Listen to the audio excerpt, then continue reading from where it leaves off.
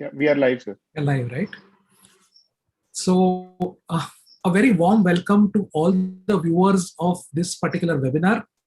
This is a BOS Outreach Connect meeting, and it comes on a very auspicious day. It comes on a day when India, after so many years, has won a gold medal in Olympics. And trust me, the faculty from Navi Mumbai are worth their weight in gold. Many of them have been senior faculty in the Bombay Orthopedic Society programs at YROC, and they have also held administrative posts in the BOS, wherein Dr. Prakash Samant has been the past president of Bombay Orthopedic Society 2013, and Dr. Sanjay Dhar has been the honorary secretary between the years 2016 and 2018. And hence, it's a privilege for the Bombay Orthopedic Society to host this particular webinar. This webinar is being done as a part of the IOA Bone and Joint Day celebrations under the aegis of the Indian Orthopedic Society and the Maharashtra Orthopedic Association. May I now hand over the proceedings of this meeting to the conveners, Professor Dr. Sangeet Gawale, Professor Dr. Sanjay Dhar, and Dr. Siddharth Yadav. Over to the conveners. Good morning, all. I welcome all the members of the association, and the program is a first clinical meeting under the outreach program. The idea is those who are in periphery, in suburb, they get a chance to present their own work and cases in this clinical meeting, which in our routine BOS clinical meeting is difficult since it is hosted by the individual hospital. So taking in view of those issues, we will be having 3 such outreach meetings. The first one is on New Bombay and Panvel side. The doctors around this area, our members around this area, will be the first one to start this clinical meeting. The convener is Dr. Sanjay Dhar, who is well known. He's an excellent surgeon. He has been a past EC member, executive committee member of Bombay Orthopedic Society. And I request him to start the clinical meeting. Good morning, and thank you, Dr. Sangeet and Dr. Swapnil, for kickstarting the outreach program. As you know, it is very dear to me. It was during my tenure that we tried to promote this and take it to the different regions of Mumbai, Greater Mumbai. And thank you very much for allowing Navi Mumbai to co-host this program. And I'm sure Dr. Siddharth Yadav, Dr. Agnivesh have done a lot of hard work to get this going. So without wasting any time, I think unless Dr. Siddharth wants to have a few words, we will start with cases. Dr. Siddharth, you want to put in any? Oh, thank you, BOS. And I think we should proceed. Thank you. So I think the first case is by Dr. Vaibhav Kohli. Dr. Vaibhav Kohli is a lecturer in D.Y. Patil Medical College, and he is going to present the first case. It is co-authored by Dr. Prakash Samant. I don't think I had requested him to join here, but since he's out of station, it might be difficult for him to join immediately, but I'm sure he's going to join. But Dr. Vaibhav can proceed and start with the first case. Yes, sir. Thank you, sir. Thank you for this opportunity to present my case on this just a moment. platform. Vaibhav, just a moment. Sorry, sir. We will be joined by the Maharashtra Orthopedic Association President, Dr. Ajit Shinde, and the Secretary, Dr. Karne. At about 11 o'clock, they will address what is this bone and joint week and how we have celebrated since it is going to end today. The week is going to end today. So they will be joining us and briefing us for about during our interval around 11 o'clock. You can start, Vaibhav. Thank you, sir.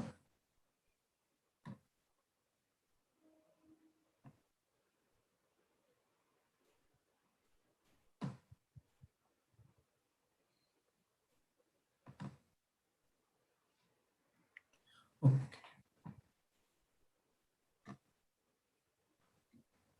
Good morning to all. Today I'm going to present a case we had performed in DY Patil Hospital.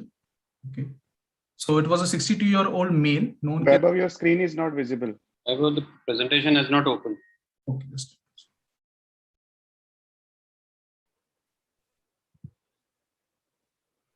Dr. Samant is on YouTube channel. He has just called me.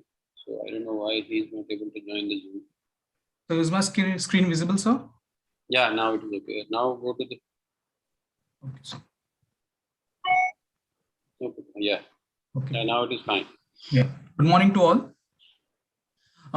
Today I'm presenting a case, a 62-year-old male, known case of ankylosing spondylitis since 28 years, diabetes and hypertension since 20 years, came with chief complaints of difficulty in walking since 2 years. There's no history of recent fall or trauma.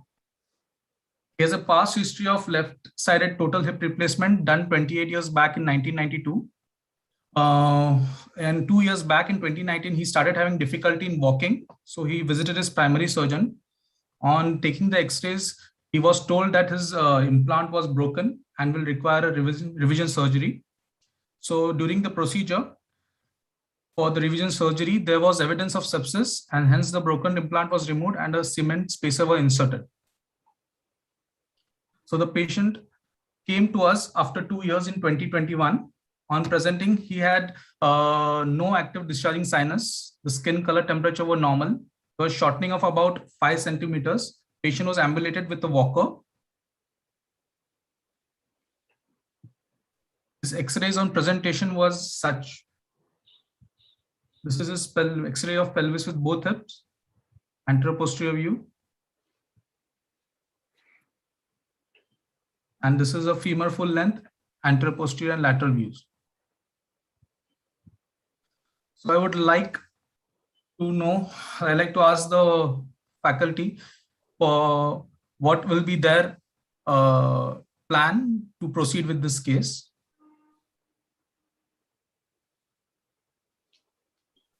Okay, well. So this is the this is the time when he presented to you. Yes, sir, in 2021. So this operation was done 2 years back. So you have done any preliminary investigations? What was your thought? Yes, sir. So we have done our preliminary investigations in the form of WBC, ESR, CRP, procalcitonin. So TLC was 8.9, ESR was 30, CRP was less than 6, procalcitonin was within normal limits. We had also done aspiration of left hip, which was a dry tap. We did. There was no clinical evidence of. No, sir. There was no infection. clinical evidence of infection. How early was this done? Before he came to you? 2 years. 2 years back, sir. 2 years back. Yes. Sanjay, it was done around in May 2019. Dr. Samant is there. Yeah, May 2019 it was done. And after they had planned for a revision, and once they opened, they found that there is a sort of loosening and some sort of a early infection. So they changed their plan and they did a cementing and circulage wiring. I think they had probably done periprosthetic fracture was done. Yeah, to remove the cement mantle. Okay, Dr. Sangeet, I think. Can you go back to the X-ray? Probably there was a cement spacer. Yeah, which I think broken. Probably it was broken. Yeah, since it didn't had a metal rod or any implant inside. Yes, sir. So Only an extended this ETO was done in. So now the problem is it doesn't have infection. Yes, sir. Right. Yes, sir. No And, active infection. Clinically, the wound is supple. There are no sinuses. Everything is healed. Biochemical investigations don't suggest any infection. Right. So now the problems are we have to take out the cement. Yes, sir. And again do a ETO. Okay. To take out all the cement inside. Yes, sir. Right. And obviously, like we'll have to do a THR on this side. So the Okay, sir. problems would be extending your stem beyond the tip, the old tip of the prosthesis. You will require a larger cup. There would be a bone loss either posteriorly, anteriorly of the acetabular walls. Yes. How is the opposite hip? So the opposite hip is slightly painful, but now he's able to walk with the help of a walker. But now his current symptoms are mainly on the left side. So was it that the Sangeet, he had no complaints on the right side. no, the sphericity of the head is not clear? Yeah, agreed. Ankylosing probably because of that. Okay. So we leave it at we don't discuss that side. Yes, sir. So this requires a revision hip, and the problems what we would anticipate we have already discussed. Was any Yes. CT done, Vaibhav? Yes, sir. CT was done. So I'll present you CT images. Yeah, to know the extent of lysis in acetabulum, I think. Yeah. Plan your cup and you need to do So it. this was the coronal images. These were the axial images. Yeah, so this is a huge acetabular defect. Yeah. Hardly any anterior wall, some posterior wall is there. Yeah. So there's also a 3D reconstruction we have done.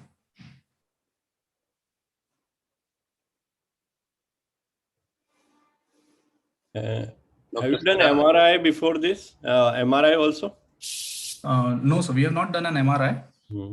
Because sometime if there is some minor collection that we can pick up in MRI, and Okay. then a USG guided aspiration is always helpful. Okay. Going aspiration blindly or under C-arm, sometime it doesn't work. Thank you. Okay, sir. So we had done this CT. So I think Dr. Vikram is there. Dr. Vikram, any?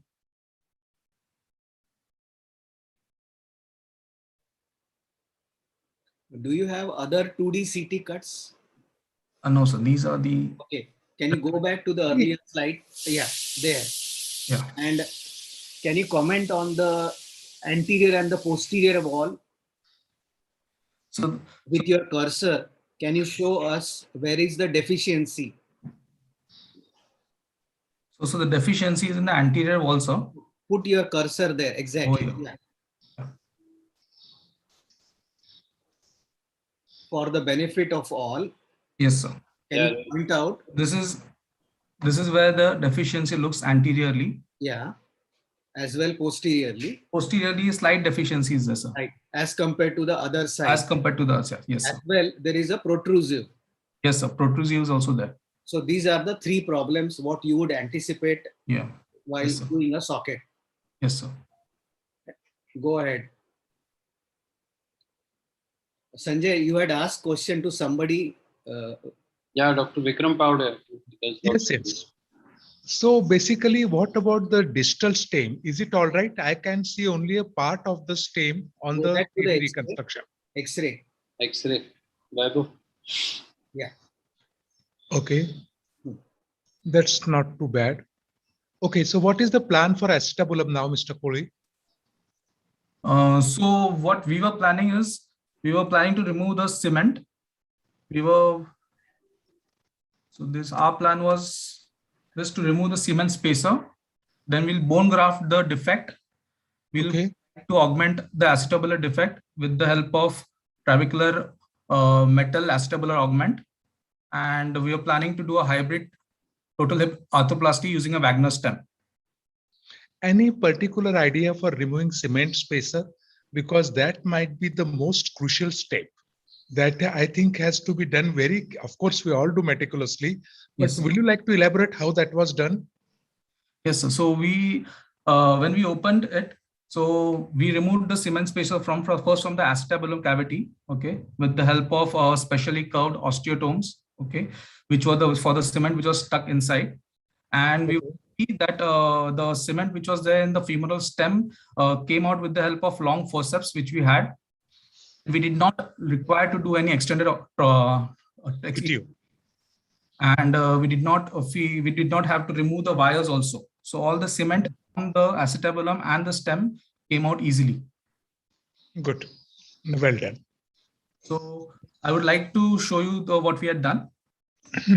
This was the cement we have removed from the acetabulum and the femoral cavity. Femoral canal. We used a Wagner stem and the trabecular metal acetabulum augment.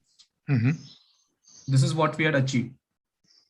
We left the wires in situ. We did not feel the need to remove the wires because the cement came out easily.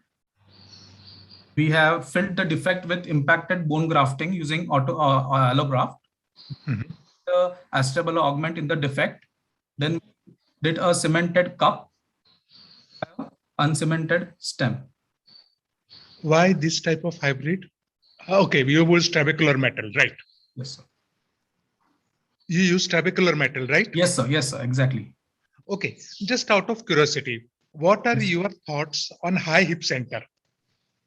We have a little high hip center in this. We did not want to use any cage because we are not very happy with the cage use of cage.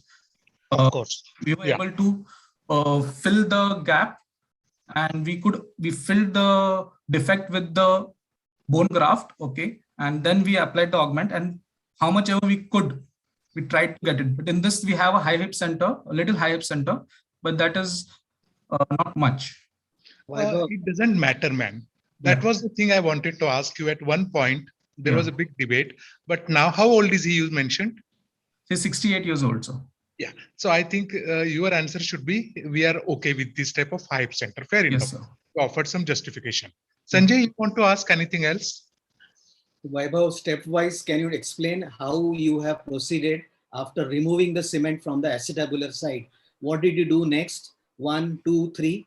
Now you are not clear where you have used the augment. What I see from the X-ray, it is on the superior side. Superior side, exactly, sir. And on our pre-operative plan, the defects were on the anterior side. Yes, sir.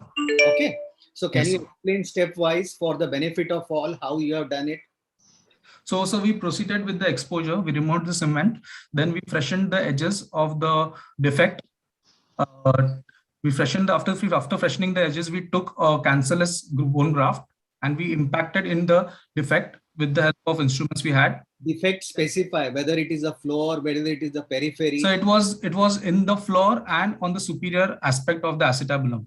So where the defect was primarily, we covered the defect with the bone graft. We impacted it. Then we took the augment. We fitted the augment anterosuperiorly, slightly with the help of screws. Then we did the point with the cursor where exactly, or do you have any clear X-ray?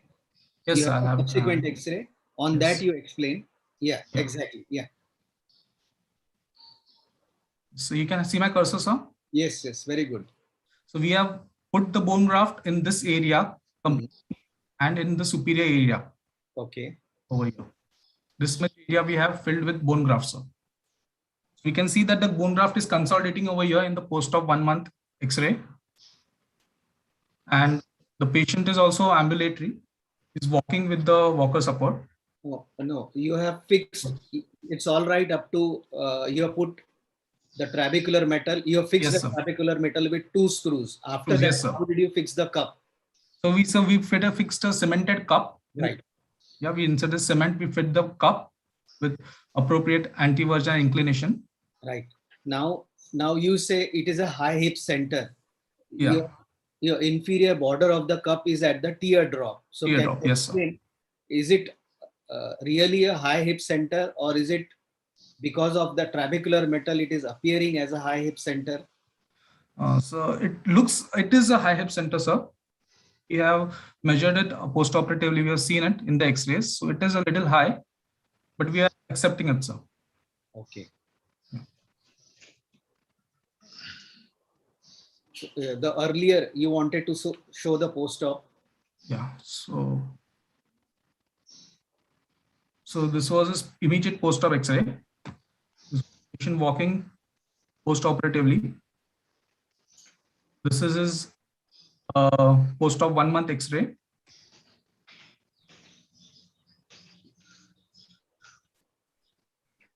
This is his post-op 1 month video of walking with the help of walker support.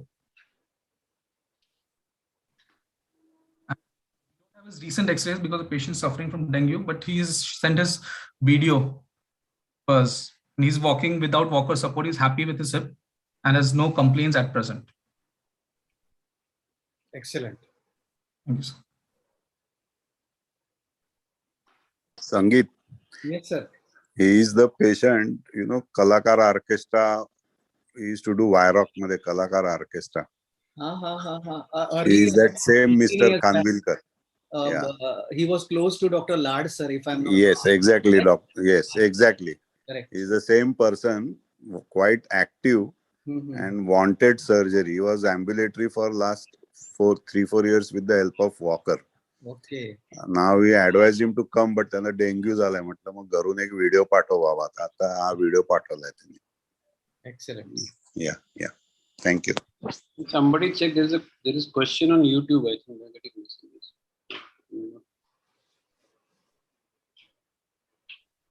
Yes, so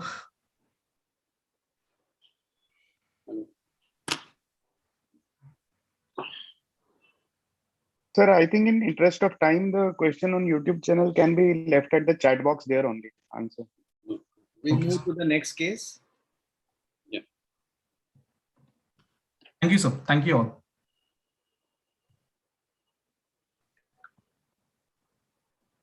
Vaibhav, thank you. Thank you, sir. Thanks a lot, sir.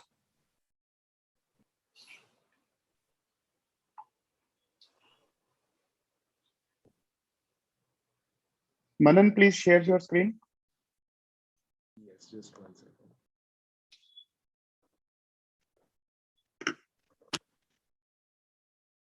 Is my presentation visible? Yes, make it full screen. Okay. Very good morning to, I wish everyone a very good morning, especially to the respected faculties present here. I'm Dr. Manan Shah, and this is a case of a malunited volar Barton fracture that was operated under the guidance of Dr. Ashok Godke and Dr. Alvin Vieira. So this patient presented to us. He was a 17-year-old male who had complaints of right-sided wrist pain for 6 months and difficulty in activities of daily living. In relevant history, he had a fall on that same limb 6 months prior, and he had taken treatment from a bone setter at the time of the index injury. On clinical examination, the right wrist appeared to be palmar flexed. There was a prominent ulnar styloid, and the radial styloid appeared to be lower than the ulnar styloid. In range of motion, palmar flexion was possible from around 10 to 50 degrees. There was no dorsiflexion. Pronation and supination were both restricted, with pronation being there up to 0 to 60 degrees and supination from 0 to 30 degrees. These were the patient's clinical pictures at the time, the right side being the affected side.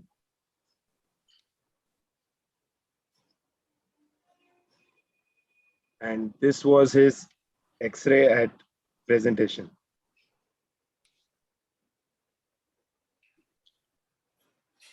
So at this point, we were considering what our options could be.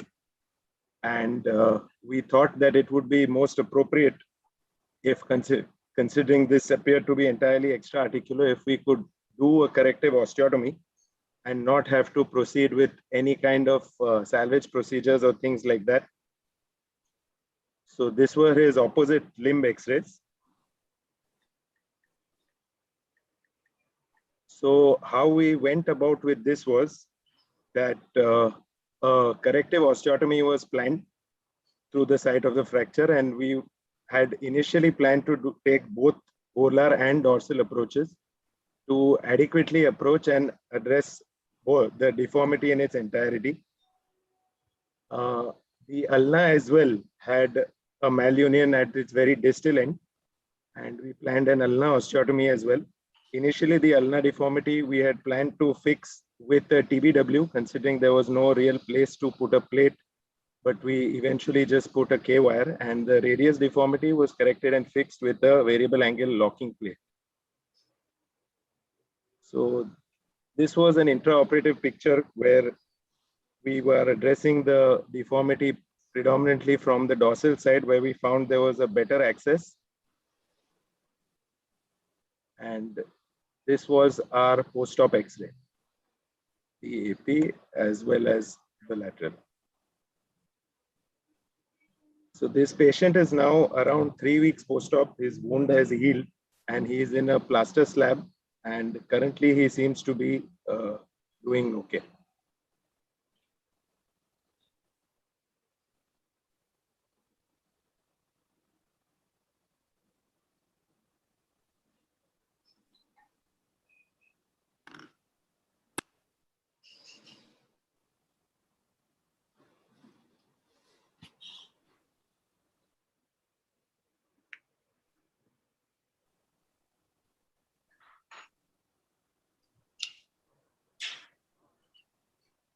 Can you stay back on the X-ray?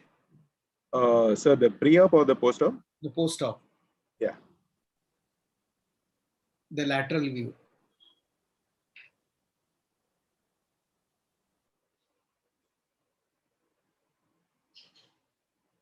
Is the angle corrected? Sir, considering how much volar tilt it was in before, I agree this would still be considered to be in volar tilt, but I feel it's within acceptable limits. When we tried to plot on the X-ray, it came to around 17 or 18 degrees. So it appeared to be at the upper limit of acceptable for distance and radius. So have you understood what is the problem? The translation has not been corrected. These are two arrows which represents the long axis of the carpus and the long axis of the radius. Yes, sir. This was a volar Barton. And what has happened? The carpus has subluxated volar wards, right? Yes, the sir. aim was not only to get the radial length, which you have achieved, but this translation, the carpus should have been along the long axis of the radius, which has probably not been achieved to the desired expectations. Yes, sir. Absolutely, sir. Now go back to the earlier X-ray. So this is perfect. No. Post-op. Okay. Now the length of the radius you have achieved, but the translation has not been corrected. Now go back to the pre-op X-ray. APN lateral view. Yeah. Yes, sir. The lateral view. Now can you see where is the radius and where is the long axis of the carpus? So there is a significant translation here, which has been corrected to some extent, but not completely. Yes, sir. Right. So go back to the last X-ray and we can take comments from the other faculty members. This is the AP and the lateral. How many days following fixation? Sir, the patient is now at 3 weeks following fixation, sir. And what about his finger movements and all? The finger movements are much improved than before. This patient, we've still kept him in a plaster slab, sir. So initially, his wrist movements and finger movements were quite reduced compared to the opposite side. Now he is, sir, symptomatically much better, and his grip strength and all that has also improved considerably, considering his pre-op status. Okay, thank you. So have you molded the plate? Sir, not really. We haven't molded the plate. And what was the sequence of screw fixation? Sir, the lateral view. Can you stay on the lateral view? Post-op lateral. Yes. Sir, so what we had done initially is instead of fixing the plate to the articular surface or just below the articular surface through the osteotome, sir, we had attempted to correct the deformity first, because this kind of a picture was not giving us the place to really put the plate on the volar aspect and then use the plate to help in the correction. So first we went for the deformity correction, sir, and through the dorsal approach, we corrected the deformity. And then after that, the plate was fixed, sir, after we felt intraoperatively that we had already got as much correction as we wanted or were able to get at the time. So we didn't really use the plate as a tool of deformity correction, sir. It was primarily just to fix at the end of. So normally what we do is we try to put a cortical screw to reduce and get the anterior surface flat. So that means, so this is the screw.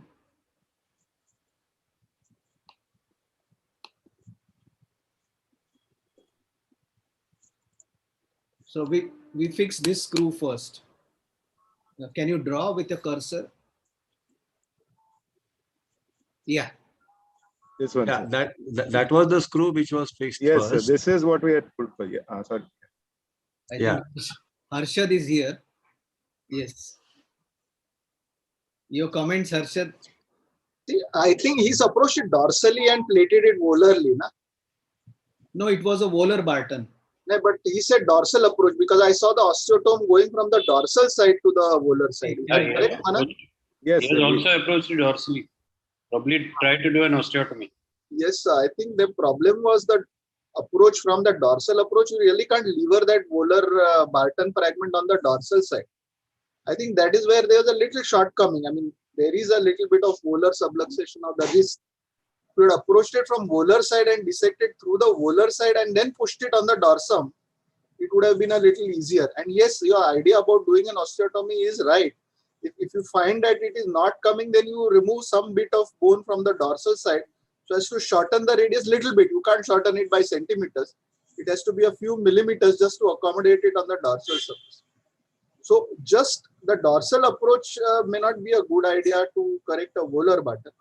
It would have been a volar primary approach and a volar primary fixation, dorsal supplementary if required for some. I think that is what they had planned, probably to do a dorsal wedge osteotomy to shorten the dorsal cortex, and then probably they have sort of underdone it. Yeah. So the shortening will also cause ulnar lengthening. So you have to do corresponding shortening in the ulna also, which is again a little bit cumbersome because then you have to adjust both lengths and then you are disturbing normal anatomy. So you should try and get back. In fact, when you do a correction for a malunited lower end radius, you put a graft to get length. You don't shorten it to reduce the length. So ideal, it should be that put a graft if it is short rather than remove bone to shorten it. That is my thought process, sir. Manan, can you describe what is the ulnar procedure you have done exactly? So there was a fracture at the distal end of the ulna, and that was also in malunion, sir. So we tried to correct that through an osteotomy, and initially we were planning to fix it with. Can you go back to the AP post-op X-ray? AP post-op X-ray. Where have you done the osteotomy? So if you can see my cursor around here, sir. Okay. And but rather than doing it there, you should have done an ulnar shortening. Yeah. I think ulnar shortening would have benefited, probably. Initially, we had the plan of doing an ulnar shortening, but then on table we saw that the radio-ulnar joint is looking fairly okay. So we thought let us go for a fixation. Number one. Number two, we tried to do that. We tried to approach from the volar side, but there was complete remodeling on the volar side. If we go back, Manan, go back. Yeah. So there was a complete remodeling. So if we see in this lateral view, we can see that there is the approach through the dorsal was a bit easy. So we passed an osteotome through a dorsal approach. We did a complete osteotomy. Again, we went on the volar side and we tried to correct it with a plate. Now, can you go back to the post-op AP view? Now, as you say, now here, probably it appears that the distal ulnar fragment is tilted. Okay. The articular surface of the distal ulna is perfectly in line with the radial articular surface, but the tip appears to be has gone down, or probably it has advanced beyond the tip of the radial styloid process, which is unusual. Yes. And there is a gap on this side, on that osteotomy side, medially. Is it clear? Yes, sir. Yes. So now, what are the consequences? Will the patient have an ulnar impingement? because his styloid process, ulnar styloid process is abutting against the lunate or probably that small carpal bone there. Pisiform it would be. So maybe at a later stage, if that happens, then we'll go ahead with a Dirac or a modified Dirac. So do you all agree that it is the excessive tilt of the ulnar fragment here? Yes, sir. Right. Yes, sir. Excellent. You have any further X-ray? No, sir. Currently, the patient is 3 weeks post-op. So we are just planning now to get further X-rays. But as of now, the patient is in a plaster slab, sir, and this is his post-op X-ray. Okay, excellent.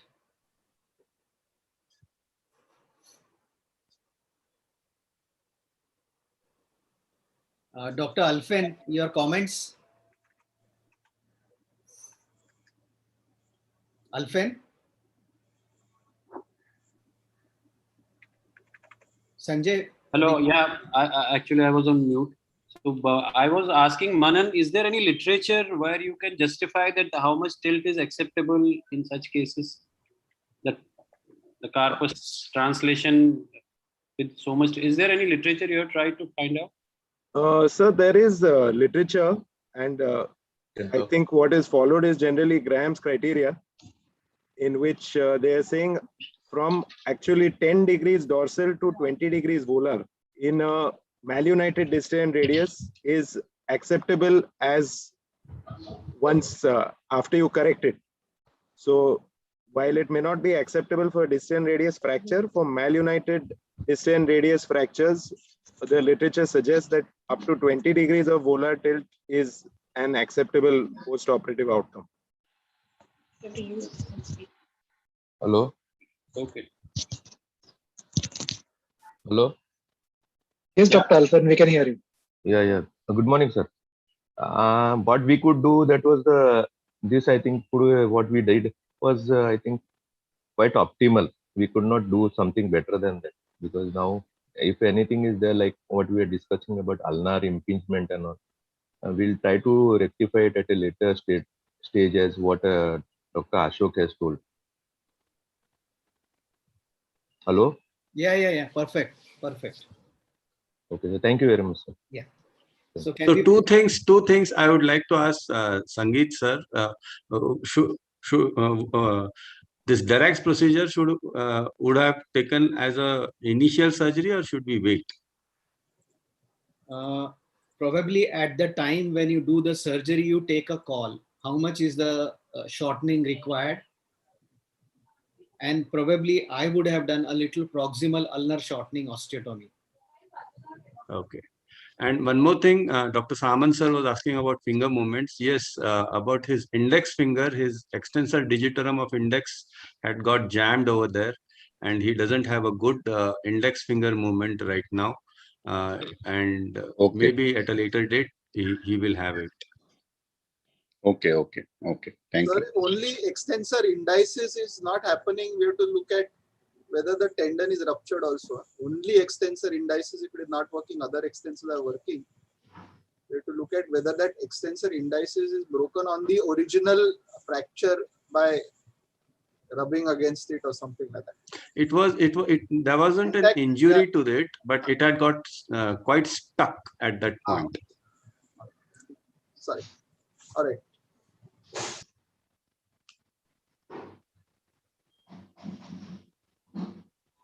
Can you show the lateral view? Yes, sir. Now, another point, Sanjay. Listening. You were asking, what is there a reference? Now, you can see the distal end of the plate is probably at that Watershed line. Watershed line. And in the AP, now go back to the AP, you see the plate is quite proximal. Yeah, isn't it? This is not the normal distal extent of the plate.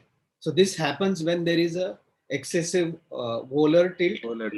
Oh, okay, or probably there is a translation, right? So we can go ahead with the next case. Thank you very much, everyone. Thank you, sir.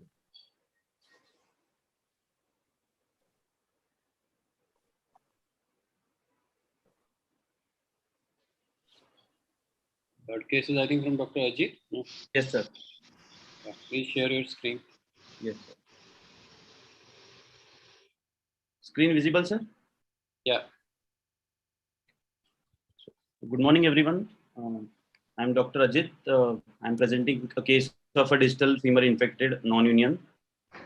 The case courtesy goes to Professor Sachin Kale. So he's a 52-year-old male, was operated about a year back and debrided around that duration.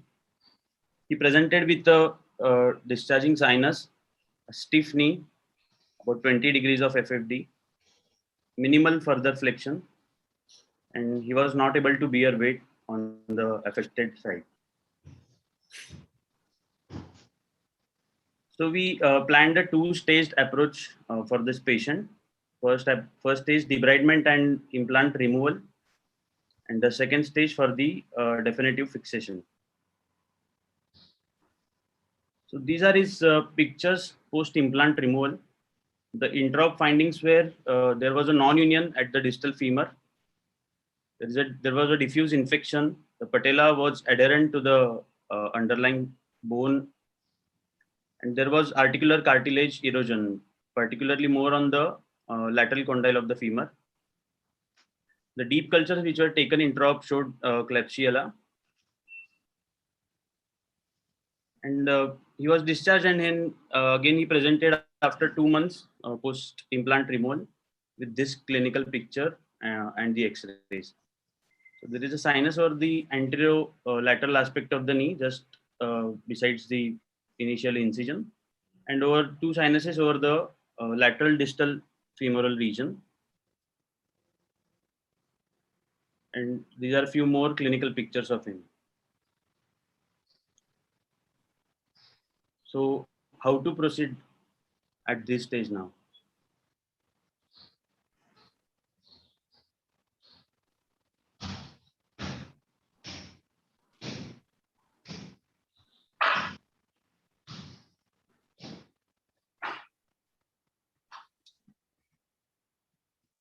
Is the infection under control or not? No, sir. He still has a discharging sinus. Then you are only one way to proceed, na? Control the infection by doing a repeat debridement, if necessary, cement spacer, and put an external fixator if he is uncomfortable, or leave him as such till the infection settles down. And ultimately, whatever the age is, I don't think this knee is anyway salvageable, or this limb is anyway going to get any normal movement as far as the knee is concerned. Yes, sir. Ultimately, at the long term, you're looking at arthrodesis there. Yes, sir. That's what. Whether you do it now with an Elisa Rao or external fixator in simultaneously to controlling your infection, or you do it stage wise, is something which you need to do depending on your experience and expertise. People comfortable with Elisa Rao would put that right now, shave off the edges, dock it, and at the same time treat the infection, or use LRS or some other method. Yes. And get it to fuse. I don't think even a plating or any internal fixation is in any manner indicated here, even if you want to fuse them. Yes, sir. The same thing was planned. I think you removed the implants, no? Or it came. Yes, sir. We only removed the implants. So at that time, did you do any debridement, or you just removed the implants? Yes, sir. We removed the implant, we debrided, and then only we removed the implant. So what was the condition of the different parts of the bone, like distal femoral fragment, the patella? Those are the sources of infection. Yes, sir. I have mentioned, sir, Hello, sir. So it is a diffuse infection all over. So you can't actually excise. There was articular cartilage. There was an articular cartilage erosion also. I think not only the erosion, your ligaments are all gone. Yes, sir. Anteriorly. As it is a subluxated knee when he presented to tibial us. slope is eroded. It is going anteriorly. It's not the normal tibial slope. There is erosion of the superior surface of the tibia also. Yes, yes, sir. They end up in an arthrodesis. It's just a matter of controlling infection and finally fusing.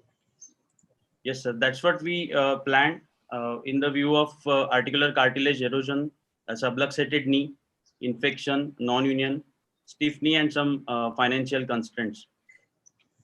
So these are his post-op X-rays. The distal femoral condyles were. Ajit, can we wait? I just since Harshad is there, and I'm sure he's highly experienced in such cases. So the debate would be here. No, there's no doubt about arthrodesis. The debate is, should we do it that time when there was implant removed that time, or should we plan it later? So Harshad or anybody else. So, sir, I would do it in 2 stages. And first stage, when I remove the implant, I would be ready to put in cement spacer, remove the dead bone, do that shaving part of it, which is done during the fusion part of it. I'd remove the articular cartilage, remove bone, whichever is dead, and then put in a cemented spacer there so as to get some normal or reduce as much length loss as possible. So how prudent is doing a primary orthodesis procedure at the same time? I mean, is it really brave enough, or should we No, do sir, always second? no, sir, I don't think it is brave enough. You can do it at that point of time. But here, what my thought process is that I'm going to remove bone, and if I'm going to put an Elizarov and compress it, I'm going to get that. But I don't know how much bone is diseased inside. So I may have to revise the whole thing. Osteomyelitis. Yes, sir. So that with the frame inside, it becomes very difficult to do these repeated revisions. I would rather control the infection, or I'm quite certain that the infection is. So temporarily, would you stabilize it with something, or with an external fixator? Just leave it with the plaster slab. It is an external fixator. If he has a discharging sinus, external fixator would be better. So a knee spanning external fixator. Yes, sir. Okay, Yes. Ajit, can you go ahead? So why didn't you think of that, Ajit, that time? So our plan was to first take out the implants and debride, and then do whatever we have got findings on the intra picture. No, you have stopped at first stage, like just remove the implant. Yes. With what idea? So how long we are going to wait? When are you going to actually do the definitive procedure? So what was your thought process that you Yes, just sir. removed the implant? That was not going to solve the issue. So we have counseled the patient for the arthrodesis, and he was preparing his mind to come back again with the his thought on that. Okay. Excuse me, what is the status of union at distal femur? It is non-union, sir. Non-union. Okay. So you are planning something for that, or straight away arthrodesis and compression at the site? What was your thought process? Sir, my initial plan was to do the primarily arthrodesis, because But with that fracture site on, which appears to be infected, right? I'm not getting you, sir. What? See, there is a supracondylar fracture also, which I can see. Yes, Has yes. that site united and it is No, sticking? that is not united, sir. That is not united. Okay, because my understanding is in infection, the fracture will unite, but it will take time. Is that right? Union is very slow. Maybe, sir. I won't. Okay, fair enough. It's a debatable thing. So Yes, when you are planning arthrodesis, just for my benefit, what are you thinking about that fracture, supracondylar fracture?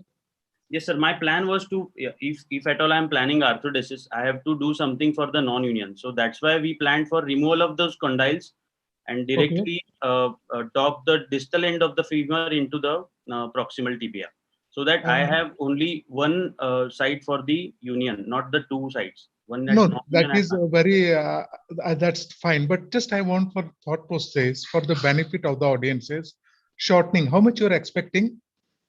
About because 3 of inches. this?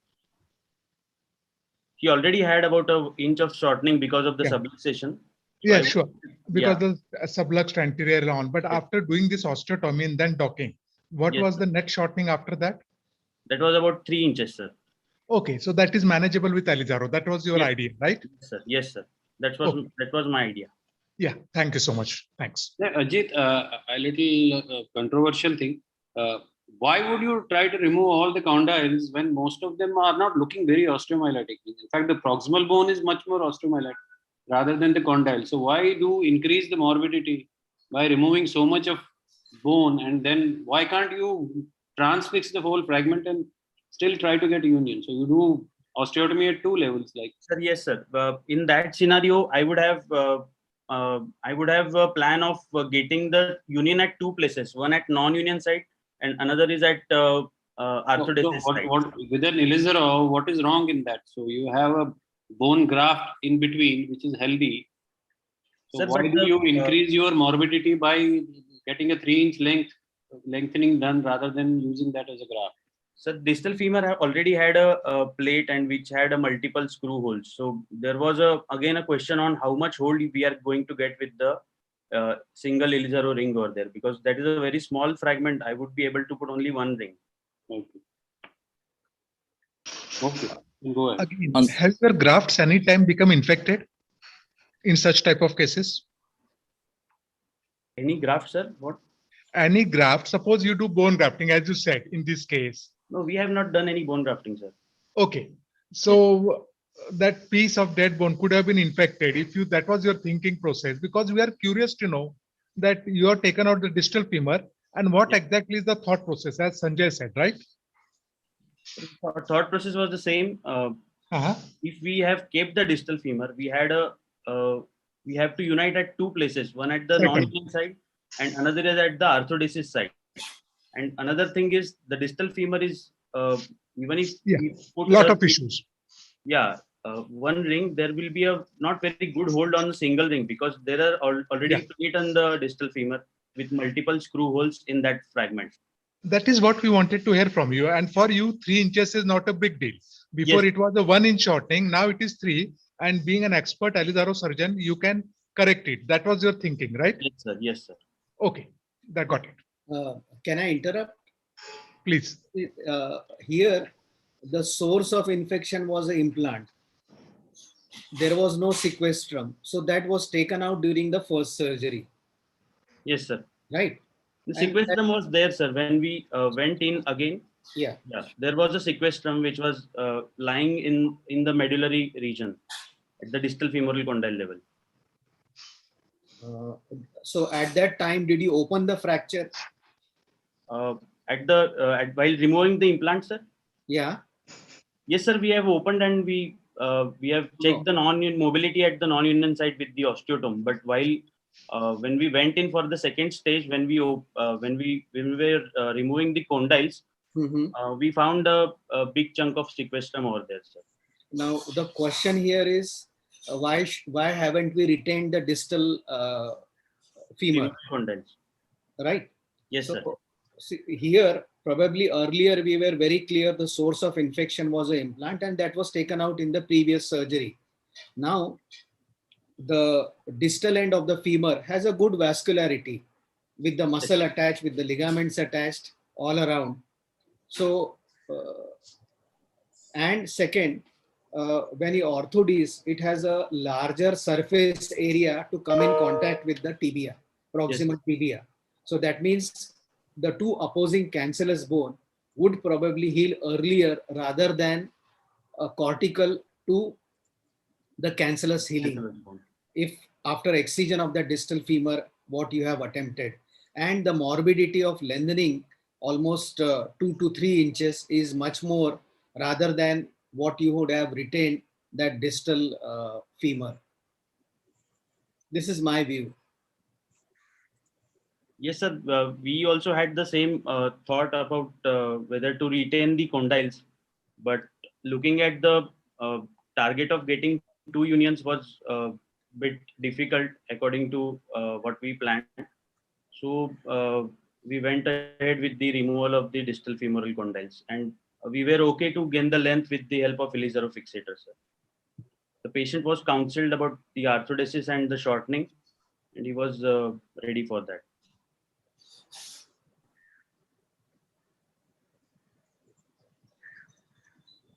Was it possible to do the like implant removal and putting a ring fixator in the same setting, and you waited for how much time for the second procedure? Sir, we waited for about 6 weeks to 2 months. We removed the implant. We counseled the patient.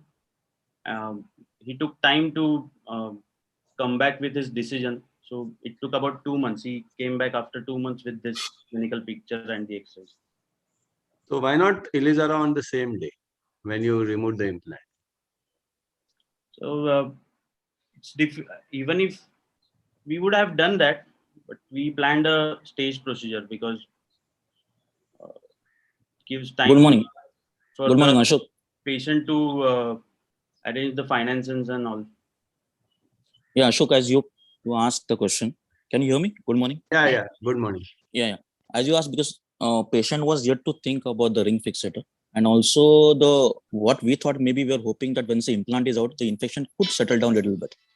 So, and as patient was not counsel and not ready, so we waited for the implant removal and then let the decision made by the patient. Can the speaker identify himself? Sorry, sir. Sir. Yeah. He's Dr. Sachin Kale. I'm Dr. Sachin Kale. Please introduce yourself. Huh? Sir, sorry, sir. Dr. Sachin Kale, sir. I was with Ajit with this case, sir. Yeah. So I just interfere in between. As there was always a dilemma to remove the distal femur. That was a big question. And as Harshad sir also said, the knee was not going to be salvaged. So only issue was that we were hoping in the first stage that once the implant is out, we will able to maybe get through a little bit of infection and then decide and let the patient take a call. That. Thank you. Doing it in 2 stages is always a little better choice, because then you're not committed to one implant. You have certain fallback. If you want to, you can change your decision also later on. Elizaro or LRS or whatever you have, whatever you are concerned with, is the one which you can use. Yes, sir. And plus your first surgery, debridement should take a long time, because debridement is the most important thing to control infection. You should not add on to another long surgery of putting a Elizaro frame in. So your mindset should be at the first stage only to control infection. So just focus your attention there, spend 2 hours, 2.5 hours on that, rather than spending 4 hours on the entire surgery. Yes, sir. In fact, the decision to remove the distal femur should be taken in the first sitting. If it was a dead bone, it should have been removed first. So that is debatable even today. Even I would be hesitant to remove that entire condyle of the femur.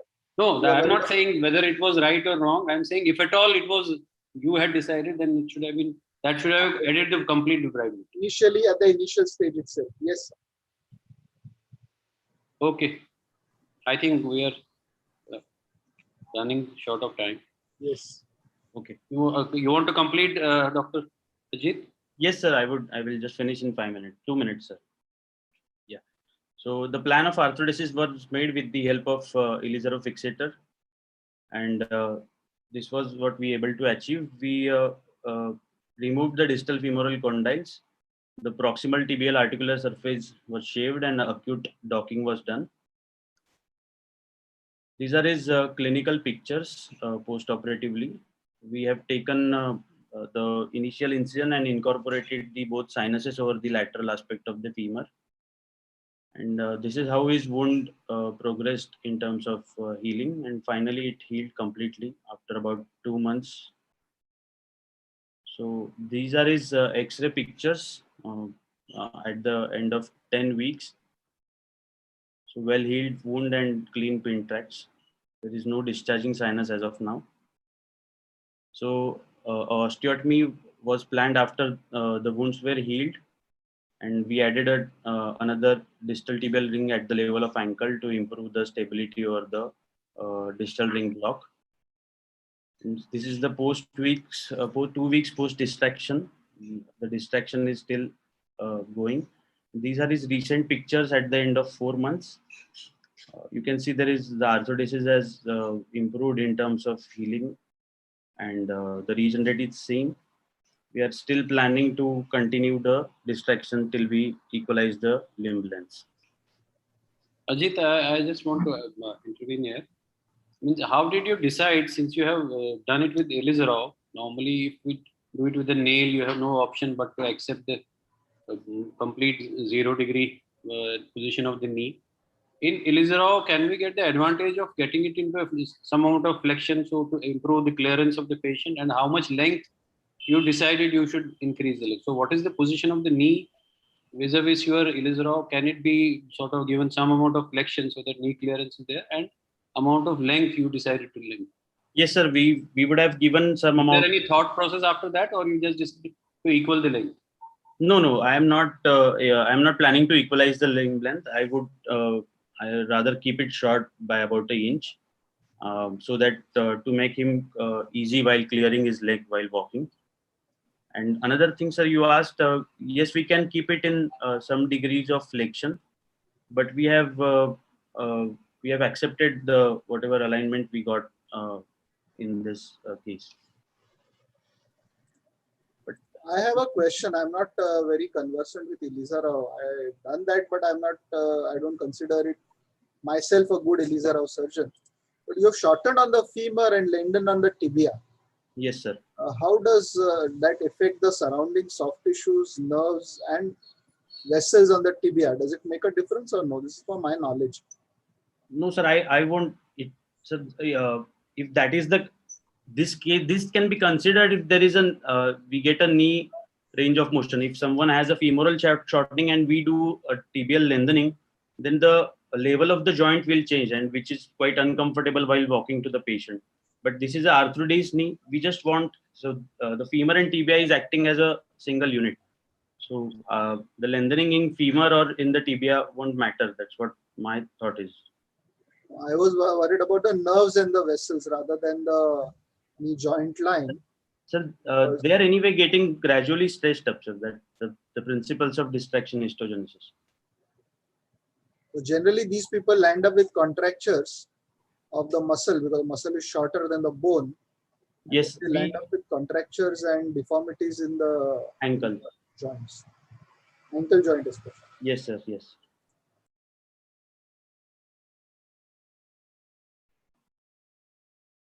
So that's the end of the presentation. These are his recent X-rays.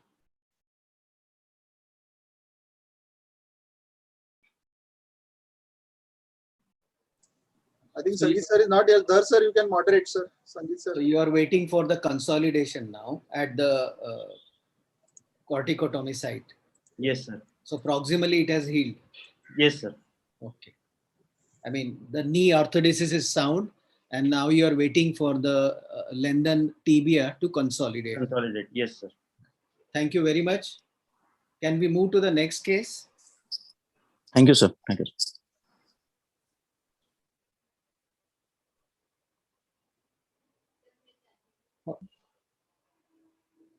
Good morning, sir. Yeah. Share your screen. Good orthopedic surgeon from.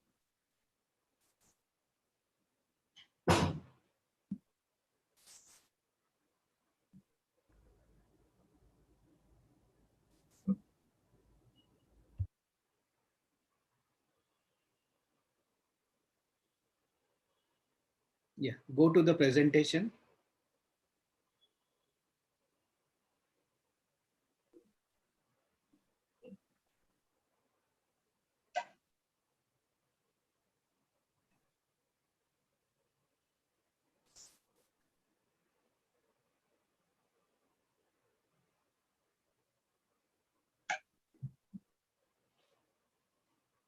Have you opened the presentation earlier? Yes, sir.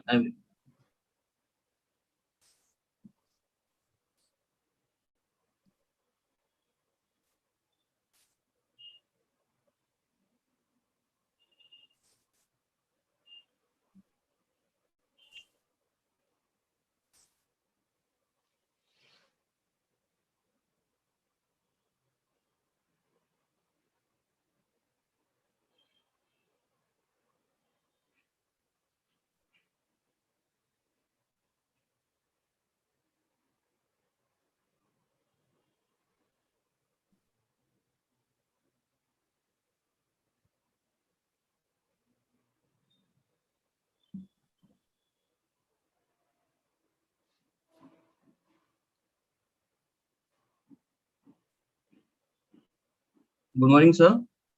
Respected seniors and my dear colleagues. I'm audible, sir. Yes, yes. I'm presenting a rare case of proximal radius fracture along with isolated radial lateral condyle humerus fracture operated in Apollo hospitals under guidance of Dr. Siddharth Yadav, sir. This was a case of a 31-year-old male. He had a allegation of RTA, had a slip and fall from two-wheeler, and then his right elbow was run over by another vehicle. He had a swelling, ecchymosis around the right elbow. After initial assessment of the vitals and other injuries, he was given above elbow slab in the emergency department, an X-ray of the right elbow with forearm, and CT scan with 3D reconstruction was done. This was the X-ray, sir. The AP and lateral view showed fracture of the lateral condyle of the humerus, along with comminuted proximal radius fracture with injury to the radial head. The CT scan images showed comminuted proximal radial fracture, lateral condyle humerus fracture.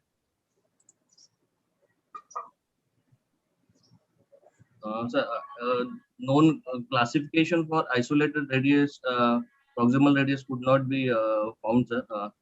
It was not available. So the next part was how to plan for the treatment, the choice of the implants, and as it was a proximal radius comminuted fracture, how to avoid injury to the posterior interosseous nerve while planning for the fixation.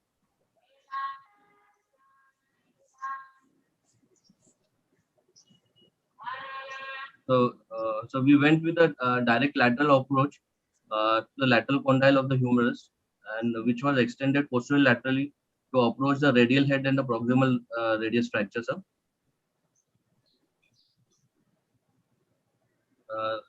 So the lateral condyle of the humerus was reduced and fixed with temporary K wires. There was combination at the lateral condyle, which was fixed with the Herbert screw also. 2 CC screws, 4 mm CC screws, and 1 intercondylar 4 mm CC screw was put, sir. And gradually the radial head, proximal radial fracture was exposed. The radial head fracture was fixed with the Herbert screw, sir. And then the proximal comminution was held with circlage wire. And as the conventional plates of the radial head are small in profile, sir, and they are not as long to cover up the proximal combination. So we used the 3.5 DC bit 12 hole, and to the approach we slid under the supinator and with a separate incision on the lateral aspect of the radius. Distally it was fixed to the radius. And proximally with the one locking screw and circlage wire around the plate and the proximal radius. The fixation was stable, sir, in drop. This was a post-op X-ray, sir.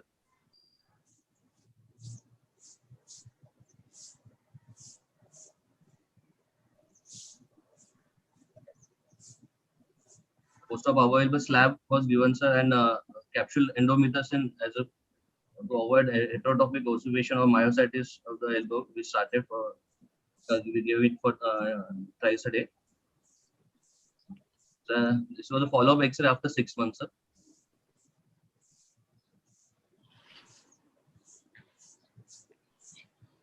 And clinical pictures I would like to show, sir. After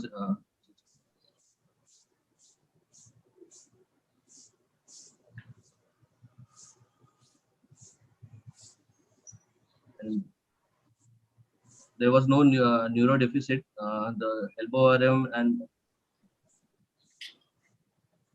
forearm rotation was quite acceptable.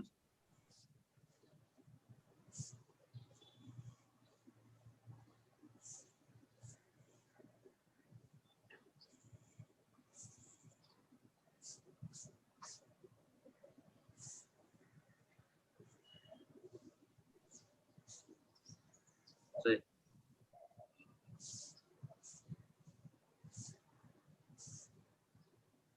you have completed your presentation? Yes, sir. Yes, sir. Thank you, sir. Go back to the last X-ray, and then we can take an opinion. This is the follow-up X-ray, sir. Yes, yes. What have you pointed there?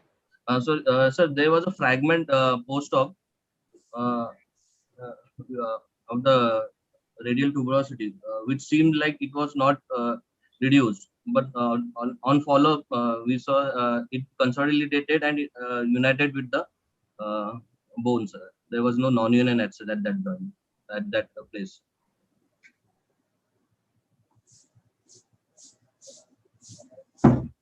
Can you put the pre-op X-ray there?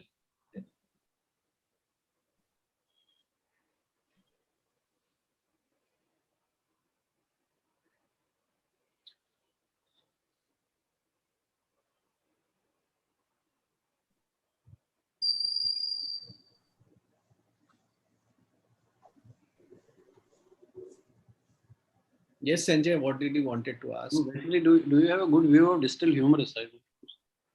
What was your fixation in distal humerus? Or the CT? Or the lateral condyle? You have the CT. Yeah. Yeah. So probably this is better. Okay. So why didn't you neutralize it with a good plate laterally? Why you just put 4 screws?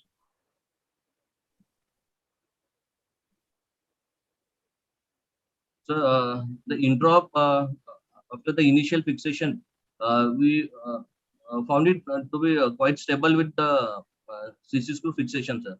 So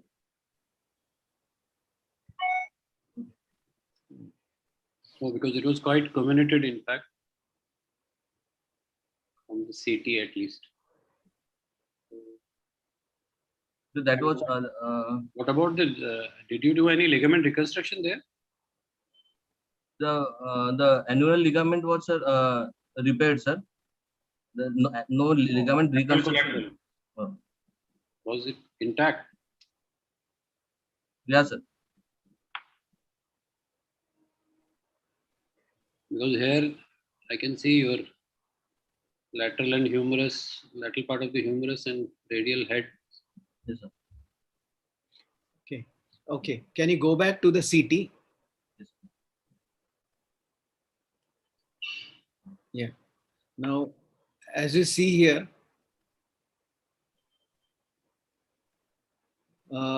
this is a fracture which is extending, involving the complete capitulum and going almost up to the trochlea. Yes. Harshad. Yes, sir. Can you use the pointer? My is not working. Yeah. The right corner, 2D CT. Yeah. Yeah. So this is the comminution. And if you extend the cursor underneath the olecranon or the coronoid fossa, can you see the fracture line going right up to the trochlea? Yes. And see the post-op now. So, yeah, earlier one. The CT, the C-arm image. Can you go back to the earlier slide? One second. In this also you can see.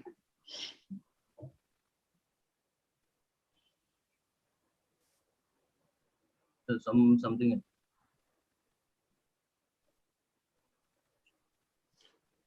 So what Sanjay is asking is probably it was a comminuted lateral condyle, and there was an element of capitulum and trochlear fracture. Yes, sir. So only screws is not a proper fixation for this.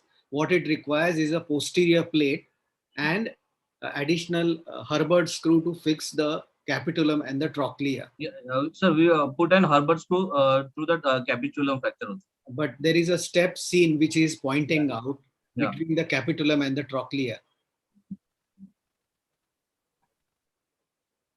Sachin, I think you need to unshare your screen Okay. and reopen the slide and share again. Okay.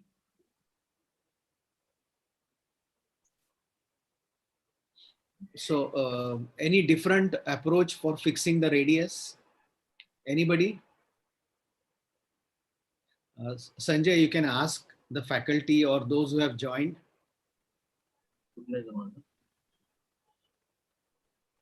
How they would treat the such comminuted proximal radius.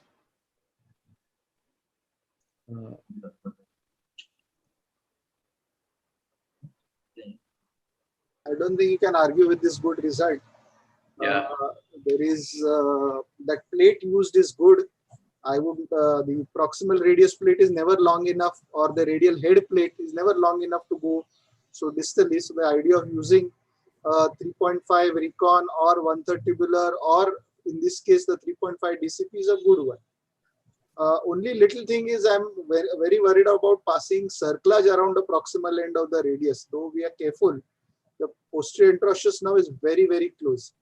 I think you were just a little fortunate not to impale it or not to get it entangled into your circlage, or you are more skilled than any other average orthopedic surgeon who would definitely get that nerve inside. Another little point, whenever you're trying to put circlages around small bones, try and use either ethibond or fiber wire rather than SS wires. Okay.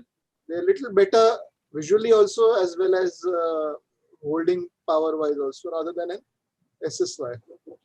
Apart from this, I think you've done an excellent job and patient has got an excellent result despite little bit technical shortcomings. Thank you. So those Sangeet, maybe Harshad also. Yeah. Means what is, suppose considering that of course the radius has come out very nicely with the fixation they have done. Means suppose it is technically very difficult to put that radial head piece onto this such a plate. What about just excising the radial fragment and just fixing rest of the bone? And means how safe would that be in such an acute situation? So that would make it the elbow very unstable, because what you require for the healing of the soft tissues and the ligament is a normal radial length on the lateral side. So could a radial head replacement be done with such a fixation also? But it doesn't have a hold. The length of the stem of the radial head is too short. It cannot reach beyond the fracture in this particular case. Because luckily in their case, the radial head, that fragment, very small fragment which is at the radial head, has fused and united. But many times it may not have. The hold is too less. Right. So for it to actually unite in all the cases. So I was just thinking that because you get such situations. Yeah. So the best part is, like, he has taken a anterior Henry's approach, wherein you can actually see the posterior interosseous nerve, take it away from the radius, and then the entire proximal radial surface is bare in front of you. So you can actually play with the whole proximal radius, and you need not be scared of even passing the circlage wire, because you can see and retract that posterior interosseous nerve away from the proximal radius. Now, second thing is, the fracture was such a bad fracture. Probably the only option was to use a single locking screw, because even the proximal part of the radius, just subchondral, that was the only available bone. Yeah, So that's what he I said. had a choice of using a second screw. That is why he used a circlage wire.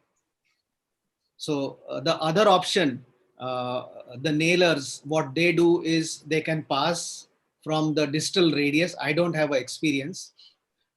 They can pass from the distal radius a single ender spin or a wire towards the head. Yeah, towards the head, having a hold in the subchondral bone.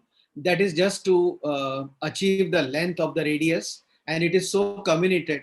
Probably with the plaster or with the immobilization, it will heal in expected time after finishing the fixation of the proximal or the lateral condyle. Now, only question is why he doesn't have expected, even though the surgery has a good result, but why doesn't he have adequate pronation supination? I think supination he has reasonably good. Pronation is little restricted. So coming to the mid prone. Yeah, mid prone. I think that is because of that bump seen there. I feel that bumps may be restricting his pronation. Yeah, that is what is restricted. Possible. But anyway, I think you should leave it alone for some days rather than doing something. It is okay that he is a low demand and he doesn't have that expectation of getting more pronation. Right? Yeah. Actually, you should, in a functional position, your hand in mid prone or slightly more pronated is more functional than supinated. If you have a supinated forearm, you have to rotate at the shoulder. so as to get work done. Right hand should have slight more pronation than supination. Anyway, so we can see this late mid prone position he's getting, and the remaining pronation he can just abduct the shoulder and get the movement, the functional movement back. Excellent. Thank you. Thank you, Dr. Sachin. Can we move to the next case?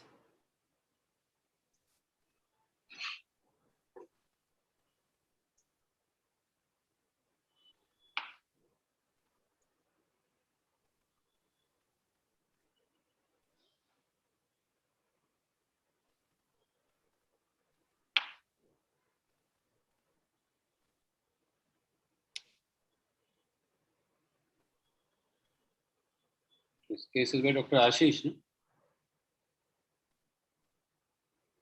Yeah, Ashish Pathak. Ashish, you unmute yourself.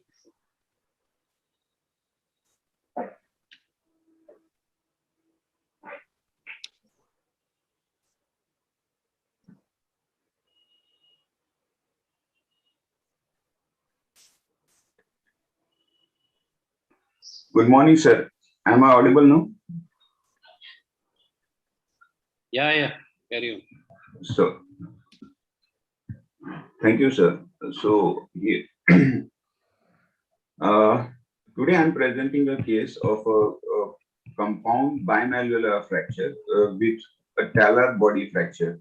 This was a case where a 34-year female, she has got little different way of injuries. So while driving on the scooty, somebody suddenly opened a parked car, opened the door. So she tried to stop her scooty with her heel, and after that she had a fall of the scooty over her ankle. So she sustained injury to the right ankle. As you can see, it was swollen. There was swelling was there, deformity, crepitus was there. On the lateral aspect, there is more like a friction burn, which with a puncture wound was present. Distal pulsation was very palpable. There was no neurodeficit. On the X-ray, initially we thought it was a plain bimalleolar fracture, but when we do a CT scan, we found that it involved the talar body also. The posterior medial part of the talar body is terminated, it was depressed, and there is a part of the tibial plafond which has got depressed also. So 3D CT doesn't show much, but in this particular case, the plain CT is very much helpful. So while trying to determine what we are dealing with, we try to classify. It was bimalleolar fracture. According to Weber's, it was a type A. OTA, it was a type 44, and Log Hansen, it was a supination adduction stage 2 injury. But nowhere the classification never mentioned any associated talar or plafond injuries. Considering the talar body, it was AO type C3 fracture. So the question is what we should plan. Either we should try to fix it, try to conserve the bone, or primarily we can go for the arthrodesis, which I think will be a rare thing. The next thing was what was this choice of implants to fix this such a comminuted talus fracture, and how to manage this bone defects in the talus as well as in the distal tibia. So we tried to search the literature where we found there was the talus neck fracture. It's associated with this bimalleolar, but this is a very rare injury. As such, talus body fracture associated with the bimalleolar fracture is the only 2 cases we have able to found out in the day. So we have decided to go with a staged manner, where in first stage we just try to maintain this, try to give the body chance to heal the soft tissue and just maintain this ankle in an anatomical and anatomical position with the joint destruction in the place by putting an external fixator. So the patient in the stage first, We applied the external fixator and maintained the joint line. After then we planned the second stage. Once this hold the swelling, and almost it took 8 to 10 days till the swelling subsides.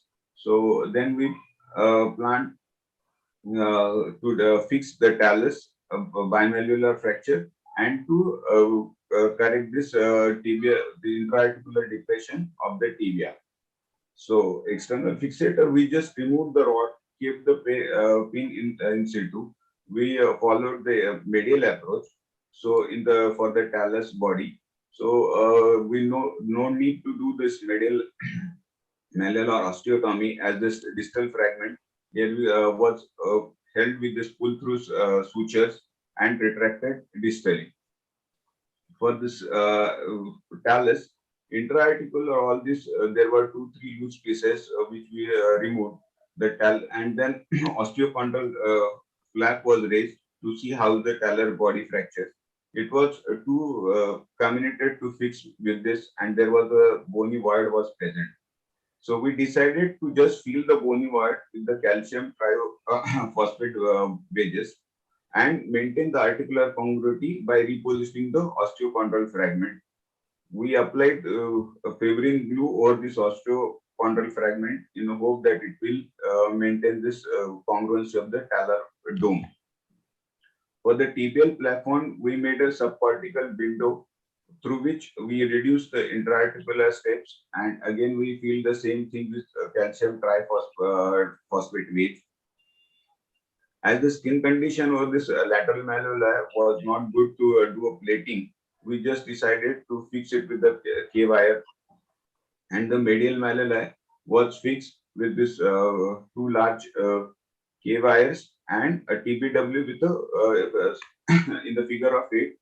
It was fixed proximally with a screw for this fiber wire, and again the external fixator was reapplied to maintain this joint distraction. Then we discuss. We kept the patient strictly non-weight bearing. We plan to do a serial X-ray at the 4-week of interval and give the supportive management like vitamin D, calcium plus, to prevent this as we are keeping this external fixator for the prolonged time, to prevent the stiffness. We have started the vitamin C 500 milligram twice a day. This was the first X-ray after weeks post-operatively. After 8 weeks, we can see the fracture is uniting. At least the joint is still intact. On this lateral view, the posterior side, the talar dome is still maintained. So at the end of 3 months, we removed the external fixator and this fibular K wire, as the medial malleolar wires were buried and there was they were not back out. It was kept in situ, and we put a below knee cast, and patient asked to start this partial weight bearing initially with 25% of the weight for next 6 weeks. This was the X-ray at the end of 6 months, where we started the patient full weight bearing. The X-rays on the show on the lateral side, we initially thought that talus was having a little collapse than this previous X-ray, but there was no any evidence of this vascular necrosis of the talar body. At the end of 1 year, the X-ray was similar. Now this is the latest X-ray after 1.5 years. Here we can find again the talar dome is now well maintained. There are no major changes of osteoarthritis or arthritis in this ankle joint. In the clinical, the range of movements are almost comparable with the other sides. So,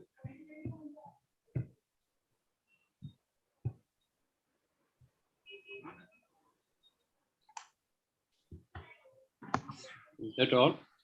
Yes, sir. Can you go back to your X-ray when you have just put the fixator? First. Yes, sir. Yeah, just keep it there. So at this stage, what did you think of. Means this is a very good reduction. In fact, so what made you plan your whatever you have done? Means what were the deficiencies in this X-ray which you wanted to correct? Yes, sir. The first thing was there was soft tissue. There was a huge swelling, and this injury is a high velocity. Fine, I am just talking of bone. Soft tissue healing, I am sure you must have. Yes, so once if we keep this like this only, sir, so there are high chances that medial malleoli will result in non-union. In long term, if we don't feel this talus body, can you see in the CT, sir? This fracture was communicated, and if you don't feel it or treat it with, no, this is your pre-fixator. I am saying after the fixator. So fixator was an interim which you want makes you assess the next. Yes, sir. So here now you are fine. You are perfect. You have done everything which is right. So yes, now sir. How have you planned? So on this X-ray, I want to know what is your. See, the lateral malleolus is well in position, so we need to do a good fixation there. Medial malleolus is reasonably well in position. So you need to plan a fixation there. So what fixation you have planned on the medial side? What fixation you have planned on the lateral side? And talar dome looks reasonably congruent with the ankle, this distal tibia. So what made you think so only the posterior part of the talus is dominated? So Sachin, what Sanjay is asking is, what have you achieved? Now, if you see this X-ray and if you compare the final post-op X-ray, both are more or less looking same, except the two malleoli have healed, right? Yes, sir. Have you achieved anything by doing a fixation? Is what Sanjay is asking. Am I right, Sanjay? Yeah. Yes, sir. So we were worried, so because if we just keep the talus without feeding any bony wire, over a period it will collapse. So to prevent this joint talus collapse and secondary arthritis, we need to fix the talus because it was feel the bony wire of the talus. We know that this was a at any time of point with our treatment also talus may collapse, the patient may go into arthritis, but at least we should give a chance where this because we try to preserve the joint line, and if we just leave the talus like this, definitely it is going to collapse some or other times. And secondly, the medial malleoli, there are high chances because it was a high velocity injury may go into this non-union. So if you don't fix, there are high chances that it will be the joint may collapse and go into varus malpositioning. And second thing is, if you see the last X-ray where you have shown the movements, there are no movements at the ankle joint. What you are seeing are the movements which are occurring at the midfoot, not at the ankle joint. The ankle is stiff. Okay, just 1 second, sir. Yeah. And Sanjay and Harshad, both of you, if you have observed, you see a lot of ladies driving the scooty with the legs hanging around. You know, like they are not on the footrest. Okay, so why that is so? Probably, and it is so dangerous. Like when they apply a brake, their legs are almost on the road. So why do they do that? And is it that they are scared of balance, or like I often see, almost if there is a uneven surface, the foot may hit anytime on the road or on a speed breaker or anything. It's very scary to see them driving the legs, both the legs hanging outside the scooty. I agree with you. And if something happens, always the other guy's fault. That's why I'm very scared about women driving bikes. I am very far away from them. I stop and let them go on their own, because whatever happens, the other person is at point. No, that is a different thing. But what I'm saying, sir, is I think they have a balance. ऐसा dialogue मारेगा तो मी to हो जाएगा तेरे को. They have a problem with balance. They feel more secure if their legs are wide apart. Somehow they feel more secure, and they use their foot to stop the scooter rather than the brakes. Right. That is probably what happened here also, because when the door opened, I think hoping to stop the vehicle. I think we have to be gender neutral because, as Sanjay said, there could be Me Too movement. So Yeah. it can happen with gentlemen also. Very true, but that is very scary. They Yeah. are trying to achieve balance with the hope if some sudden event happens, they have put both the foot on the ground, either of them. I don't know. In fact, that will cause more damage. Right. Because their entire momentum is on that ankle. Yeah. The weight of the person plus the speed plus the weight of the vehicle is on the ankle. And somehow, No, it's maybe we very need to scary, no educate doubt them about better. Maybe we should have some programs to educate them. Yeah, Hmm. that's very important. Belong. Exactly. Yeah. Sachin, if you see the movements here, yeah, there are no movements at the ankle joint. All what you see is the forefoot which is moving. So probably the ankle is stiff. So I think that the trailer body fracture is ultimately going to go in for an AVN. Yeah. It cannot have collapsed now. It will eventually happen. So long as she's comfortable, let her continue. If she starts getting painful, you'll have to think about using that joint later on. But of course, this is long term. As of now, till she's okay, let her walk around because per square centimeter, the talus bears the maximum load anywhere as compared to any bone in the body. So this becomes arthritic very fast and becomes painful very fast.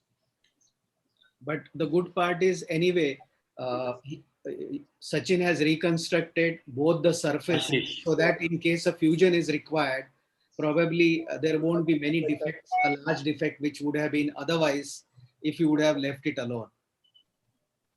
Since we know that the talus is eventually going for collapse or avascular necrosis, and the ankle would be arthritic sooner or later. Somehow in this comminuted talar body fractures, whatever fixation you do, it just doesn't work. No, that's what I was saying. At the time of the first fixator, fixing the lateral malleolus with a good plate and a medial malleolus, so reconstruct the two columns, and then think of doing a minimal Herbert-like screw fixation of the talus, or maybe leave it alone with the distractor on and early mobility. I don't know. But anyway, they have got a reasonably good result. So can we move to the next case? Siddharth? Yeah, Ashish, unshare your screen. Huh? This is our is session. non-union proximal tibial fracture. Yeah, am I audible? Yes. Thank you, Dr. Sangeet. So it is non-union proximal tibia intra-articular fracture. He's 51 years old, 101 kg, BMI 30. Siddharth, we can't see your screen. You haven't shared your PPT. Really? 1 minute. Sorry.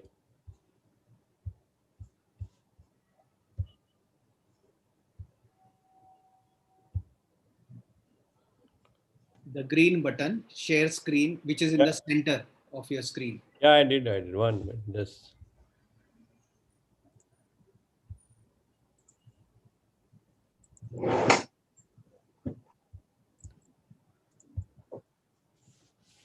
Sir, share the desktop instead of presentation. If the presentation is not coming, share the desktop instead of presentation. One, yeah.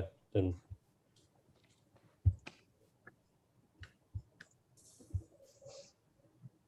It's showing Agnivesh open system preferences.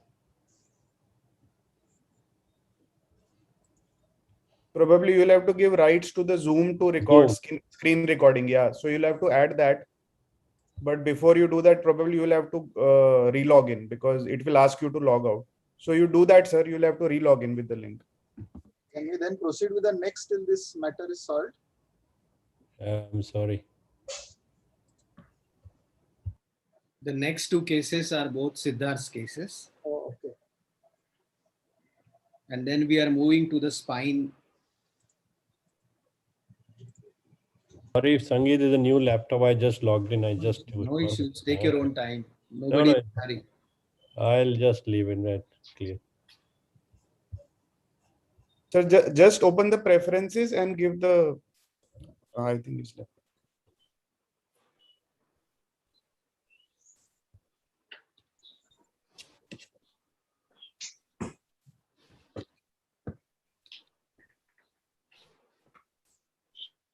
Anyway, just besides the point, I think there are many senior members in this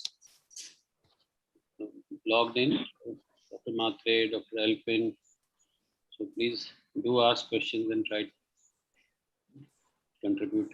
There's a question for Dr. Ajit in the YouTube chat box, so maybe he can reply there on the chat itself.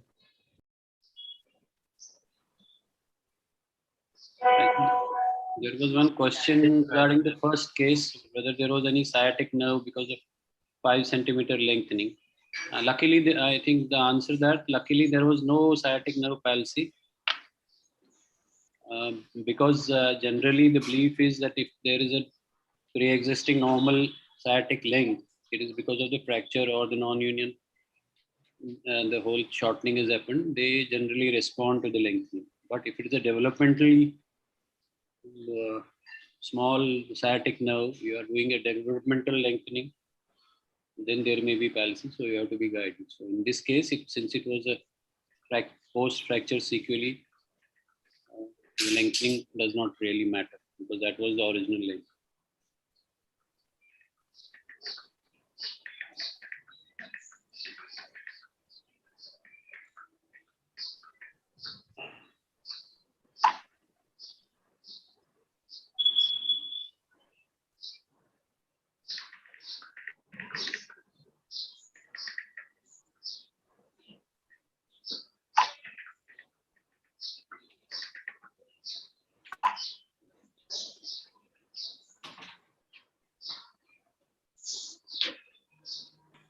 Dr. Agnivesh?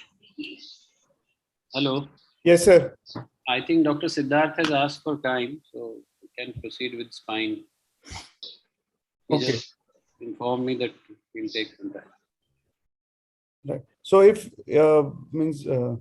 Sangeet sir, should I proceed with my case through this? Yes, yes, please, please. Right.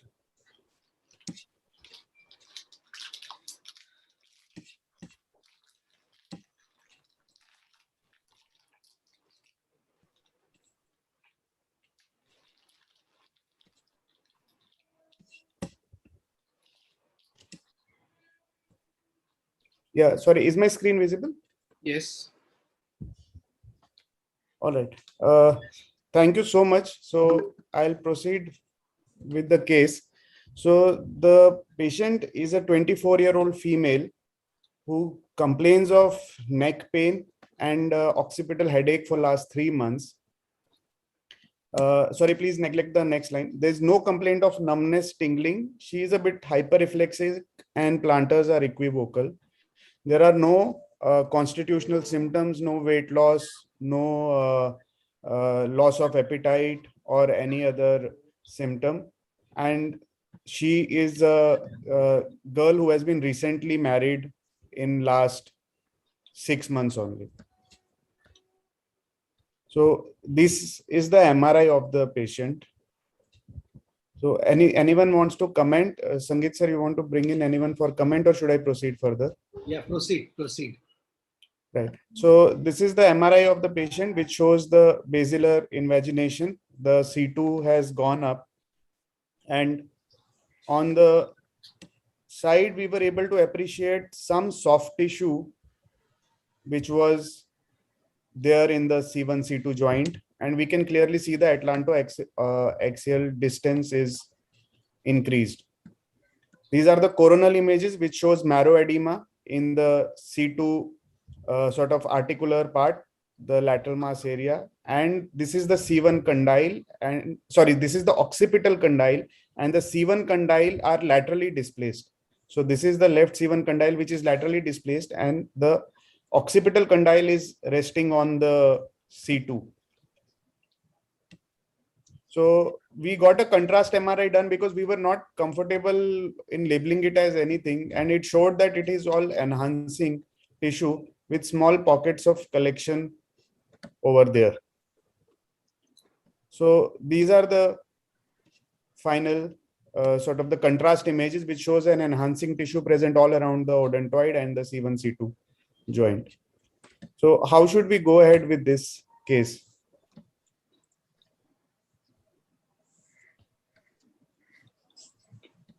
So, Agnivesh, there is infection here. You just said Yes, that there is infection, sir. It looks infective only, but at that point of time, we did not have any other. Her ESR, CRP were reasonably okay. Yeah, ESR was 30 and CRP was like 12 or something.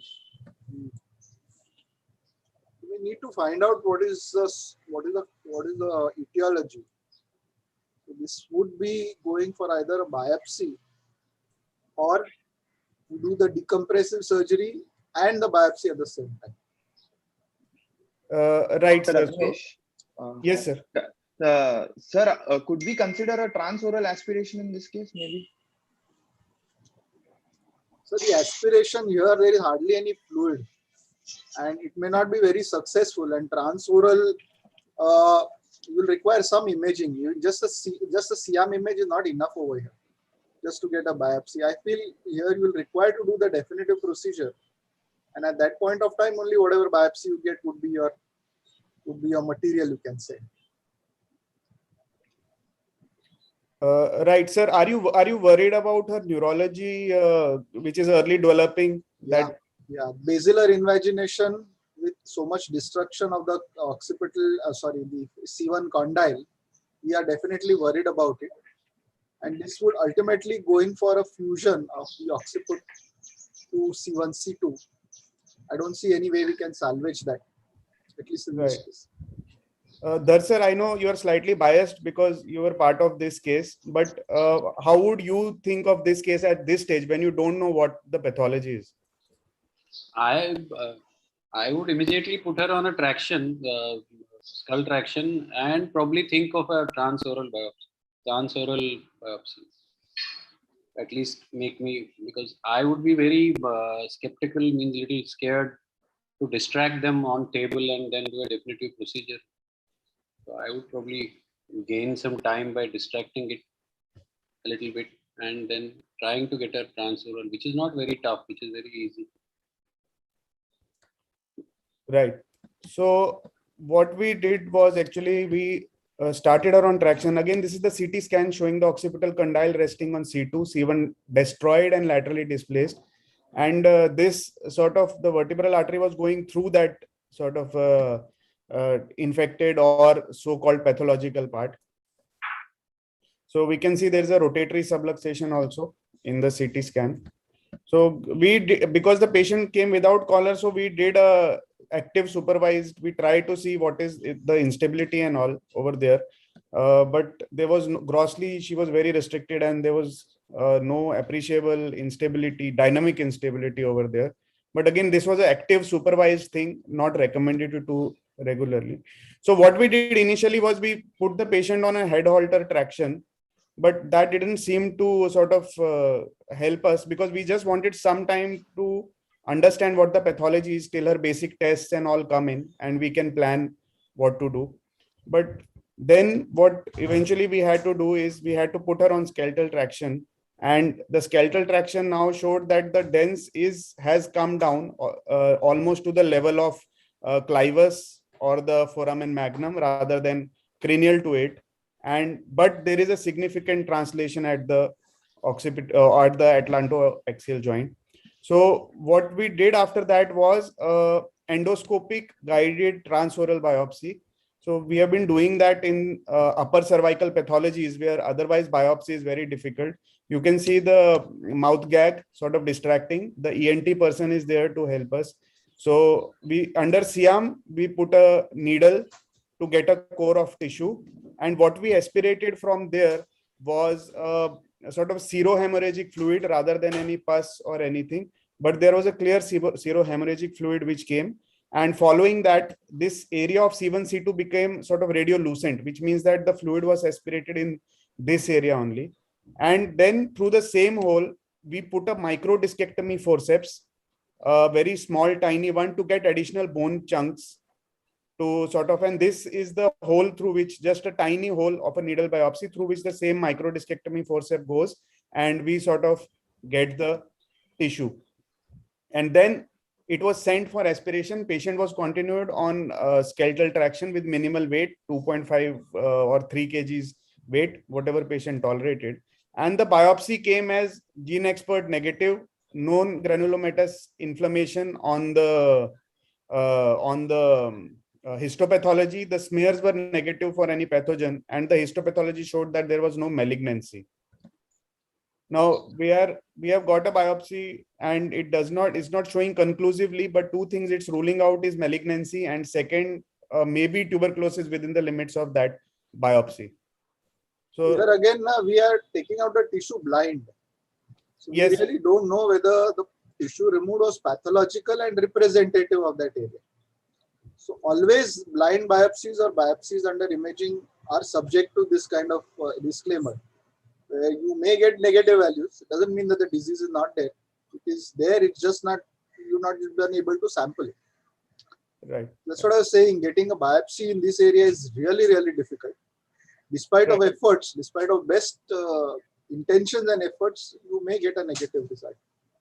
So here ultimately it will have to be a surgical based biopsy where you plan your surgery, and then when the tissue comes out, you will get probably a definitive diagnosis. Right. So what surgery are you proposing now, sir? So just the transoral biopsy is not a blind biopsy. You are actually there. You can feel. In fact, he has done it endoscopy, which is much better.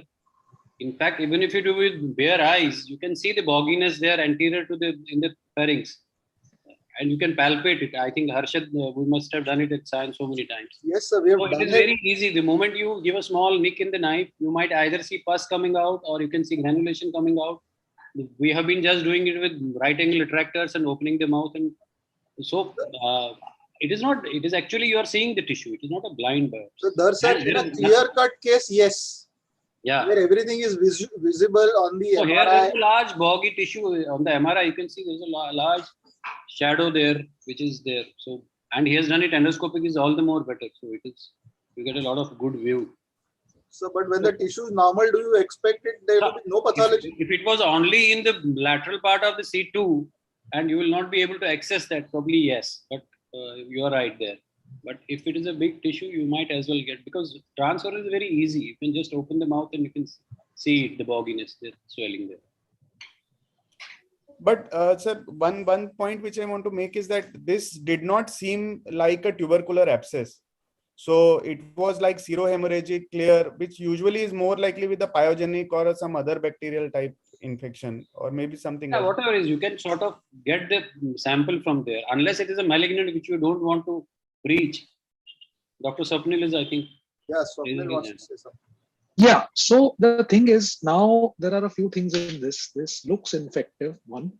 Second is, though you have been able to get the dens down, you have not been able to achieve the C1, C2 reduction, which essentially means two things. One is that there is a lot of instability there. And second is that this now becomes an irreducible AAD essentially because there is some sort of a tissue between the C1 and the C2 joints, right? Is that right, Agnivesh?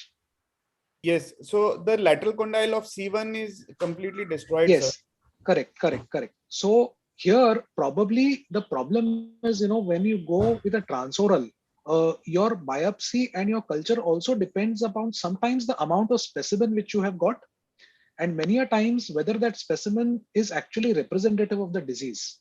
So many a times you can get fluid, but actually the flakes of pus you may not be able to clear completely through transoral. So here there has been an approach which has been described by Dr. Vinod Lahiri and Dr. Ashok Rathod, which you may be aware of, which is an anterior approach where you can do a debridement, you can do a direct reduction of the C1, C2, and then in the same phase go posteriorly. And probably in this case, because C1, C2 joint is not stable, you may have to fix OC2 and do a occipitocervical fusion. So probably that would give adequate amount of biopsy and stability to this patient. And based upon whatever culture you get, then you can treat this patient accordingly. You're talking about the anterior retropharyngeal approach. That is correct. Yeah. And then go posterior in the same with that, we will not be able to excise the disease nor reconstruct the column. That is one limitation of that approach. No. Here you can get a reduction. You can get adequate amount of tissue, and it is not only anterior; it is anterior and posterior. So it's anterior release with kind of getting a biopsy, followed by a posterior reduction and OC2 fusion. That is what I'm saying. Right. Agnivesh sir, I have a question here. Now, assuming that all of us are thinking on the line of a pyogenic infection here, and you've seen that on traction, it is not reducing, but it has come down significantly, at least the odontoid. In such a scenario, and knowing the fact that you use halo, would you have immobilized this patient on halo and him on broad spectrum antibiotics, let the disease settle, and then taken a definitive step later on? So we gave this option to the patient of halo and mobilization at the day one only, so that in the same sitting when we were doing the biopsy, we would have put on a halo. At least she would have been mobile for some time till the time we would have gotten the results. But she did not accept that option, owing to being a female coming from a conservative family. She did not agree for that halo option, which was given to her. Otherwise, I would have done that in the same sitting I was doing the biopsy. All right. Okay. Right. So then, since we had ruled out at least two things, that it doesn't look like tuberculosis, and though no malignancy seen, because the biopsy was representative of inflammation and the sort of disease tissue, but it did not come positive for any finding. So what we did was we planned an occipitocervical fusion posteriorly with an iliac crest bone graft, because we didn't want to take a chance with a sort of a less bone which would have not fused, and this fusion was the ultimate thing which we wanted. And again, a biopsy from the left sort of C1 lateral mass to send for the diseased tissue. Dr. Agnivesh, you seem to have got the reduction here. How did you achieve that when it was not Sir, getting? she was on skeletal traction. Yeah, okay. So she was on skeletal traction. If I can show you this X-ray, even this, you can see that she has sort of got the. Yeah, but here the atlantodense interval seems to be more as compared to your post-op, where you have got a perfect reduction. Yeah. Yes, sir, because this traction, that image was on the day 2 of traction, and this is after 5 to 6 days when we had got all the other reports. So in 5 to 6 days, serially this had come down, and we had maintained that in the skeletal traction. Plus with anesthesia, all the spasm and all goes away. You can get a little more better positioning when you are in extension. The reduction is better when in under anesthesia. Yes, yes. And we for these patients, we use the halo pin. We don't usually use a Gardner-Well tong or something. We use halo. We use that Mayfield. We use the Mayfield clamp, wherein you can slightly put the traction and fix it in whichever way you want. So flexion, extension. So that's actually very easy to position and all. And so what the biopsy again came same what we had done. Now we had taken good amount of tissue and good this thing, but again it came as a non-granulomatous inflammation with query, some granuloma or something, no malignancy, smears were negative, and everything was we were again back to what to do now.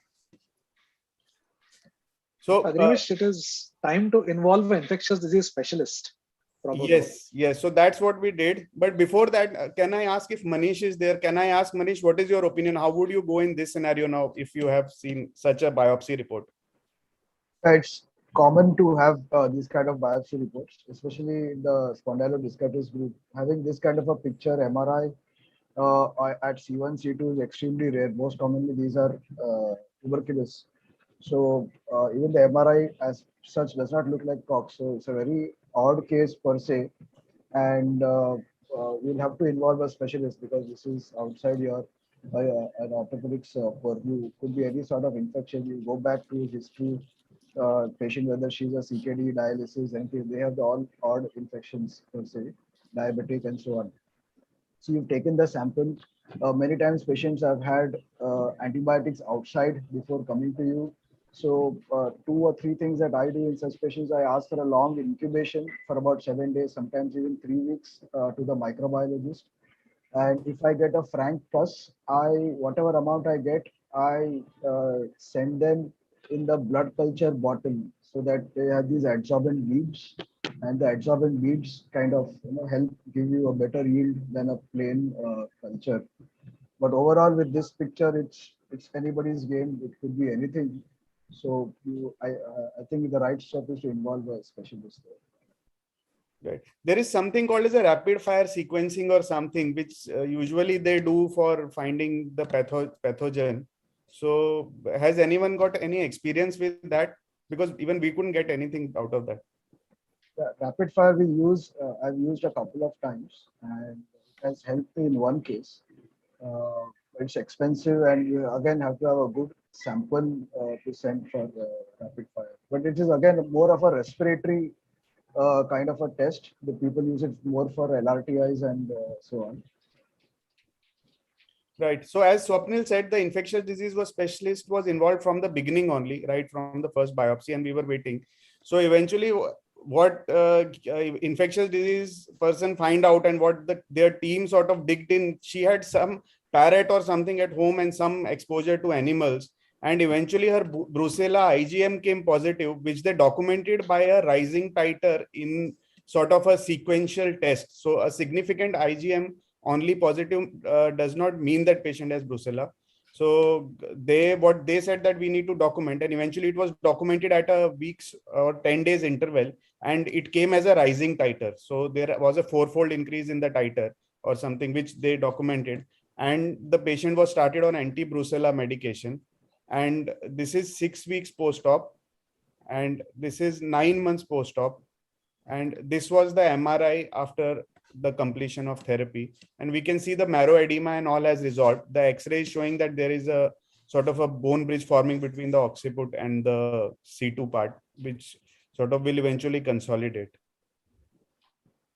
How common is brucella in the cervical spine, lumbar spine? You've heard of it. Yes. I have searched literature. There is no case report of a craniovertebral junction brucella. Yes, sir. Because we worked on brucella at Sion also, and we had all the cases were in the lumbar spine. Yes, so there is no case. Yes, sir. There is no case of at least cervical. I still found I think 1 or 2, but craniovertebral junction brucella I did not come across any reported literature. And did she have animal exposure? Yes, the person working in a farm. She had, but she had a parrot at home. I searched the literature. Parrots are not carriers for brucella. Parrots are not carriers. It's cattle. Yeah, it's cattle. Yes, so parrots are not. But she was living in a village and all, so she could not deny that she would not have come in or not have unpasteurized milk or something. So we found something and we latched onto it. It's good. Yes, sir. Avinash, my question, I just wanted to ask you. Suppose you would not have got a good reduction. How would you proceed? Sir, I think the reduction which we had got, it's not the only static, it's the dynamic compression also which was there. So if there was not good reduction, probably we would have sort of thought of doing a small foramen magnum decompression or something like that. But again, in all these cases, getting a good reduction is the key, because unless the clival, sort of this clivus and the C2 angle is restored, the compression on the conus medullaris or this cord is not going to luckily, go. Probably this was a wet case. I'm saying in spite of the traction, you have put your odontoid is not coming down and you still have an impingement there. So how would your game plan change? What about, do you think of doing an anterior first and excising the arch? In a wet case or in an active infective case, I would not think of a transoral odontoidectomy. No, I'm not talking of this case. In fact, you got a good, excellent reduction. But I'm saying, suppose it was sort of a somewhere in between semi-chronic types and it is not coming down. How comfortable you would be doing an anterior, or you would just manage it posteriorly? No, I think if I am not able to get the dents below the clivus or sort of up to clivus, then something like an anterior surgery is sort of required to get that bump away from the conus medullaris or something. And posteriorly, we can add a foramen magnum decompression to sort of make more space for that craniovertebral. That's what I wanted to ask. Is just a foramen magnum decompression good enough, and with an odontoid still? No, it may not be. It may not be in all cases, sir. But I think most of the cases you would get away with a posterior surgery. Anterior would only be required if that peg is indenting into the cord and there is no way that you can get it down and it's healed. Then only I would think of an anterior surgery. Yeah, I mean, the basic indication would be a retroflex odontoid, which is rigid enough where you would be forced to go and do a anterior odontoidectomy, like cut that part which is indenting into the cord. Otherwise, I think all posterior would be fine. Sanjay, can we move ahead? Yeah. Thank you very much. Siddharth has or Agnivesh wants to continue. Should we complete the spine first? And Yeah, then yeah. That would be better. we sort of, then we can go back to Siddharth. I'm done, sir. Next case. I think next. Manish, I think. Yeah, I'm ready. It's Rohan, dorsal compressive myelopathy. Okay, sorry.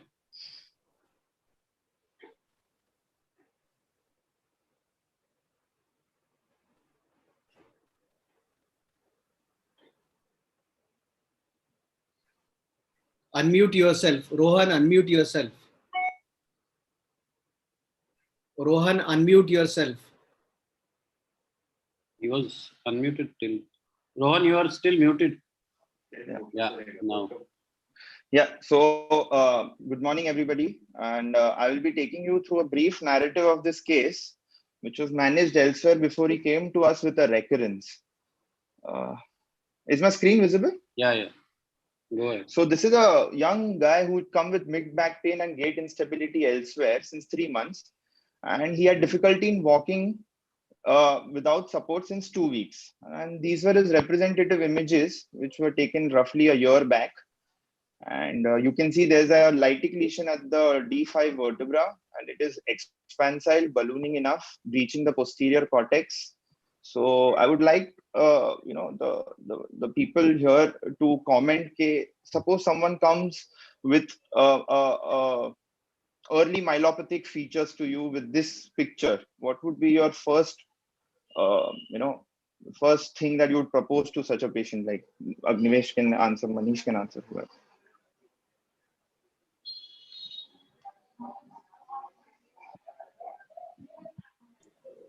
Hello, Rohan.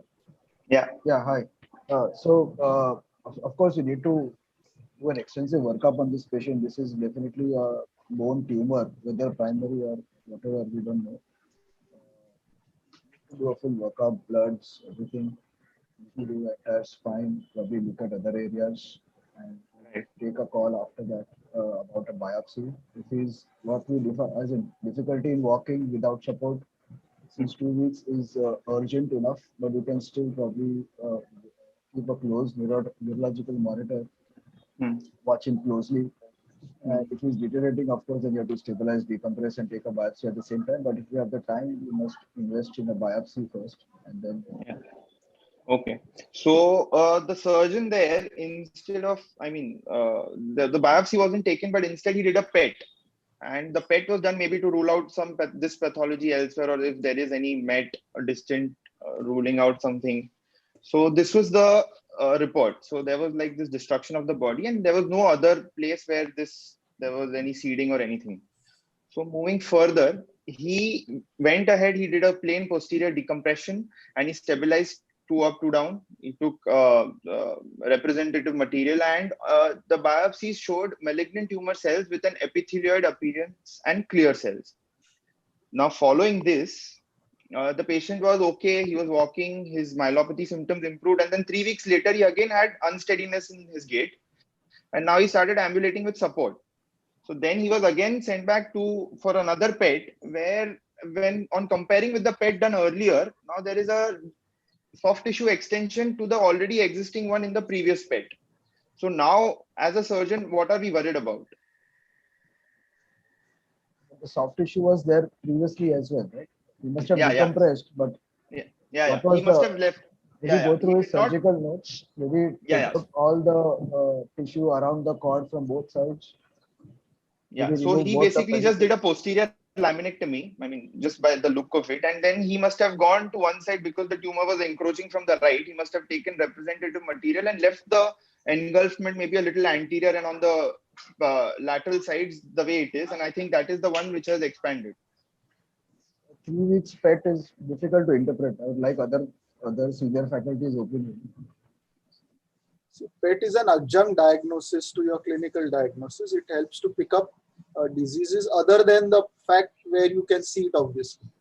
Beyond that, PET has no real value as far as diagnosis is concerned. For diagnosis, you require a biopsy. Here, a preoperative biopsy was absolutely mandatory.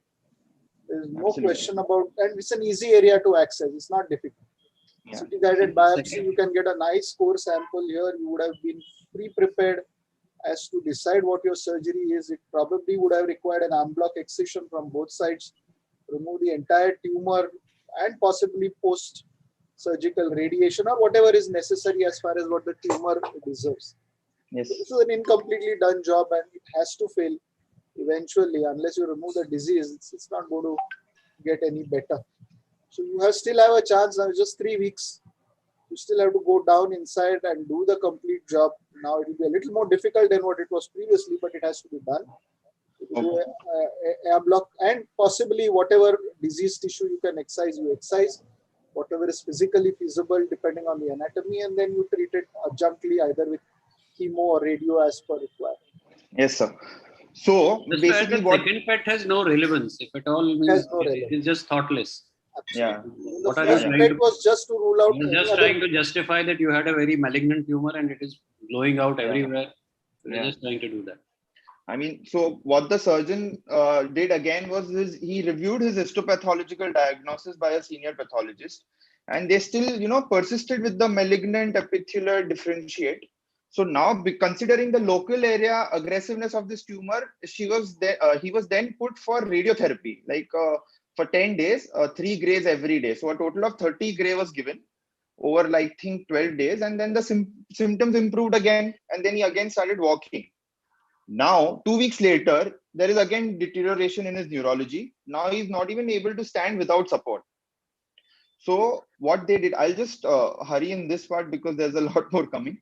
So they again kind of reviewed the slide, this time to a higher center. And this was the first time where they said that there are features of giant cell tumor and some aneurysmal bone cyst-like areas. So this review of histopathological diagnosis was done 1 month later.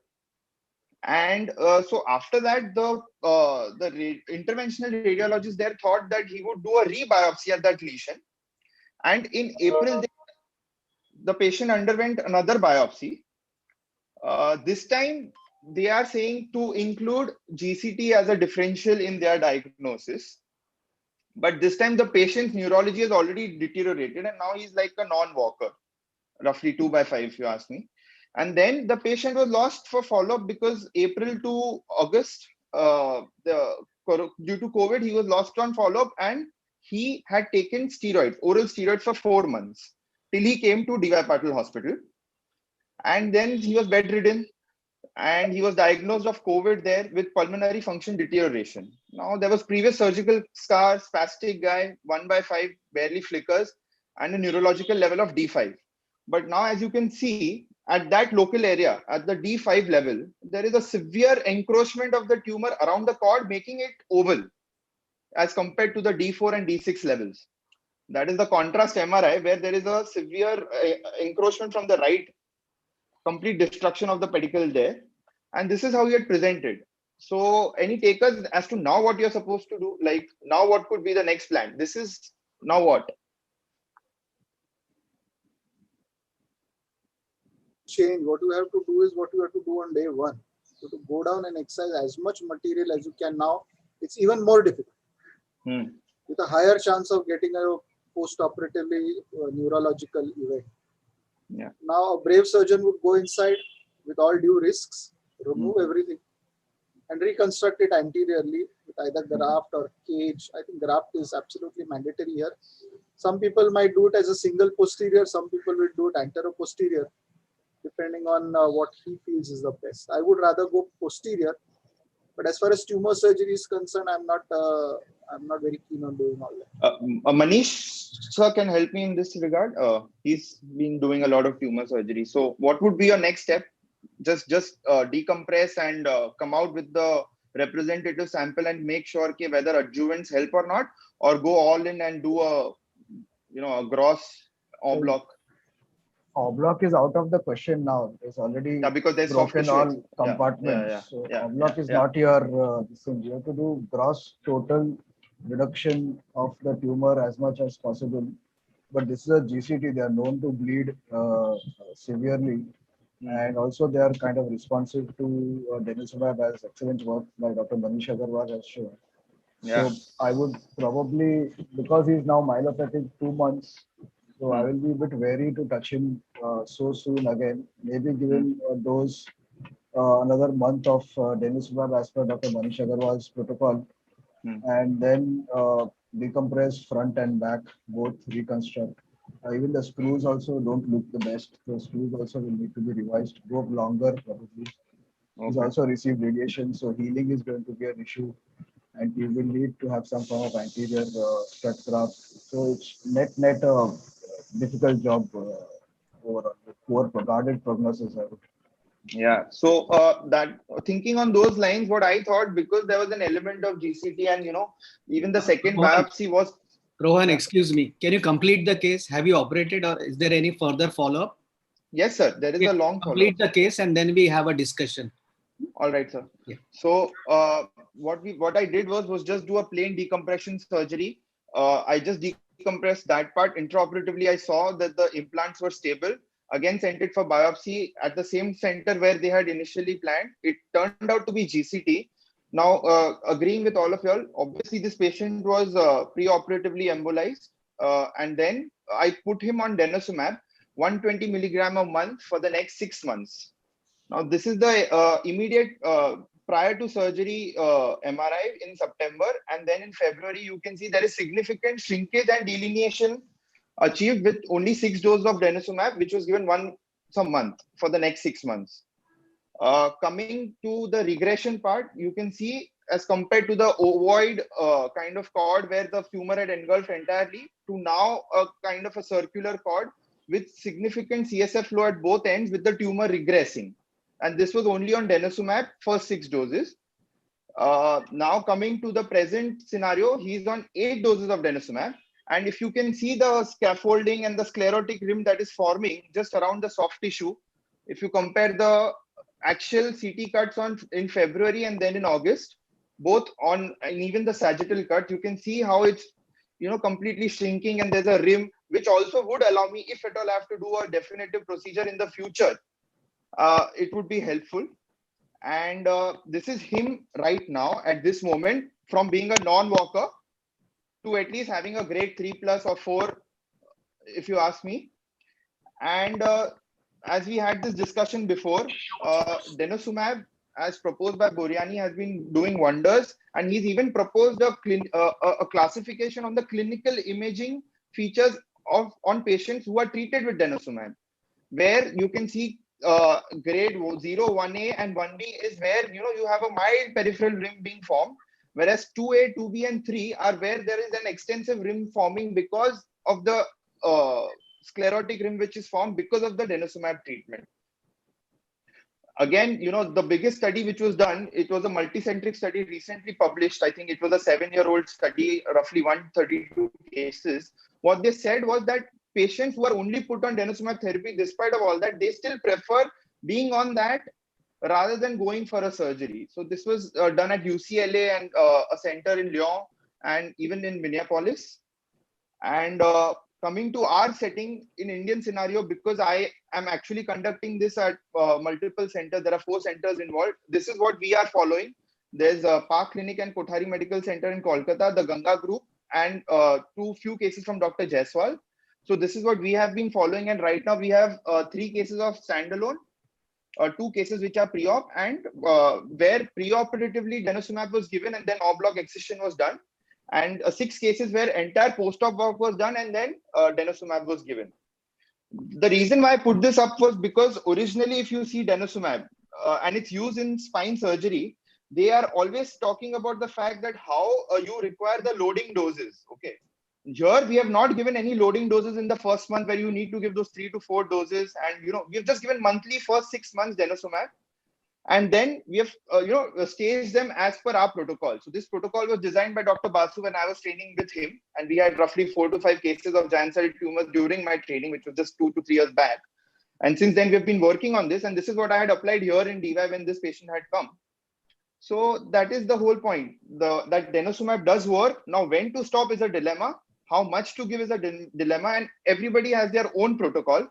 From the way I see it, because his neurology is improving and there is a reasonable scaffolding rim which is formed here, I would still wait till entirely I have good margins, sclerotic margins, where I find that the entire tumor is now covered by a thick rim of bone, and then maybe consider an en bloc, because that would even help me to prevent seeding when I excise that tumor.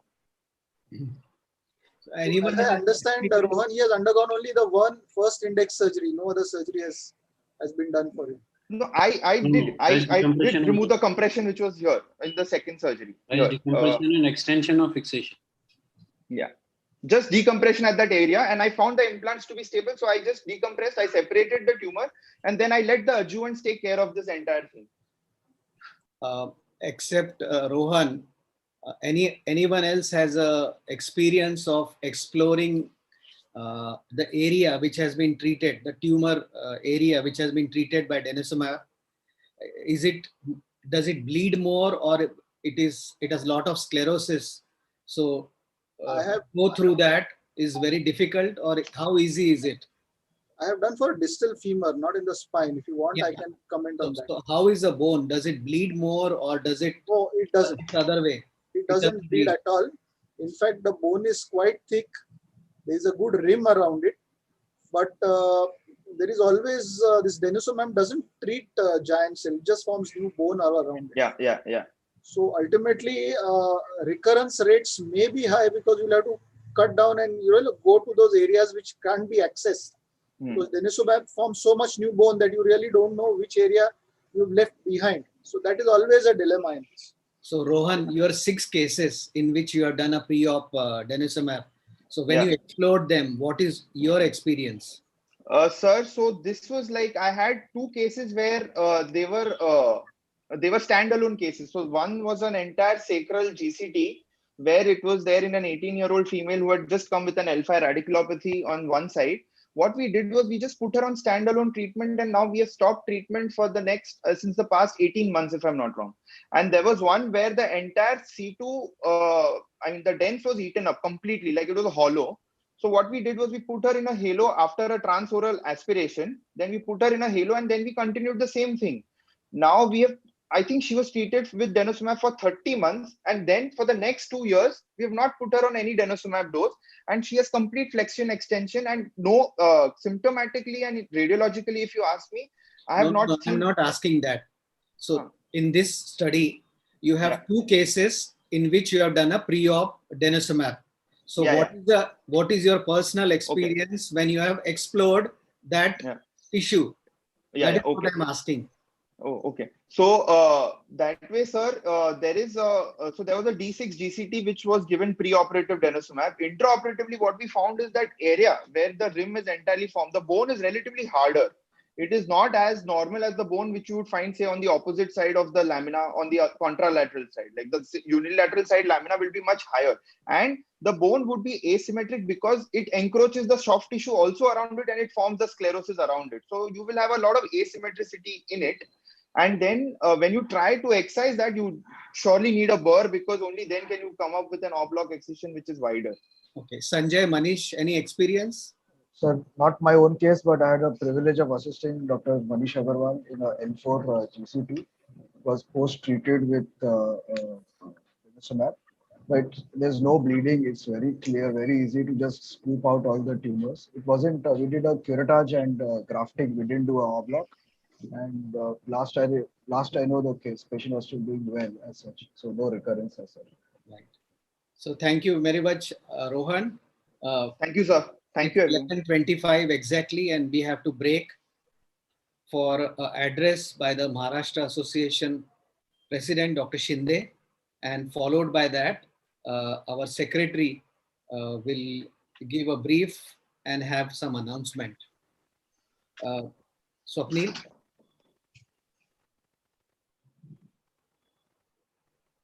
Swapnil, can you introduce? Yes. Sunday and his.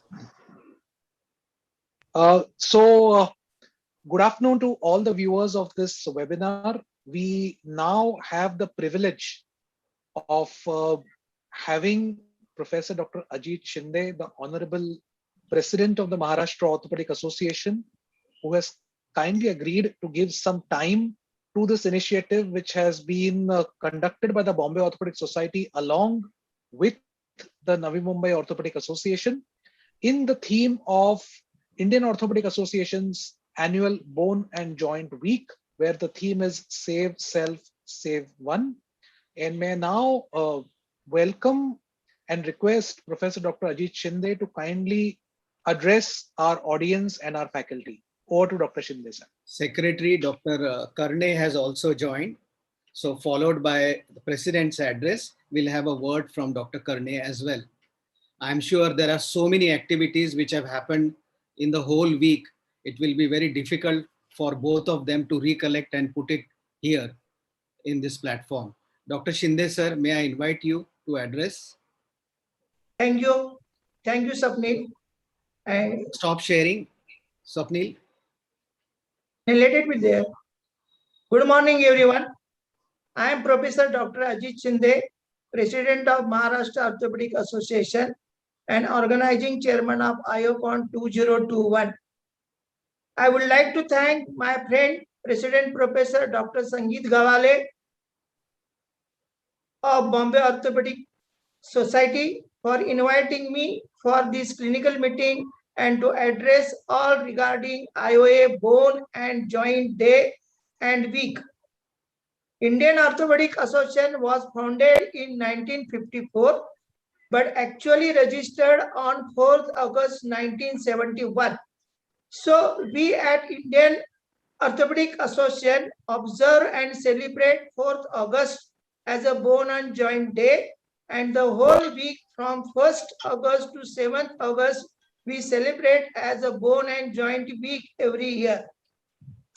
This was initiated in 2012 by the then IOA President Dr. Rajshekharan from Coimbatore. I have learned that BOS is also founded in 1965 with founder President Professor Dr. R.J. Katra and Secretary Professor Dr. L.N. Hora. Every year, IOA President declares his theme, and on that basis, various activities and programs are conducted all over India at state, district, and city level. Specific marks are granted by IOA for each activity, and on that basis, awards are given to the first 3 highest scorers, details of which will be presented by MOA Secretary Dr. Narayan Karne. This year, the presidential theme, as mentioned, Save Self and Save One. The basic idea of IOA President Dr. Shiv Shankar is that orthopedic surgeon should first save himself, his family from various stress and strains which he has to bear throughout his life, be it professional, academic, financial, social, legal, like CPA and assault. Sometimes assaults are from unsatisfied patient or their relatives. In spite of all these things, one should enjoy satisfied, successful, healthy, wealthy social life. Thus, IOA has designed and included following topic for webinars throughout the week: work-life balance, life beyond professional life, financial health, self-help, particularly cardiac, and stress buster. This knowledge is supposed to help for the betterment of oneself, colleagues, friends, family members, and to have a harmony in life. In addition to that, 2 more topics are added. One, basic life-saving training program for students, youngsters, policemen, common man, and of course, for us to learn and remind us regarding prevention and management of casualties of road traffic accident. For prevention of RTA, reducing mortality and morbidity, everyone has to follow all traffic rules and regulations. Another topic is spreading awareness about healthy bone. At the end, I would like to congratulate and thank BOS President, Secretary, and Executive Committee for doing various activities in medical colleges like JJ, KEM, Sion, Nair, and hospitals like BPT, Bombay, Lilavati, Wadia, Bhatia, etc. under the aegis of MOA. My best wishes for today's meeting. Friends, it is almost finalized that we are going to conduct physical IOCON 2021. Soon you will learn venue and dates, probably in next week. I request all the BOS office bearers and members to participate in the IOCON wholeheartedly to make it grand successful. Thank you very much, JIOA, JMOA, and BOS. With this, I hand over the mic to the organizers for further proceeding. Thank you. Thank you very much. Yeah, thank you very much, Dr. Ajit Shinde. And on the occasion, I also take the opportunity to request all the viewers, please become a life member of BOS, MOA, and IOA. Those who are not the members, please try to enroll yourself as members, and also tell your colleagues or junior to become members of all the three organizations. Now, may I invite Dr. Karne to have a word. Dr. Karne, please. Thank you, Honorable Honorable President Professor Dr. Sangeet Gawale, Secretary of the Bombay Orthopedic Society, Dr. Swapnil Kini, to give us the opportunity to have an interaction with the members of the Bombay Orthopedic Society as well as in Navi Mumbai Orthopedic Society. As enumerated by Dr. Ajit Shinde, he has elaborated quite a bit about the bone and joint decade, that this is a prestigious event of the IOA and which is done around the 4th August for that particular week. This year, as he told, the theme was Save Life, Save One. The basic idea was that all of us are quite aware of the golden hour after the road traffic trauma or in any accident for that matter. Whatever conferences or the information we are giving for the last 20 years is about how the medical management should be there in the golden hour or the importance of that. But if you compare the Western scenario with the Indian scenario, in the Western scenario, the ambulance or the medical aid reaches there within few minutes, even with the helicopter ambulance. But in Indian scenario, it may take almost half an hour to 1 hour for the medical help or the ambulance to reach the accident spot. So it was made imperative that we should train the common man that how they should treat the patient or the outside victim till the medical help arrives. And this particular motto was taken, and it was decided to train right from the children above the 9th standard at the schools, in the colleges, and as well as to teach the common man also in the different NGOs. And just I want to inform all of you that our target was 1 lakh. This we call it the life saviors, that we have to create the life saviors. And our target was 1 lakh life saviors, and there is we have got the information that we have trained 15 lakh saviors in last 1 week. So that was the achievement. So that was one part, and especially Maharashtra Orthopedic Association has played a great role with help of all its district chapter. As sir enumerated that Bombay Orthopedic Society has also taken a lion's share into that. And to mention few, the Sangli Orthopedic Association, Ahmednagar, Nasik, Aurangabad, Amravati, Pune Orthopedic Society, they had played a great role. In addition to that, the other district chapters like Kolhapur, Satara, Dhule, then Akola, Chandrapur, they took part. I think this part of the Raigad also had taken into some part into that. So I thank all the MOA members. They have taken the MOA to the great heights, and I'm sure with the support of all our district chapters and all our members, we can be a role model all over India. Now, in this particular program, as sir has said everything, that it was not only the awareness of the golden hour among the common man, but at the same time, for the benefit of all members, there were certain social talks which are kept. One was on the cardiac health, that the renowned cardiologists in a particular every area, they told us how to take care of our heart when we are dealing with all the stressful situations in our orthopedic practice. And second was, we earn a lot of money, but then we don't know how to utilize that money or how to retain the money or how to multiply that money from the non-orthopedic part. And the talks were given by the masters in that field about the financial health.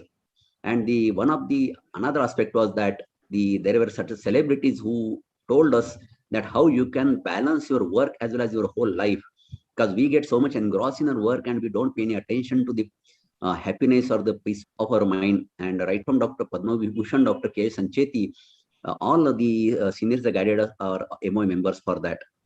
One more aspect about the medical legal, what just sir has mentioned about the violence, but another part is about the medical legal issues, that the court cases and other matters. And into that, the most important is one is a documentation, and second is the consent.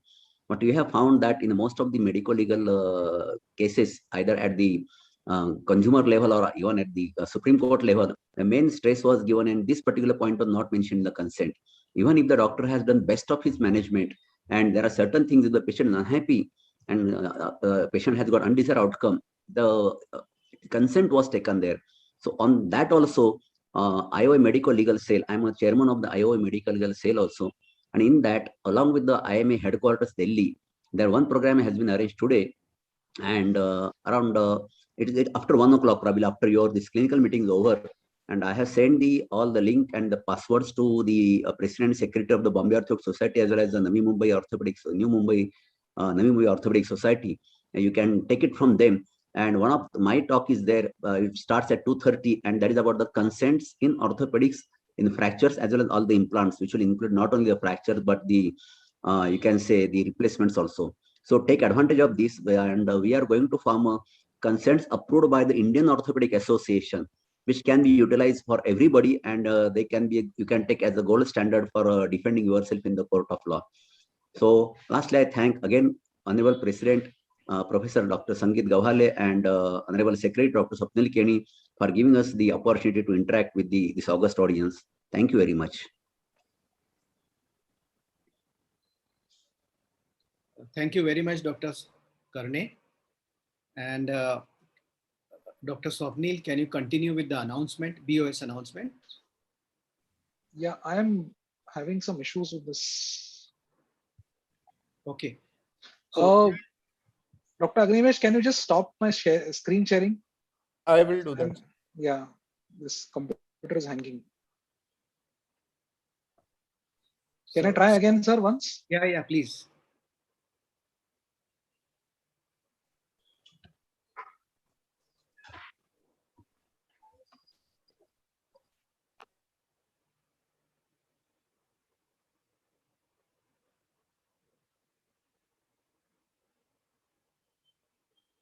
Yes. So, viewers of the Bombay Orthopedic Society, Navi Mumbai Orthopedic Association, and everybody else who's viewing this webinar right now, I'm going to be speaking about the flagship events of the Bombay Orthopedic Society, what we call as the workhorses, the BOS instructional courses, which have served a lot of young orthopedic surgeons in training into becoming more proficient in their fields and also gaining subspecialty experience. The Bombay Orthopedic Society every year holds multiple instructional courses, which are ranging anywhere between 1 day to 3 days. And these courses are the premier flagship events of our calendar of events. Courses coming for the month of August and September for the Bombay Orthopedic Society. I think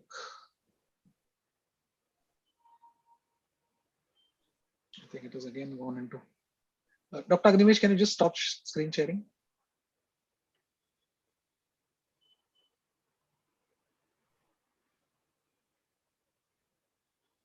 Yeah, just 1 second.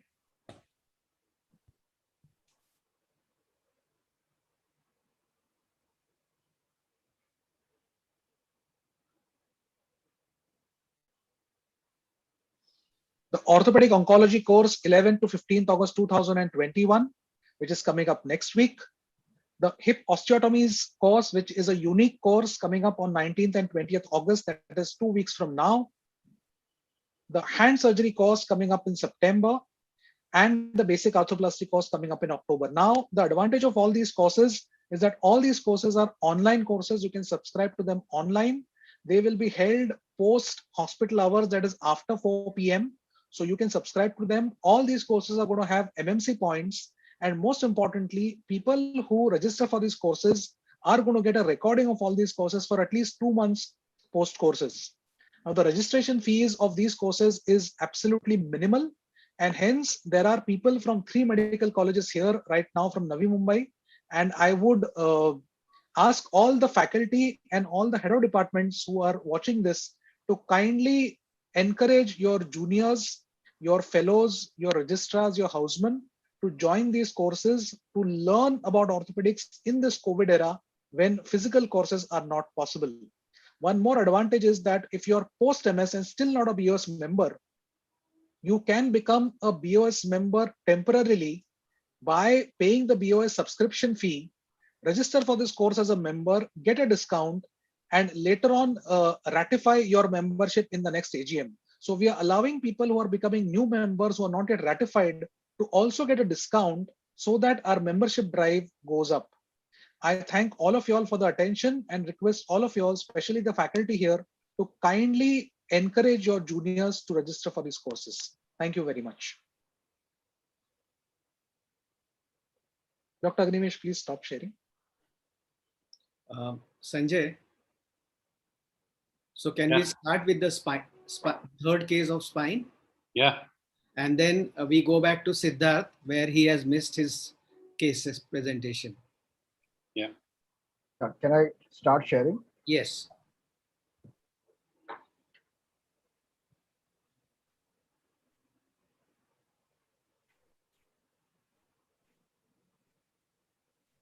So the next speaker is Manish Kothari on his talk on post-tubercular kyphosis. Manish, please. Thank you everyone for the opportunity. So this was a 55-year-old female, no known comorbidity. She came with presenting complaints of severe back pain, severe claudication in both lower limbs. She was unable to walk since 2015. She had a forward stooped posture. On examination, there was no gross neurological deficit.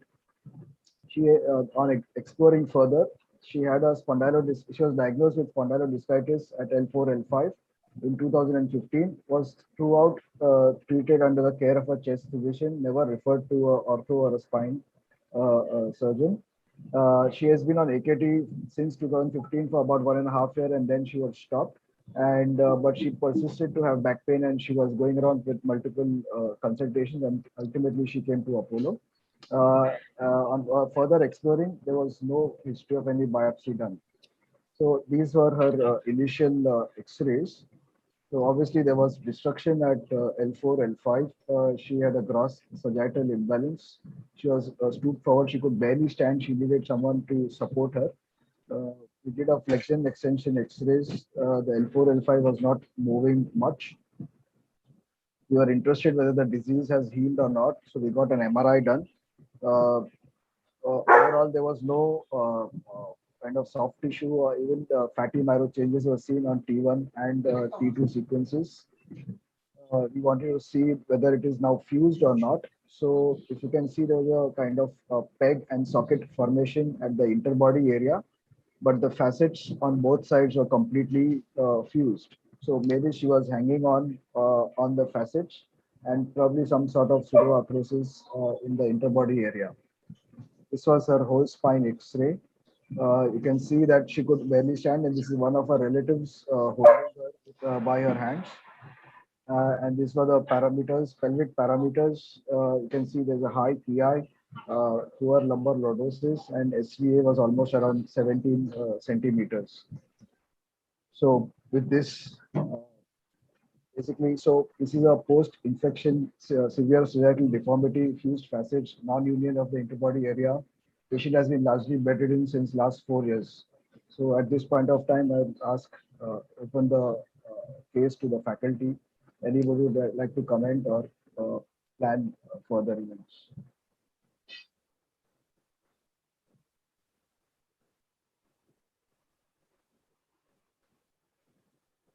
Manish, can you put up a little better X-rays without the markings? Yeah.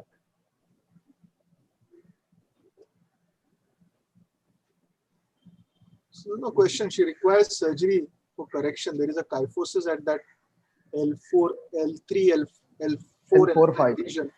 L4, L5 region. Yes, sir. and that requires to be corrected. Now, my preference here would be to go all posterior, involve the sacrum, the L5 if I can find a pedicle there, L4 if I can find a pedicle there, and then L3, and then correct it and fuse L4 and L5. So you're spanning a little bit more than what you're fusing, but then ultimately if I reduce, I might get the kyphosis back, reduce the L4, L5 and fuse that area. Later on, I might think about explanting also once the fusion is done, so as not to involve implant problems in the upper and lower levels. Do you think that the entire sagittal correction can be done with L3 to S1 and probably IO? It may not occur directly all posterior, but I feel if you go from both sides, decompress from both sides and excise adequate bone from both sides, you may still get a neutral correction. Whether you will be able to restore lordosis or not is a matter for debate. If it doesn't happen posteriorly, they can always go anteriorly and do the residual correction, not put a cage anteriorly initially and then do a residual correction. But that will again require to go back posteriorly and change the rods from the posterior side. So you can do it one stage or you can do it two stage. I think by all posterior, I will be able to get a maximum correction. Gotcha. Anybody else would like to comment? Yeah, Manish, I think there is no question that this needs correction because lumbar spine doesn't tolerate kyphosis unlike thoracic spine. So what is my concern would be to whether I can preserve the discs of L3, L4 and L5, S1. If my bone is good enough to tolerate a cage or a opening up L4 upper end plate and lower end plate, that would be only my focus. Otherwise, it needs definitely correction. So, all posterior, yes, we have now the techniques and the ability to do all posterior. Although through an anterior two-stage procedure, you could have done much better correction and get a good graft position anteriorly. But I'm sure this can be done posterior. Anybody for all anterior or anterior followed by posterior? You know, at a point of time, initially when we were doing spine surgery, we used to approach this anteriorly. With anterior rods and anterior, we had plates also at that point of time. But overall, we realized that anterior is morbid, plus doesn't give as much, it gives a good release. But correction-wise, you need to go posteriorly and correct it. Dar sir, would you agree? Dar sir and all anterior would be out of question because you have to go to S1, so it will be very difficult to position your implants with your vessel traversing, crossing around there. So all anterior is ruled out, but a two-stage anterior and posterior. I would still do posterior first and then probably think of going anteriorly. Get a good implant hold on the posterior side and then probably think of, I'm talking of conventionally earlier we used to do, and then go anteriorly and position a graft so that anterior column is reconstructed well. But as I said, now we have the ability and techniques and the instruments to do all posterior and still get a good restoration of the anterior column from posterior side. Yeah, I would agree with that, sir. Agree, sir. So our concerns were she's not walked since about 4 years. So she did a DEXA test. I don't have the values here, but she was found to be osteoporotic. To do a major correction in such a patient, we were not very comfortable, and she could still kind of probably live with this for some time. So we put her on periparatide injections. We started give her a good nutritional supplements, vitamin D, everything, and we called her back after 6 months, hoping that the bone will be better. And we did flexion extension and prone lateral views, also push prone lateral views, but there wasn't any much movement. Although on the repeat CT scan, the picture was the same, there was no interbody fusion. So as suggested by everyone, we were kind of looking at correction. We thought we could get away with posterior. These are the steps that we did. So we exposed from L1 to ILM. We went 2 above and 2 below because she was osteoporotic. And we also wanted to have more correction at the upper lumbar spine. So L2, L3, S1, and then S2 IX screws. We did a bilateral L4-5 fascicectomy because that was a part which was not allowing correction and not allowing the spine also to go in further kyphosis. So once that was done, it kind of loosened up the spine a bit. We chiseled the bony pegs that you could see on the CT scan. We removed all the excised, the sclerotic material and the non-union fibrous material. We inserted a peak cage of around 14 mm, and we opened up did an open close osteotomy using that cage as the fulcrum. Just putting graft there would not have given us the correction that we wanted. So we used that cage as a fulcrum and screws above below and kind of opened up the spine. So this was the post-op X-ray. This is the imaged post-op X-ray. You can see that L4-5 which was kyphosis around was given around 20 degrees of correction, and L4, L5 is now, if you see upper end plate of L4 and lower end plate of L5, it's slightly lordotic, at least not kyphotic. So this is 6 weeks follow-up. This is 6 months follow-up. This is 1.5 year follow-up. She's still holding. You can see the excellent fusion in that area of L4, L5. It is still maintaining the correction. This is a whole spine X-ray, and the parameters have all improved. She's now sagittally reasonably balanced. She's slightly hypothoracic kyphosis, but it's overall matching the parameters, and she's stable for the time being. And these are the post-op clinical pictures. Thank you. Yeah, another thing which has happened is once she started to move around and walk around, then your teriparatide and other things work, and the bone becomes unosteoporotic. I wouldn't say normalized, but osteoporosis doesn't get treated or it doesn't work unless the patient is load bearing. Yeah. Just giving teriparatide won't reverse the osteoporosis. Patient has to have some load on the bone for it to form new bone. So getting her vertical was absolutely essential. And in this middle-aged young person, you've done an excellent job. Only, as far as theory concerned, we will always be worried about instrumenting unfused segments, but I feel that fear is over-exaggerated. Once we get a good correction. No, we've done a onlay fusion, posterior onlay fusion from L3 to ilium.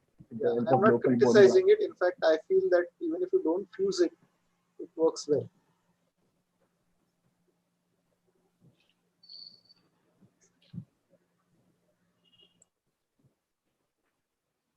Thank you. Thank you, Manish. Siddharth, are you there? Can you share your screen now? Yeah, yes, sir. One.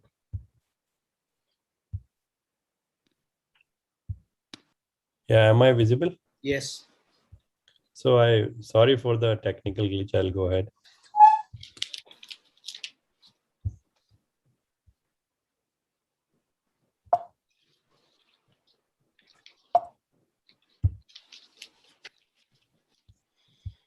So it is a non-union. I'm case presentation in arthroplasty section. Non-union proximal tibia with the intra-articular fracture.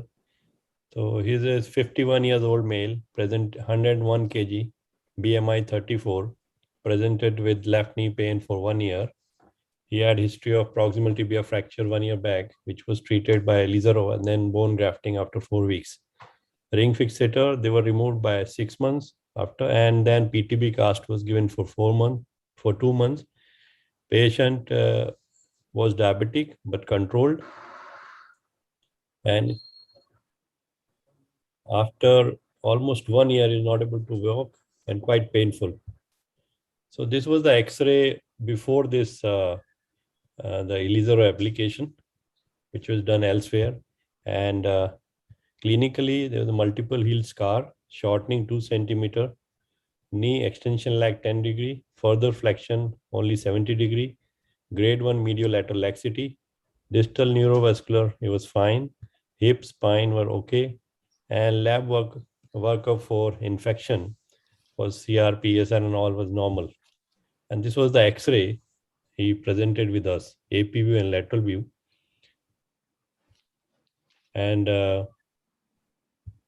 these are the stress X-ray, varus and valgus stress, and scanogram, which is showing diaphyseal, metaphyseal there's non-union, there's an intra-articular depression in the lateral side. In long leg, there is almost 12-degree varus, and there's 15 millimeter shortening. And if you see in the lateral view, there's a proximal migration of tibial tubercle. These are some of the CT scan, sagittal and coronal view, and 3D.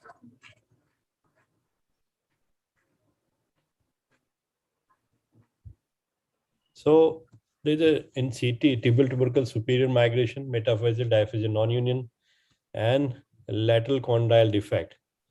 So these are the main finding in CT and also X-ray. So here, what are the treatment options? Should I continue, Dr. Sangeet, or? Yes, continue. Please continue. Okay. Yeah. So that we discussed with the patient reosteosynthesis and bone grafting or arthroplasty or arthrodesis. And as he was suffering for 1 year, he opted for arthroplasty. So in arthroplasty, the problem was exposure because patient was BMI 34, 101 kg and only 70-degree flexion. So what I did was tibial tubercle osteotomy with lateral reflection. And these are the steps which are unused and other than regular TKR, which we did.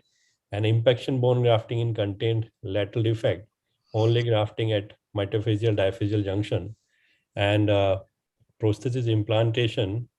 And it is an intra picture on the lateral side. If you see a 20 into 20 millimeter defect on the lateral side, and this is how the lateral, this tibial tubercle osteotomy and reflected laterally. And this is later on how we closed it. So the intra complication which we had was patient that he was not walking for 1 year. The bone was exceptionally very soft. And although I did reaming, hand reaming under C-arm, but there was a medial cortex perforation distally, and which we did a small bone slice and did 2 circulars wiring. And then the problem was appropriate thickness and length intramedullary rod. There's always problem. If the rods, they are very thick, they are not too long. So probably we have to be carefully select when we plan for TKR, the length of the rod and the diameter. Some companies, all companies, they have different dimensions. So in this case, I did a cemented IM rod because bone quality was very poor. And we, in between, we metaphyseal diaphyseal junction, we skipped the cementing and just did the bone grafting. Also, there was a anterior fiber of superficial medial collateral. They got avulsed from the bone, and I have to fix them with the anchor suture. So these are some of the intra picture. I have to use this TC3 semi-constrained because to give more stability. And for that, I use extension rod, both tibia and femur. In this case, if you say the anchor is seen, that is to fix and augment the anterior fiber of medial collateral ligament. The bone grafting on the lateral side.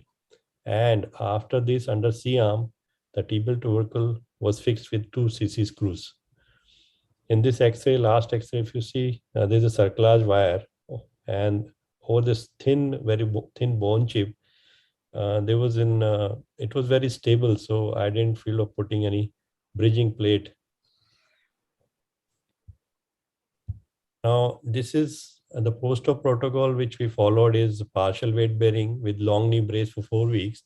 And after 4 weeks, gradual knee flexion was started. And after 6 weeks, full weight bearing and more flexion and supportive medical treatment. These are the X-ray of 6 weeks, which fracture and non-union is uniting quite well. And these are the 3 months post-op. Patient has just 5-degree FFD and flexion is better 85 degree.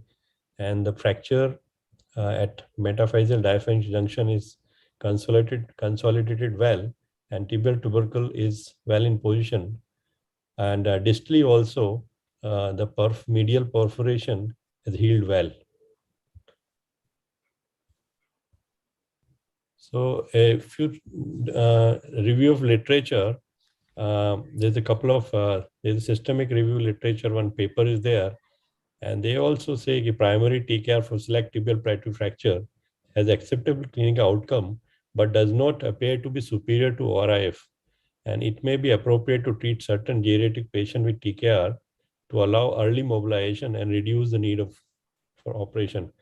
Other factors may need to consider in deciding the optimal treatment. So now this is my presentation, and now we can discuss about it.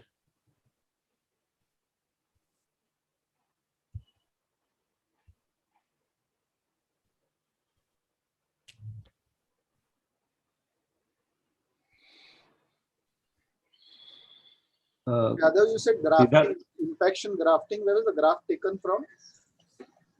Graft taken from iliac crest. Siddharth, can I ask you a question? Yeah, Monty sir. Yeah, you approached that tibial tubercle. Did you osteotomy, or that was a non-union which you just reflected? Yeah, it is not a kind of it. Actually, if you see, there's a fracture line seen here. So whatever the fracture fragment involving the tibial tubercle, just putting osteotome and reflecting lateral side. It was partially united. So yeah. Excellently done job actually of a very difficult situation. Actually similar one case I did last Friday also, but there was no tibial tubercle non-union. So that's why I didn't approach through that. I approached to routine way. But if tibial tubercle, non-union is not there, then this is very difficult to dislocate this knee. Especially the lateral, osteophyte which goes up, it doesn't allow dislocation, and there's a hard bone there, and taking cuts there, it's very difficult that you have to take proximal tibial and distal femoral cut, and it is very difficult to introduce the sizure because that doesn't go through because space is not available in flexion. But otherwise, I think you have addressed everything. Only thing I would have loved to put little longer stem on the tibial side, considering that defect. What was the size of this stem extender on tibia? see this system, if you see that TC3 of J&J, they are a minimum thickness. If you see, they don't have 9 millimeter rod. No, length I'm asking. They have 75, 115 and 145. They are three. 145, but the diameter increases. In this case, this is 10 millimeter. So if you saw 145, then you have to use 11 mm. So if you want to use thin rod, then probably only Merrill, they have the 9 mm longest rod, which I use in a couple of cases. But in this case, that was the unexpected kind of complication because of the quality of the bone. I would have preferred to keep Zimmer system and offset rod. In this case, considering the sagittal plane deformity, I would have kept probably that was better, but it is nicely done and healed nicely. Excellent job. Congratulations. Thank you. Siddharth, here the patella was high riding. Here, the patella was high riding. If you see the AP X-ray. Correct. That is because tibial tubercle is. How did you correct that in your post-op? Can you show the last X-ray, follow-up X-ray? Yeah, because yes, I'll show you. Once tibial tubercle is down, it's around 15 millimeter, that it is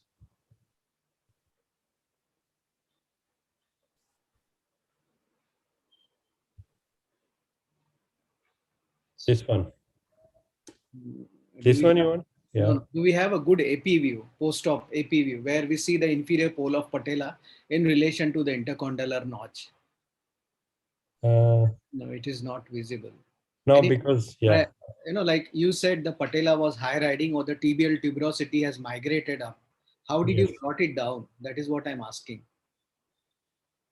Yeah, because I did osteotomy. When I fix it, I brought it down. Okay. Yeah. And second thing is, you had put a intramedullary graft. Yes. Okay. So, is this what is recommended for, or is it that your stem was loose? That is why you impacted a graft? No, it's a cement. Okay. Yeah, because I could not use a thick stem because of the, so I use a distal cement. It's kind of for distal fit, which is because of the perforation. So the entire stem is cemented, you mean? Distally, yeah. Only distally through the perforation you added cement. No, you can add it from the top because I didn't want to cement at that metaphyseal diaphyseal junction because that I bone grafted. This is because of complication. This is otherwise ideally you should have used a longer, as Dr. Mohanty said, a longer intramedullary rod. This is basically it's undersize, but I could not use it because if it is not an offset rod, then it will perforate. Yeah. Medially. Yeah. Fine. Thank you. Can you move to your next case? Yeah. So next case is 60 years female. She presented with right thigh pain deformity for 4 months, and she had a fall 4 months back, and since then she was on traction, and she had history of bilateral THR for AVN in 1996, and which failed in 3 years, and then she got revision bilateral THR that in 1999, 21 years back. Controlled diabetic. So she presented with us 4 months on traction, 5 centimeter shortening. This is the right side, distal neurovascular okay, knee joint mobile. All labs, they were normal. When we looked the bigger picture, so although left side she had no she came for the right side, but left side also massive osteolysis, bone loss. Right side osteolysis, proximal bone loss, broken stem, distally osteointegrated, and we were not aware and of the implant details. Which company is this? So this was the so first thing what we did is CT scan and search for the company. In CT scan, it gives a lot of information about acetabular size, which was well fixed oriented, femoral head 22, proximal femur lateral bone loss, and distally around size of the stem 11.5 mm, 6 millimeter osteointegrated. And after that, with this CT, I sent email to all the leading manufacturer. This.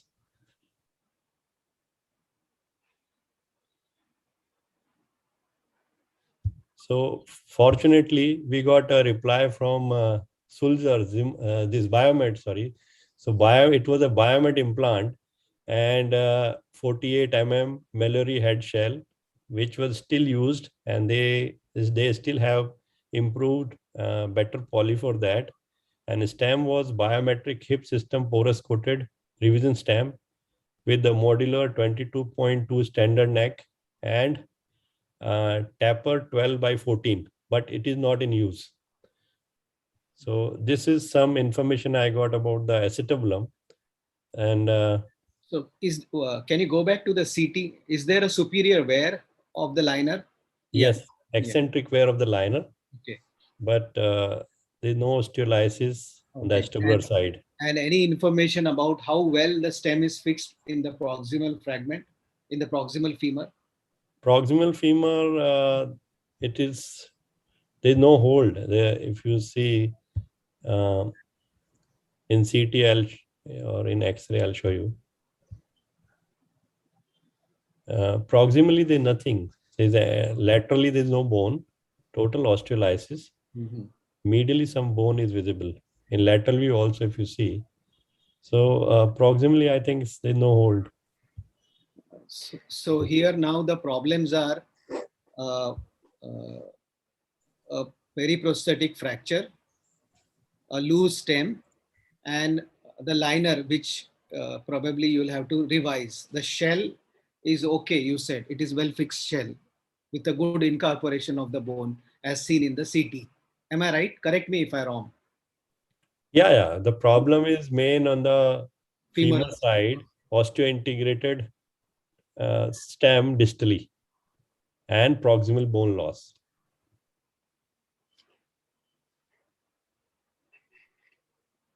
Okay, so what have you done? So intraoperatively, as I said, we had this biomet. Although we were planned, we had backup plan to revise the acetabulum also. So there was always challenge and for this thing to remove or retain acetabulum shell, to remove the osteointegrated femoral broken stem with preservation of the bone, and proximal femur bone defect management, how to do it by allograft, fibula split graft, or proximal femur replacement, and what should be the choice of revision implant. So frankly, with this broken and osteointegrated distally, there is no as such classification with the broken stem. But Paprosky 3B is quite suitable because severe proximal metaphyseal bone loss with diaphyseal, distal diaphyseal with intact, and proximal metaphysis absent, if you see here, and diaphysis is actually less than or around 4 centimeter to isthmus, proximal, and for this case, modular tapered stem is suitable. This is Paprosky. If we can remove distal stem and preserve distal bone, then this is applicable. Other periprosthetic fracture, there's no classification of stem periprosthetic fracture, but you can consider it's like B3 Vancouver. Now, there's other classification in all like American Association or SALE is like type 4, 5 or 6. Paprosky, the entire thing is distal diaphyseal bone support and which decide what kind of implant you're going to use. And as per the article by Seth and Paprosky, for type 1, 2, 3A bone loss, cylindrical, fully chorus coated, unsymmetric femoral stem can be used. For 3B defect, modular tapered flute stem or impaction bone grafting with fully porous coated can be used. And for type 4, then we have to use APC, allograft prosthetic composite, or mega prosthesis. Now, in pre-op planning also, all the focus was to how to remove the distal broken stem and with preservation of the diaphysis. So CT was very helpful and we found around 5.4 centimeter osteointegrated and the broken part was around 11.1 millimeter. For that, the customized trephine we have ordered and they make in a like 1 week time from Ahmedabad, and you have to have 2-3 of every size because they break sometime. So here around 12.5 mm, 13 mm trephine, and then it's a slow process. It almost takes to under C-arm like 1 centimeter per hour. So 4 to 5 centimeter, 5 centimeter osteointegrated, it takes almost close to 5 hours, 4 to 5 hours. In the end, when it is just 1 centimeter in the tip, that we can extract out with like this. So another thing is abductors. If you see in the X-ray, there is no bone visible. But earlier, 2 surgery was done by anterolateral approach, and we did posterolateral, and abductors were intact. Fortunately, there is no GT seen here. But what happens due to in last 21 years, there was thick fibrous sleeve. So the abductor, they were in that with the soft tissue continuity laterally, distally, and the abductor was intact. So implant, as I told, the shell was quite good. After removal of 22 millimeter poly, the inside, there's no eccentric. There was eccentric wear of the poly, but there's no dislocation and there's no backside erosion. 48, it was 48 size Mallory head shell and well fixed, linear groove were not damaged. Screw, they were not backed out, although one screw showing in the pelvis, but it was lying there for 21 years. We did not touch it. So we retained the socket and just changed the poly, which was 20. This time we have increased the size to 28 mm and use highly cross-linked poly. As we have removed successfully the distal stem and we preserved around 5 to 6 centimeter good diaphysis. So this I have used this reclaimed stem, which is modular unsymmetric stem, and which has a very robust proximal body, which is also modular, we can also adjust the anteversion it. So it is 20 into 85 millimeter proximal body and distal tapered 140 millimeter into 15 millimeter, very snugly fit. Metal head in this, I used 28 mm because we knew the and 20 by a standard 12 by 14 taper. Now, this is the X-ray. So I did corticocancellous bone grafting in the fracture site, also proximally under the under the abductor sleeve. And although the lateral side was covered with soft tissue sleeve, so initially I planned to put a split fibula graft, but soft tissue cover was very thin. So if I would have put the fibula split graft, it would not cover it. So here's an intact abductor mechanism with very good distal fit, around 7 centimeter.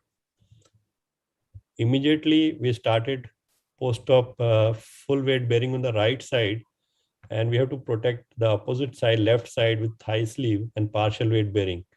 Patient walked after 4 months, very happy. Now this is a post-op picture. Now it's almost 7-8 months, and patient may come back for the recently I got the message and they are going to send me the X-ray. I'm also curious to see how this proximal bone is osteointegrated, but the bigger challenge is on the other side. Thank you. It's for now. I have done. Any comment from you? Should the stem be longer? Was there option on the table of a longer stem? That's what actually I was asking. No, longer stem would not fit. See, if you see the go back to the earlier. Yeah. So there's a isthmus is just, if you see, it's around 7. Beyond that, the canal is now it is widened. It won't fit. It won't have any. I don't think it is useful if you have longer stem. You know, it is something like a cantilever effect where proximally only all fit what you have is on the distal stem. Rest above that cerclage wire, there is hardly the stem has any hold. That is what is my concern. So not only the hold, if you have a longer stem, there is less chance of peri-implant fracture. If the stem goes right, it may not have distal hold, but it provides support to prevent further fractures at that junctional area. These that's what I was they are interested. tapered stem. These are tapered stem. So this I used 15 millimeter, and original canal was say around 11.5 millimeter. So already this we have removed quite a bit of cortex. So longer stem, it's a tapered stem. It jams itself. So there's no choice of pushing it down. No, Siddharth. Yeah. What we are trying to tell is, even if it doesn't have any hold in the wide medullary canal, but still biomechanically that would have been superior if you have added say 3-4 inches longer stem, probably in view of the anatomy of the proximal femur. That would have been a better choice. Rest, everything is perfect. Right. So in that, I think probably we have to use this particular stem is tapered. The distally it is less, diameter is less, and proximal is more. In that, probably then we have to use a kind of a Wagner stem, which is equal diameter. Exactly. Yeah. That's what I was going to tell. Wagner, 305 stem would have been better. One more thing. What was the BMI of this patient? This is patient BMI she was not very obese. She was okay. Yeah. But otherwise, there is a little bit concern about the junctional area of this modular reclaimed stem. If it is not covered within the bone entirely by the host bone, if not supported by host bone, there is a possibility of the fracture of the stem at the junctional area. That was the earlier issue. Right now, they are telling that company people are telling that problem is solved, but we don't know. If the BMI is high, especially in those kind of patients, the junctional area of this modular stem, and that produces, there is a stress region and that produces fracture there. Otherwise, it should do well since yeah, patient. if we get good bone consolidation in this area, then I'm also concerned for she's walking with a walker, although full weight on the right side, but the challenge is now on the opposite side because And Siddharth, last thing, how did you reattach the abductors? Are there any holes in the proximal neck shaft junction to reattach the abductors? Yeah, in this I didn't. There's a continuous sleeve of that what I mentioned here. See, if you there was a continuous, the abductors they were intact, with the continuous sleeve of periosteal and the fibrous sleeve. So they are not detached; they are coming down, and there's a thickened band of tissue which is continuous with the periosteum. So this is change in anatomy after 21 years. So there were no discontinuity. Just a question to Siddharth or maybe everyone here. Instead of doing the trifine for 5 hours, wouldn't a small osteotomy to the levels of 6 centimeters where it was integrated and just opening it up and just removing the stem have been easier? No, sir. It is uncemented stem. It doesn't work. Even if it is holding 1 centimeter, it will never come out. That's what I'm saying. Instead of doing this refining, you have anyway thinned the cortex. No, then there's if I lose a simple controlled osteotomy of this integrated part, as you said on CT, there was only 6 centimeters integrated. So that much osteotomy and leave the distal stem still in the original canal and then try to remove it. I agree with you, Dr. Dhar. I agree with you. I had a case of subtrochanteric solution stem fracture with a high BMI patient, and since it was subtrochanteric level, the stem had fractured. The entire stem which was there inside, I had all this refined and all. When I found out that it taking lot of time, then I did a osteotomy and took the giggly saw, and just with the giggly saw, after doing the osteotomy, I took out the stem. It took I think half an hour to 45 minutes just to take out. In fact, then did the wearing and linea then put aspera a osteotomy. stem. Pedicle based on linea aspera, you can do a medial osteotomy. No. Then I agree. I did it like ATO. Yeah. No, but distally, if you see the CT scan here, the canal is widening. If you cannot preserve this area, isthmus, then anyway, you have tied a circulage there with the thought that it might break. Circulage is just for protection. There might be microfractures there anyways while removing the trifine. So rather than do a good controlled osteotomy, and vascularity is not a problem, because if you have a medial linea aspera based osteotomy, and which is mentioned, even for ETO, many people have done, rather than a full ETO, they have done a segmental osteotomy and then removed the proximal stem. In fact, I have also done that few times. There is no problem. But then you have to use you have thinned the cortex so much now that integration would be a difficult thing. So your hold is just on the tip which you have there, and which is also floating, which is not, as you said, that doesn't have any hold. So your stem is, and probably in your next X-ray, now you ask for the X-ray from the patient, you will say that that middle bone will be almost like not having any attachment to the stem. So you are still holding on the distal part of the stem, which is in the canal. This is a distal holding stem only. They are distal holding that. It may still last. I have seen stems which are just holding on the distal 4 or 5 centimeters, and proximal bone is completely vanished. Solution stem is like that. Yes. So what happened? What you are suggesting, if you do the osteotomy, then probably you have to use a cemented stem. Longer stem and not cemented. You can still use these stems work on a straight stem in a curved bone. So they still have good hold if you just put it in that. Wagner stem is that. It has a good fins, it gets you good hold. And it is a straight stem.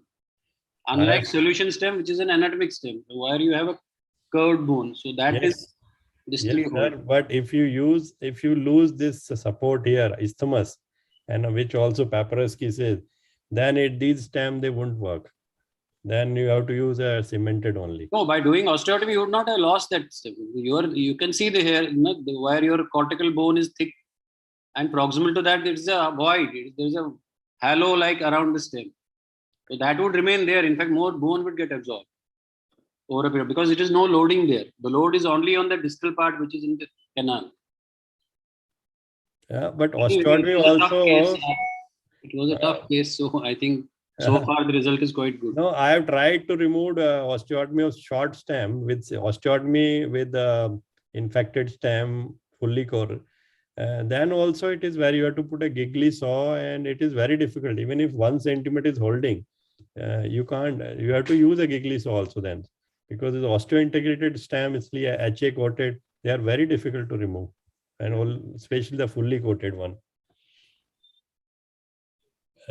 But we don't have much experience or literature available on this, so probably we'll learn from more experiences. Other side, I don't. Let's see. Would be difficult, but similar. Same Very, very tough case. Yeah. Thank you very much. Thank you. Thank you, sir. Can we move to the pediatric cases?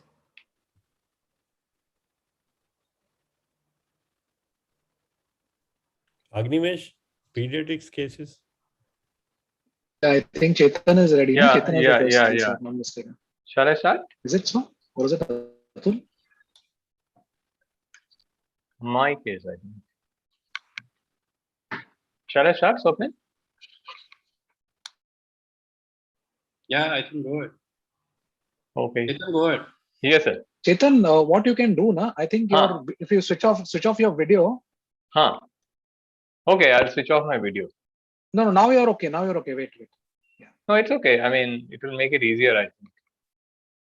Can you see my screen? Hello? Yeah, Yes, you sir, are visible. We can Yeah. see, sir. Please proceed. Okay. Please make it full screen and proceed. Yeah, it's full screen now. Okay. Yes. Thank you so much for this opportunity. I'll be speaking about an unexplained diaphyseal lesion in a child. This is a 10-year-old girl who had history of vague pain in the left thigh since almost 2 years. She had some vague history of injury to the left thigh around the same time. It was a relatively minor incident. I'm not sure whether it was anything significant. Pain was intermittent with occasional periods of complete relief, which may be, sometimes couple of weeks or even for a month you'll be fine in between, but again the pain would come back. Recently, the pain had apparently become worse at night and she needs an analgesic just to get to sleep. The child is otherwise active and ambulant with a minor limp, which the mother noticed that it has become more apparent recently. She has no constitutional symptoms. She has seen doctors at her place who have reassured the patient and family and dismissed this as growing pain. On examination, she had this vague bony fusiform swelling of left femur, which was not tender at all. There was no local warmth or any signs of inflammation. Knee and hip range of movement were full and free. She had active SLR and she had no other positive findings. This was her X-ray at the time when we got to see her. Anybody would like to speak about this, or should I proceed?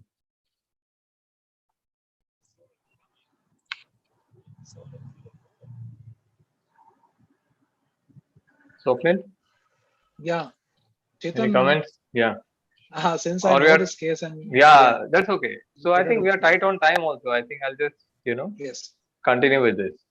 So when I saw this, I was quite taken aback because this is quite a fairly large lesion and this patient had, complained since 2 years. So I asked the mother, have you got any other imaging done, earlier so that I can compare and see how it has evolved? She said she has never been imaged and this was the first time an X-ray was done for her after 2 years of, having all these complaints. So the striking feature here is clearly dense, fusiform sclerotic thickening of bone involving the distal two-thirds of the metadiaphysis. Well, she has night pain, so could it be osteoma? That is what came to my mind. And you do see this kind of dense sclerotic thickening of the cortical bone in osteoblastoma. However, osteoblastoma presents as a small lytic lesion with a relatively large surrounding sclerotic area. Whereas you can call that this has a similar appearance, but this is too much big for an osteoblastoma. So certainly not an osteoblastoma. What else could it be? The next possibility was Ewing sarcoma. That is what was concluded by her doctors there, and that's why she was sent to us for treatment. Here, the extent and density of the periosteal reaction, along with the relatively long history of the patient's complaint and the lack of a soft tissue mass, makes it very unlikely to be Ewing sarcoma. So that is out. Could it be osteosarcoma? This is a bone-forming pathology. However, the sclerotic changes in the bone is quite even, it is well defined and well organized. It appears more reactive rather than neoplastic. So that doesn't look like it. So could it be osteomyelitis? She has no corroborating clinical history, no symptoms suggestive of osteomyelitis, no specific findings suggestive of osteomyelitis, no obvious sequestrum on the X-ray, and she has a very long history of this complaint. So it's not sure whether this is osteomyelitis. The above are the usual suspects when you see a lesion like this. One thing that we can be fairly sure of is that this thickening of bone is due to a relatively long-standing process and can be described as a solid periosteal reaction. It does not have the appearance of an aggressive periosteal reaction. So at present, we don't have a diagnosis. Only thing that we have a vague idea is that this is very unlikely to be a malignant pathology. It could possibly be osteomyelitis or some other pathological process. The next logical step would be an MRI. That is what was done for her. So these are the findings on MRI. So we are seeing a dense, thick periosteal reaction, which is sclerotic, and there are some marrow changes. However, there is no soft tissue mass. So these were the report. This was a report of the MRI: long segment marrow signal abnormality with circumferential periosteal reaction, no skip lesion or extraosseous soft tissue mass. Features are suggestive of infective etiology, likely to be chronic osteomyelitis, less likely to be neoplastic. So the next logical step was a biopsy. So CM guided needle biopsy was done under general anesthesia.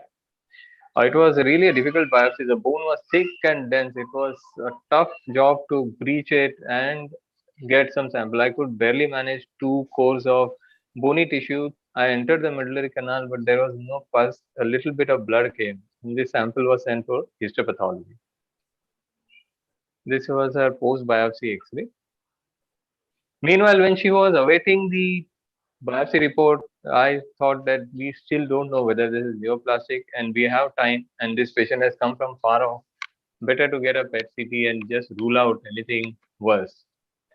So PET CT was done to study the metabolic activity in the lesion and to look for any similar pathology elsewhere in the body.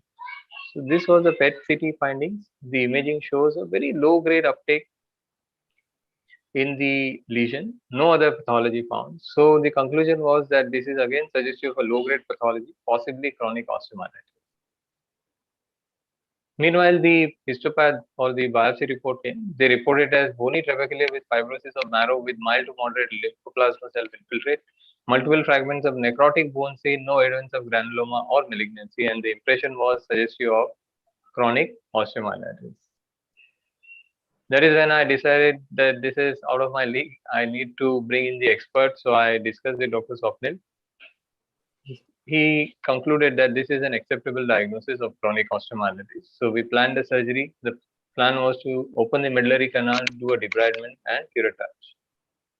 So that is what we did. We basically made a linear channel in the lateral cortex of the femur with burr and multiple drill holes, and we scraped and curated the entire medullary canal and sent the tissue for histopath and all sorts of microbiological studies. That was the post-op X-ray. The biopsy findings again was same as in the previous biopsy report. The intermedullary tissue was reported as reactive organized granulation tissue with sparse inflammatory cells. There was no evidence of tuberculosis or malignancy. The microbiology report came as moderate pus cells seen with occasional gram-negative bacilli, which they concluded is very likely to be contaminant. No organisms were grown, no AFB seen or grown, no fungal elements were seen. So on review of literature, there is a nice paper on culture negative osteomyelitis by Floyd and Steele, which was published in Pediatric Infectious Disease Journal in 2003. They studied 40 patients with culture negative osteomyelitis and concluded that culture negative osteomyelitis should be presumed to as Staph aureus infection, and they reported excellent long-term results with empirical therapy used for MRSA infection. So the clinical outcome of this patient was she had complete relief from the night pain after the surgery. Clinically, the patient felt better. She was on IV antibiotics for 2 weeks, oral antibiotics for 3 weeks. She is yet to follow up since. So she was done recently, about month and a half ago. So to conclude, well, this is an overseas patient who was sent to us for further management on the assumption that she had Ewing sarcoma.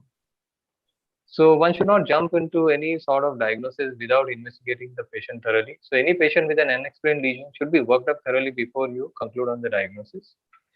The other thing was this patient was seen for 2 years by doctors, yet she was never imaged even once in that time.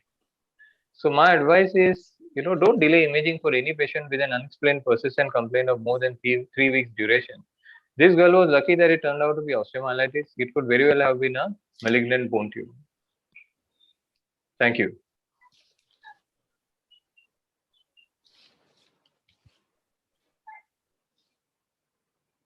Swapnil, any questions? Anybody? Yeah, I think we'll ask the other people. Atul Yes, is here, yes. and Yes, even the Atul. adult orthopedic surgeons Yes, yes, who deal anybody. with osteomyelitis. Absolutely. Harshad, Yes, yeah. yes. I mean, for me, this is not a common thing to experience. Can I ask a question, Chetan? Yes, sir. Please, most welcome. Yeah, just for my knowledge sake, Yes, is sir. it advisable to do a PET scan after intervention or after doing a biopsy? That may alter the diagnosis. I agree with you. You are absolutely right about that. You're absolutely right. See, this PET scan was honestly an afterthought in this particular patient. No, I'm just Yeah. for the benefit, just No, you are totally right. Any PET sort scan of before the imaging, biopsy. any sort of imaging investigation ideally should be done before you do any sort of intervention. Because yeah. PET scan, MRI, X-ray, all these can be altered by intervention, and especially PET and MRI, they are very sensitive to these changes. Yeah. Absolutely, you are totally right. So here it was a practical situation for me because the patient was waiting in the ward for 5 days without doing anything. I thought I might as well get this thing done instead of advising it later. Any bone, tumor keep osteomyelitis as a, Absolutely. Infection, yeah. Any Ewing sarcoma can look like osteomyelitis. Osteomyelitis can look like Ewing sarcoma. Or for that matter, any other sort of malignant bone tumor. So osteomyelitis is always a differential, but one should not jump into the conclusion that this is osteomyelitis without proving that it is osteomyelitis. Yeah. Then would a bone scan would have been not useful? Bone scan? Bone scan would have given us equal amount of information. The point is, with PET, we get know the actual value. You get these uptake value in the lesion, which helps you in really understanding whether this is an aggressive pathology or a less aggressive pathology. And moreover, in neoplastic conditions, we also want to screen the lungs and the soft tissues. So the PET-CT is a single investigation which takes care of all that. And moreover, because of the advent of PET-CT, nowadays bone scan is hardly available as an investigation for you to do. You send the patients across. You don't find centers which are doing bone scans now. Yeah. Atul, can you share your screen till he answers the question? Unmute yourself. Yeah, I think one more message which we wanted to give is, at least in pediatric orthopedics now, the moment we face an infective pathology, may it be acute or chronic, we always tend to involve the infectious disease specialist right from the beginning. Correct. And the reason for that is two things. One is that we are not really aware of all the infections, and medical management per se is a major part of the treatment which we as surgeons are not really capable of handling. So absolutely. So we should involve them in whatever possible way. Yeah. Especially correct doses of antibiotics. Many people don't give correct dose of antibiotics. And the infectious disease specialist will tell you what's the correct. For example, meropenem. Many people give meropenem as 1 gram BD, 1 gram BD. But it is 1 gram 8 hourly. The correct dose of adult dose in meropenem is 1 gram 8 hourly. So if you don't give the correct dose of antibiotics, then it doesn't work. Then we tell that it's not didn't act properly. All these things, then the whole problem multiplies. It's a very evolved science, and I think we should not assume things and treat the patient on the basis of an assumption or any sort of random calculation of dosing, especially when it is going to be there for a much longer period as otherwise. Yeah. Atul, I think you can proceed. Go ahead. Yes, please. I'll just present a couple of cases of CPT. We all know the principles of CPT has evolved over the last 8 to 10 years. And now we have this advantage of using a periosteal sleeve graft, even BMP, and also now we added zoledronic acid to prevent osteoclasis of the lesion. Now, this was a child, of course, done about 8 years ago. So he had this treatment done at a center where he presented with a fracture and was then put in a Elizar frame in the hope to get union with compression. Since the union was not achievable, then the surgeon did an osteotomy proximally and did bone transport to get compression here. Now, this was only opened briefly to excise the fibrous tissue, but really no attempt was made to bone graft this at the initial stage. And once the site was docked, the fixator was removed, and this was the picture. So the union was not obtained here, but there was the healing of the proximal site was seen. By the time he came to us, this was the initial surgery which I had done because he was in non-union. So we put a telescoping rod. We also put a rod in the fibula with the bone graft around the lesion. And we did not try to create a synostosis at that time. And as he started to walk on the rod, he started to bend, and this was the rod actually broke here. This is the telescoping rod which has got a female and a male component which goes from the lower end. The tibial hole normally is not very good in these areas because the physis is very small here. So nowadays we recommend putting a wire across. There's a small hole there.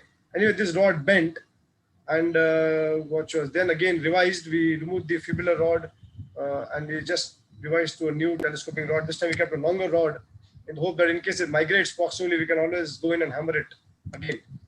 This is again some bone graft was applied, but no attempt was done to create a synostosis.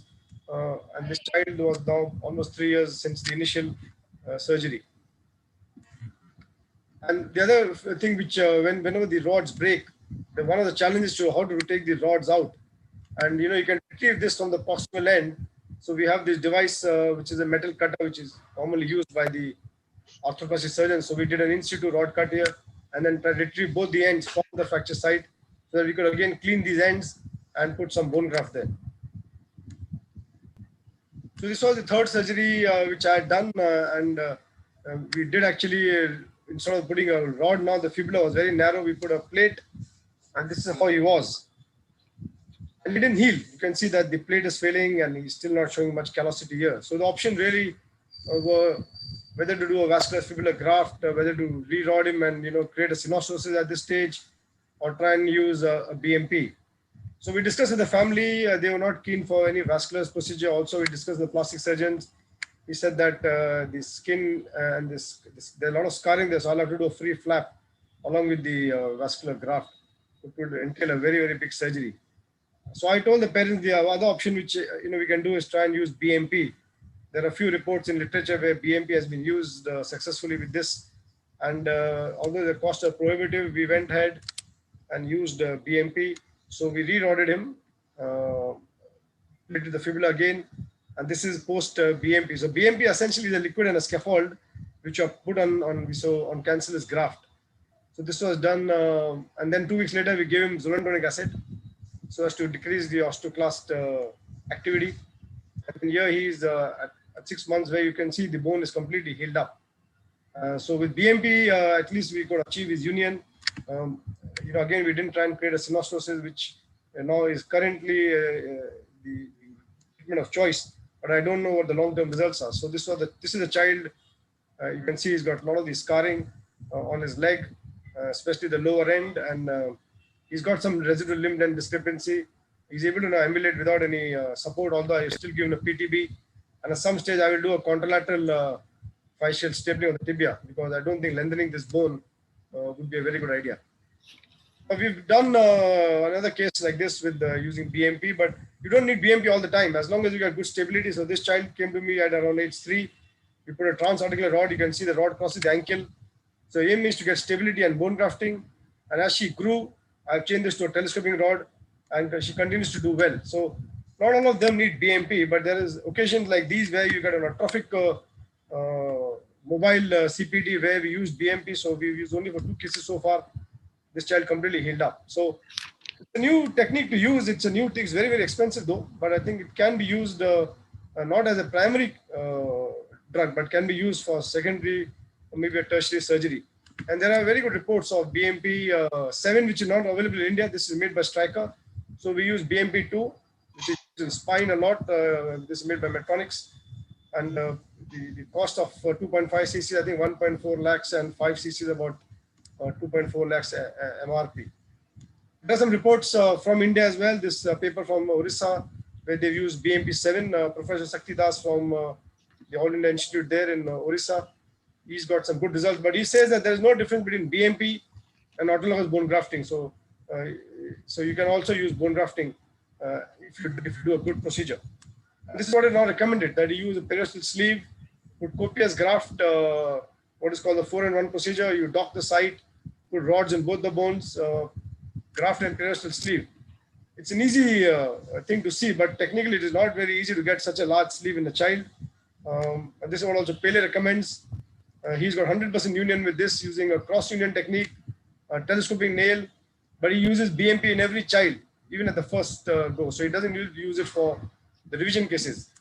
A rod and a plate to prevent rotation, and he gets 100% union with this technique. Although we can't replicate this, although I've been using now the rods, the docking, the BMP sometimes, and zoledronic acid.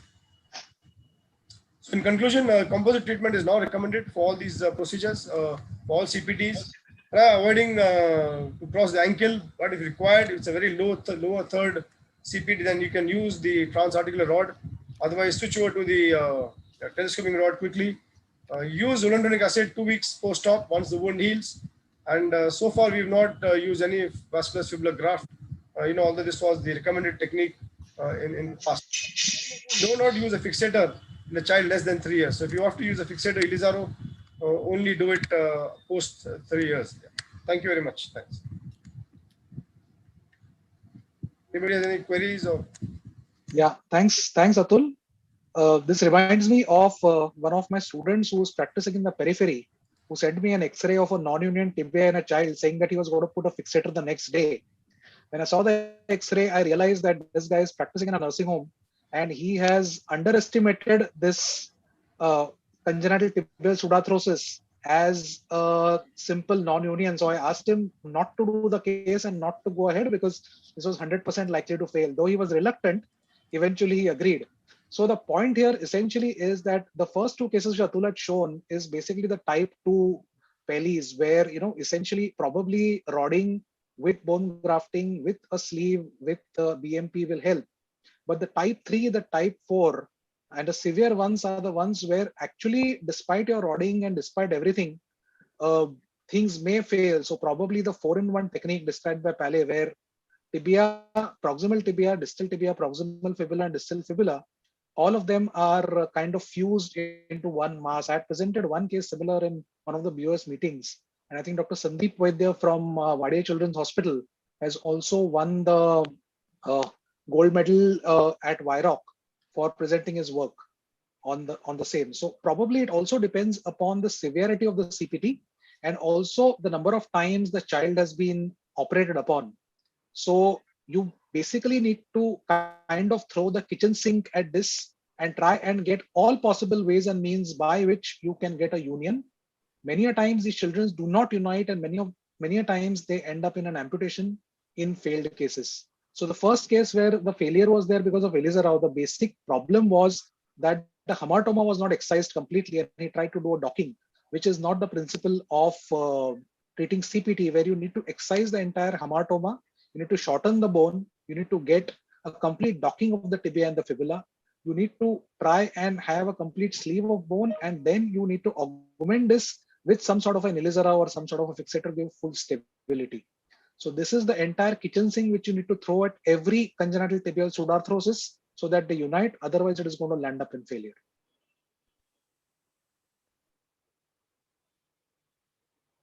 Right. Thank you very much, Atul. Can we move to the third case, bilateral AVN in a child? And the presentation is by Dr. Sunil Shetty. I think Dr. Sunil Shetty is not there. Dr. Mainak is presenting. Good afternoon, sir. I'll be presenting the case of bilateral AVN hip on behalf of Dr. Sunil Shetty, sir. I'll just share the screen one second.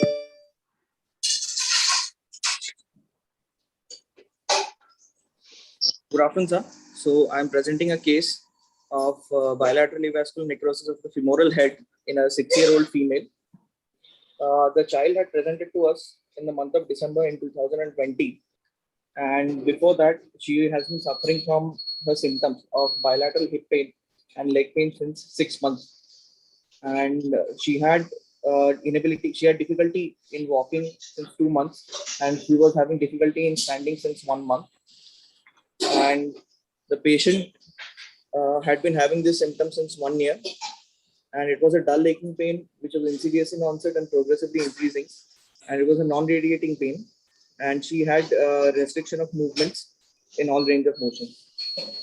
And patient initially, when she developed the symptoms, she was taken to a pediatrician, a local pediatrician, where she was given painkillers, but without having any significant relief of pain, the patient was then referred to a pediatric hospital, where for initial examination could not be done because the patient was non-compliant, and there was a very painful range of motion in the hip, where most of the movements were restricted. So they opined for an orthopedic from an orthopedic surgeon, and there also the clinical assessment could not be done because of the patient's non-compliant, and X-ray was done just to rule out any pathology in the hip. But on doing the X-ray, it was found to be normal, and this was the initial X-ray that was done for the child. And after the X-ray, after the orthopedic opinion was confirmed, the child was diagnosed. They had a differential diagnosis of a Guillain-Barré syndrome, and they had started the child on steroid medication in the form of tablet prednisolone 20 milligram in tapering doses to 14 days. And following that, patient was discharged on oral medications and was advised of further follow-up. But due to the pandemic situation, the follow-up was lost, and the patient was continued on oral steroids in the form of 20 milligram once daily for a total of 3 months by her parents. And sequentially, the patient had developed facial swelling, facial hair growth, and bilateral leg swelling and a neck hump. And the pain in the hip pain was progressively increased, and there was gradual decrease in the hip movement. And afterwards, the patient was taken back to the pediatric hospital where she was initially treated. And there, the prednisolone was stopped immediately, and further investigations and follow-up were advised. But then again, in the view of pandemic situation, the follow-up was lost again for 2 more months.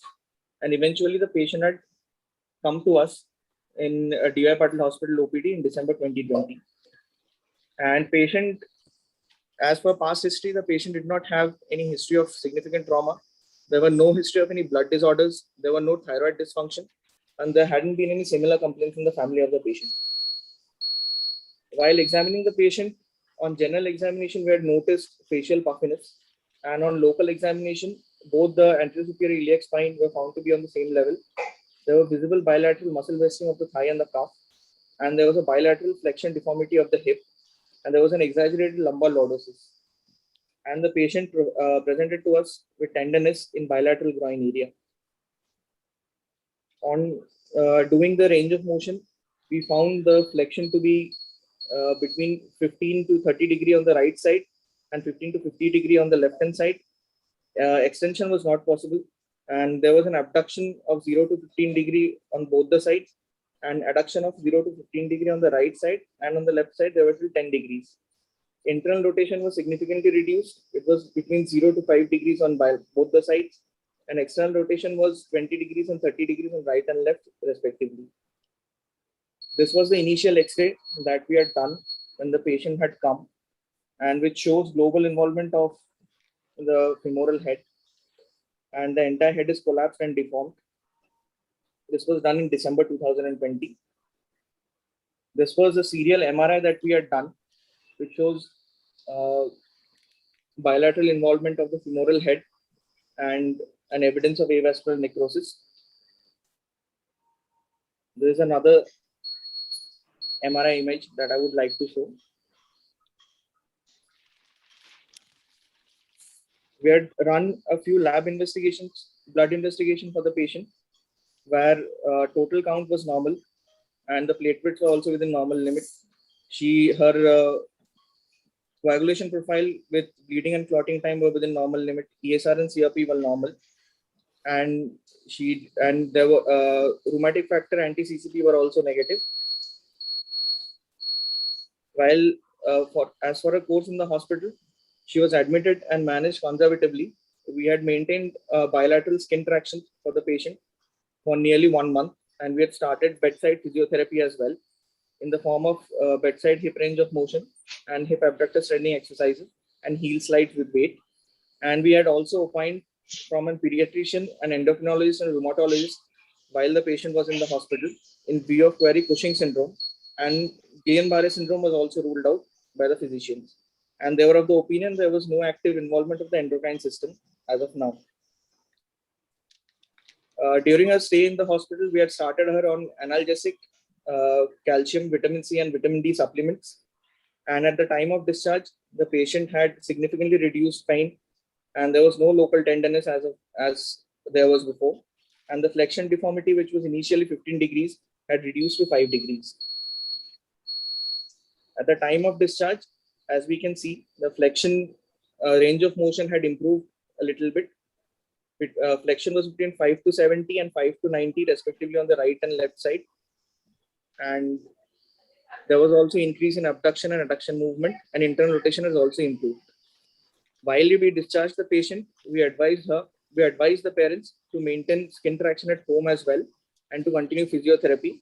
And after 1 month of treatment in the hospital, the patient was discharged and advised for every alternate month follow-up. The patient came back to us on February 2021 for the first follow-up. And here we have the improved range of motion, and we had gradually started weight bearing for the patient. This was the X-ray that we had done on February on the first follow-up.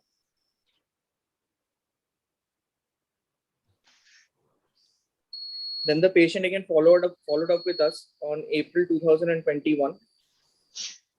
And patient was still having a little difficulty in weight bearing. So physiotherapy was continued for the patient and traction was discontinued. This was the serial follow-up X-ray taken in April.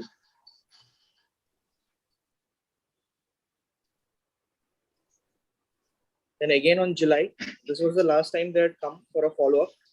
So the patient had a little difficulty in weight bearing walking, but she could walk with support. And she still had a complaint of mild hip pain on the right side. On examination, there was no visible flexion deformity. There were no limb length discrepancies. Both the anterior superior iliac spine were on the same level. There were no localized tenderness, but patient had difficulty in sitting cross-legged and she was not able to squat. So as of now, the present range of motion for the patient, bilaterally, the patient is able to flex hip till 90 degrees, and abduction on the right hand side is still 20 degrees, on the left hand side is still 30 degrees. And the adduction also had improved from 0 to 30 degrees on both the sides. Internal rotation and external rotation had also improved till 20 degrees and 30 degrees respectively. This is the clinical photo that I would like to show for the child, where she is able to sit with a 90-degree hip flex.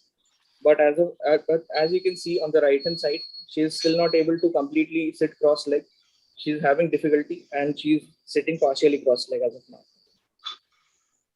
And this is the latest X-ray that we had done in the month of July.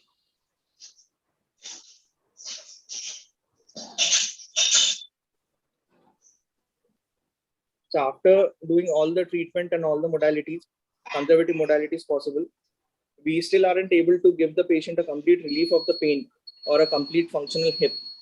So we would like to request for your valuable opinion as to how we can provide a painless and mobile hip for our patient. Can you come to the X-ray now? The last X-ray, sir? Last X-ray, please. Yes, sir. See, this is definitely a steroid-induced osteonecrosis. Yes, sir. Causing secondary arthritis. The right side seems to be more involved than the left side. You will be surprised as to the resilience children have, unlike adults, to osteoarthritis secondary to osteonecrosis. Now the question is, how long can we prolong this till the time the patient undergoes a joint replacement surgery, which will be required at some point in time.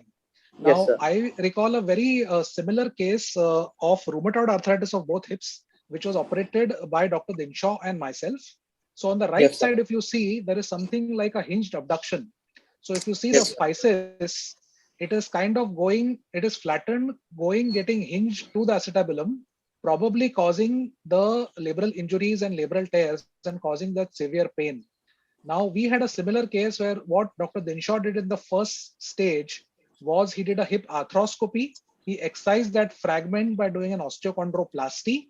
He debrided the labrum and also did synovectomy, which gave significant relief of symptoms. And in the second stage, I did a arthrodestis wherein we distracted the hip and kept it in distraction in a fixator for almost about 3 months.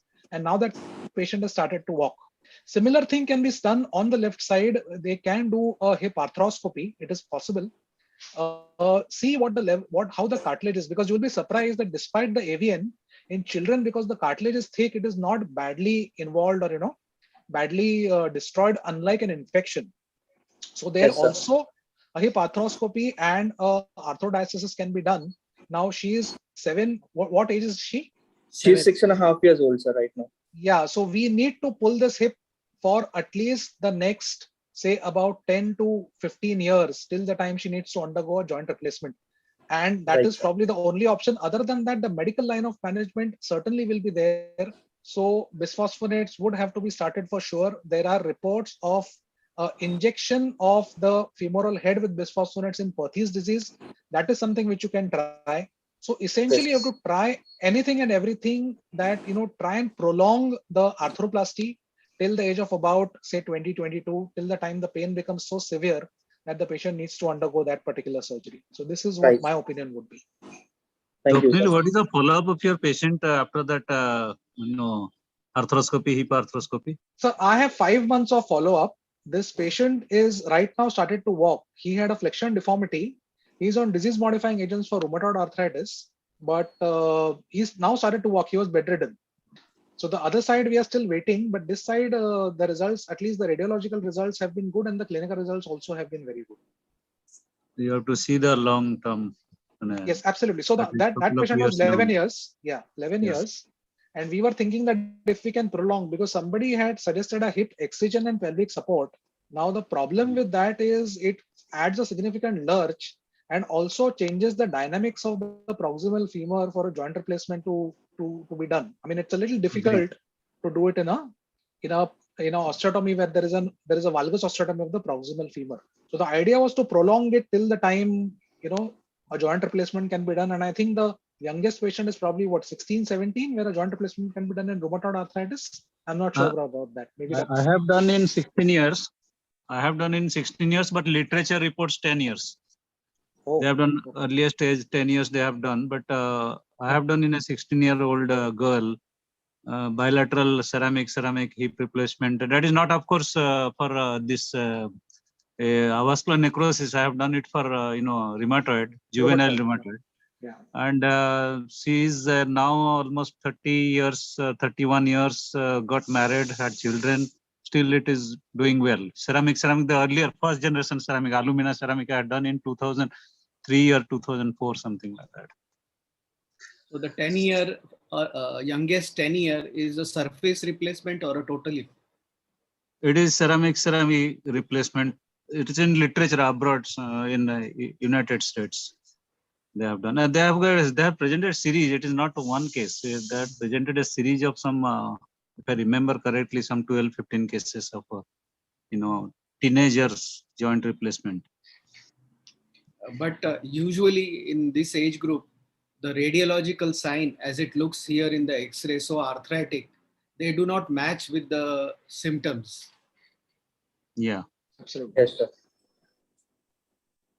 Because the cartilage is reasonably thick and resilient, unlike the adult cartilage, which is very thin. I think it is worth giving a chance for arthroscopy and doing arthrodesis, all these things. Otherwise, the alternative is that what Swapnil told, excision and pelvic support osteotomy. That's what, postgraduate exam answer would be like that. Yes, sir. Yeah. Thank you, sir.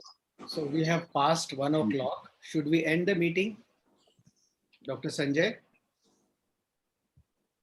Yeah, it is up to the board, the whole panel. Swapnil, you. So can we take the last case, last pediatric case? Yeah, Dr. Akash, is he there? Just run through it quickly so that we finish all. Yes, sir. Yes, sir. I'm there, sir. Yeah. We discuss at the end. Yes, sir. Yeah.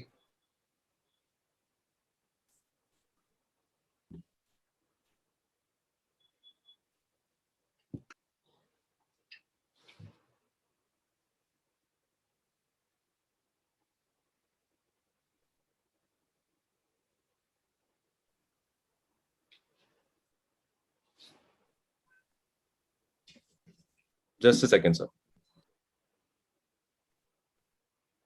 Sir, I think since it is not the classical BOS clinical meeting, if we can go on a little more, because I think all the presenters have taken a lot of efforts to get cases. So the last 3 cases are still remaining after this case. If we can just brush through and finish in the next 15 minutes, that would be good, sir. This is my request. Then quick, not more than 5 minutes each. Right. And we discuss relevant things at the end of the presentation.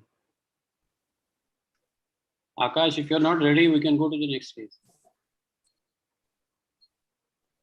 So 1 second, I'm just done. 1 second is over. Yes, sir.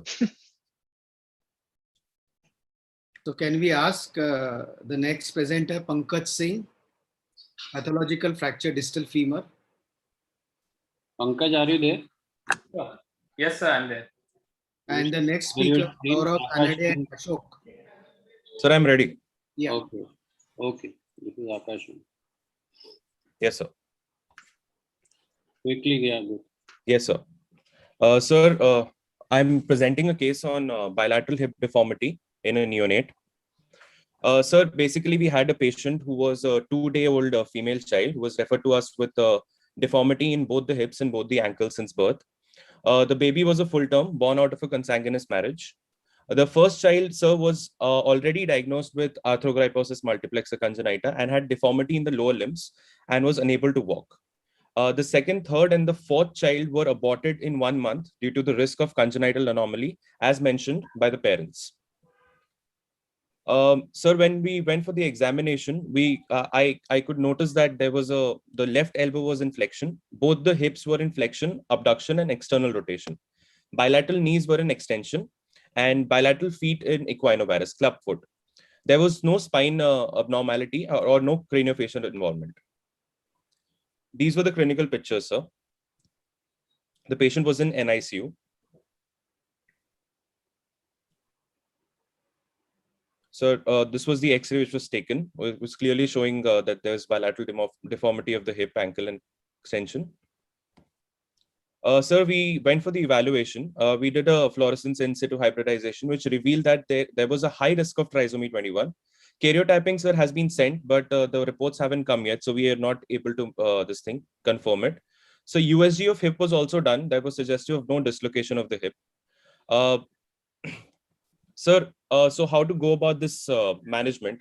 According to me, the basic steps should be, first step should be patient counseling, the parents counseling, sir. And it should be a combination of physical therapy and occupational therapy, along with casting and bracing. The first step should be, sir, we should treat the bilateral CTV first with Ponseti casting. And after when that's done, 6 to 8 weeks, we can do the step 2 with CTV correction. We can go for a knee extension correction as well. That can also be done with serial casting or a flexion KFO. If the extension is not, if the flexion is not coming well, then we could probably go for a surgical soft tissue release, such as the Judettes or Botox injections, depending on the severity of the contracture. And the third step, final step, would be correct the hip deformity with bracing. That would be my last concern. So, sir, this was the treatment protocol which we had decided, and I would want your expert opinion on how to go about this patient. Looking at the clinical profile and having the history of AMC already in their family. You treated this patient? Have you treated the patient? Not yet, sir. Not yet. This is a fresh case. Yes, so sir. The thing is, are these deformities correctable of the hip joint? Hip Yes, is sir. partially correctable. Partially correctable, sir. But Partially. So one thing which you can do immediately is try and ask them to, start stretching this Right. to As a kind of step. correct, so that otherwise putting casts is very difficult. Yes, sir. Second is whatever cast you put, it is very difficult to correct these deformities unless it is done under anesthesia. Third is you can combine a clubfoot correction of the foot along with correction of flexion deformity of the knee, which may or may not be possible, but under anesthesia probably you will get a better correction. And despite whatever you do, the results are guarded. These children require a lot of surgeries, and they have a lot of other anomalies also, because of which many a times, especially these severely involved children, many a times their lifespan is not very long, because we don't really see them on follow-up in OPDs. So difficult case to manage, and parents have to be very, very motivated. Right, So again, difficult case to manage, but slow correction over time with casts and Botox. Swapnil, how do you serially correct it? Like with this, he's just, I think, 8 or 10 days old. Yeah, so probably I would It just is correctable up to hip is you can get almost to 90, but I don't know how to maintain that. It is quite difficult, sir. Examination under anesthesia is probably one way by which you can see how much correction you're getting. Okay. Second thing, what we tell is, start tying the child as much as possible so that the hips try to come closer to each other. Right, sir. Sir, I just wanted to interrupt you here. We actually we made a cast which a brace system only. This was a like a modified cast which we tried making for this patient, since the patient was not going for passive stretches and stuff.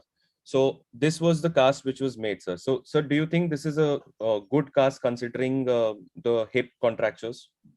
No, it's good, but the thing is, compatibility with the cast is going to be difficult in a small kid.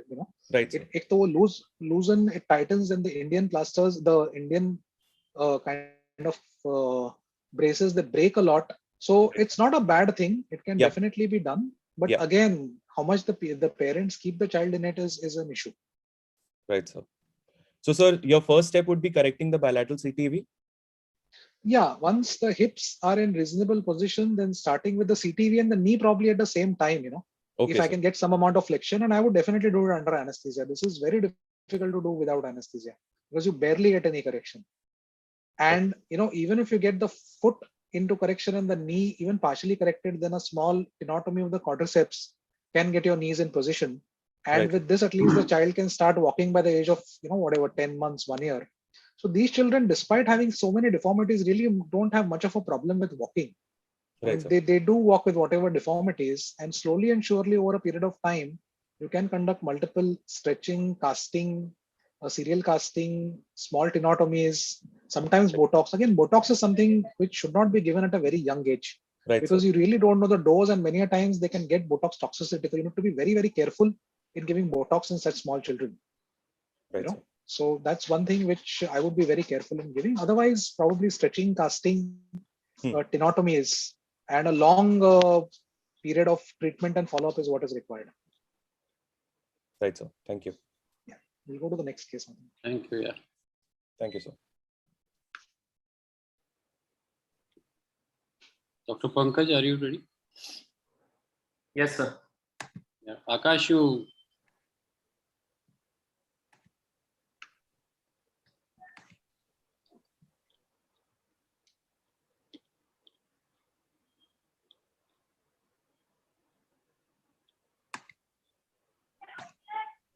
Dr. Pankaj, can you start sharing your screen? Yeah, yes, sir. In the meanwhile, I'll ask all the other presenters to kindly keep your PPT ready. Is my screen visible, sir? Yes. Okay. So we are starting with a case of a pathological fracture of distal femur. A 25-year young male came with severe swelling and pain in his left knee since one day. He has a history of trivial fall in bathroom one day back. The patient was from poor background and he was HBsAg positive. This was his X-ray on presentation, showing lytic lesion of distal femur both in AP and lateral views. This was the MRI of the patient, showing breach of the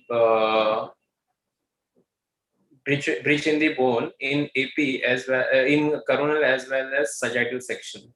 Any queries, sir? No, you complete your presentation. Okay, sir.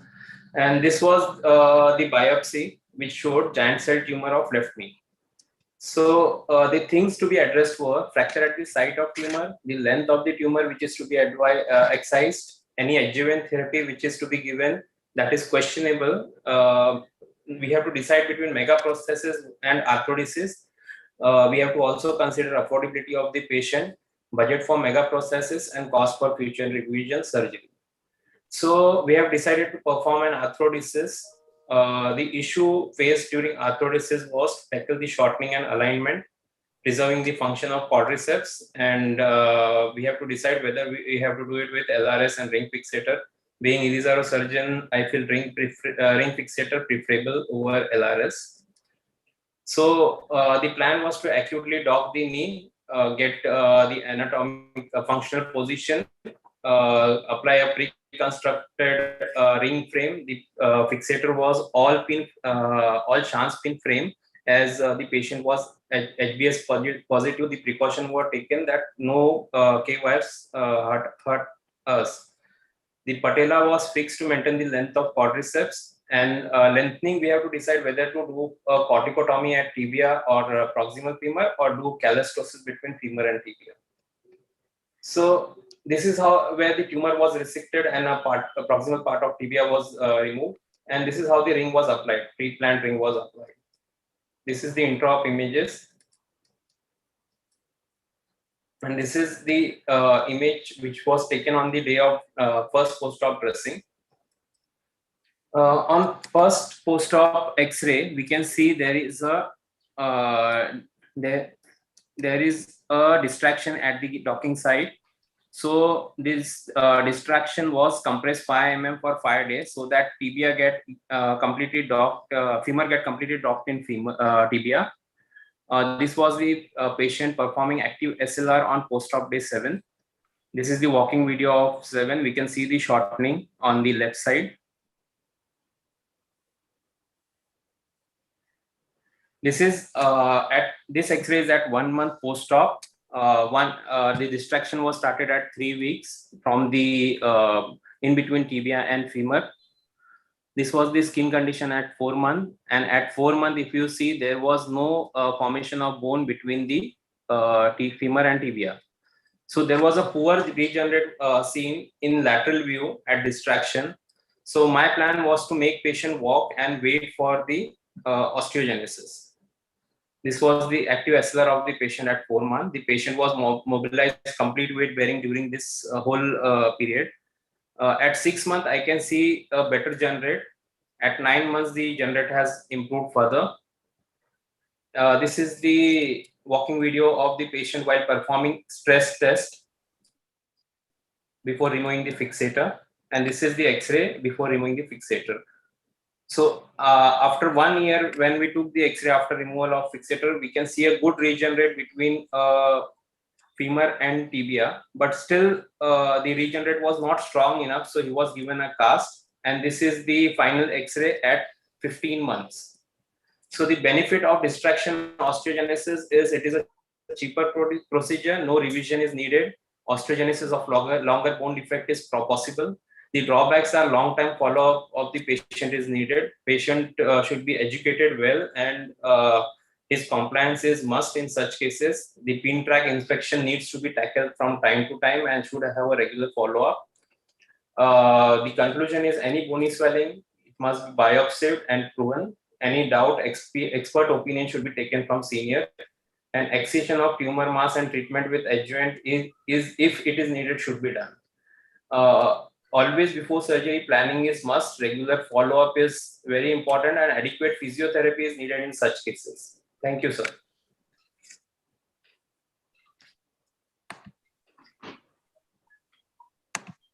Hello. Hello. Dr. Pankaj? Yes, sir. This knee joint could have been saved. Sir, in few cases which I have studied in JBJS, they have spared the knee joint, and they have done a bone transport. I have seen for the tibia cases, so the knee joint was spared, and the bone transport was done from above. No. See, this case was a giant cell tumor, right? Yes, so sir. it could have been easily curated and reconstructed. Sir, there was a fracture. Despite the fracture. Sir? Despite the fracture. So yes, sir. There Could are I few interrupt features for a above minute, it. please?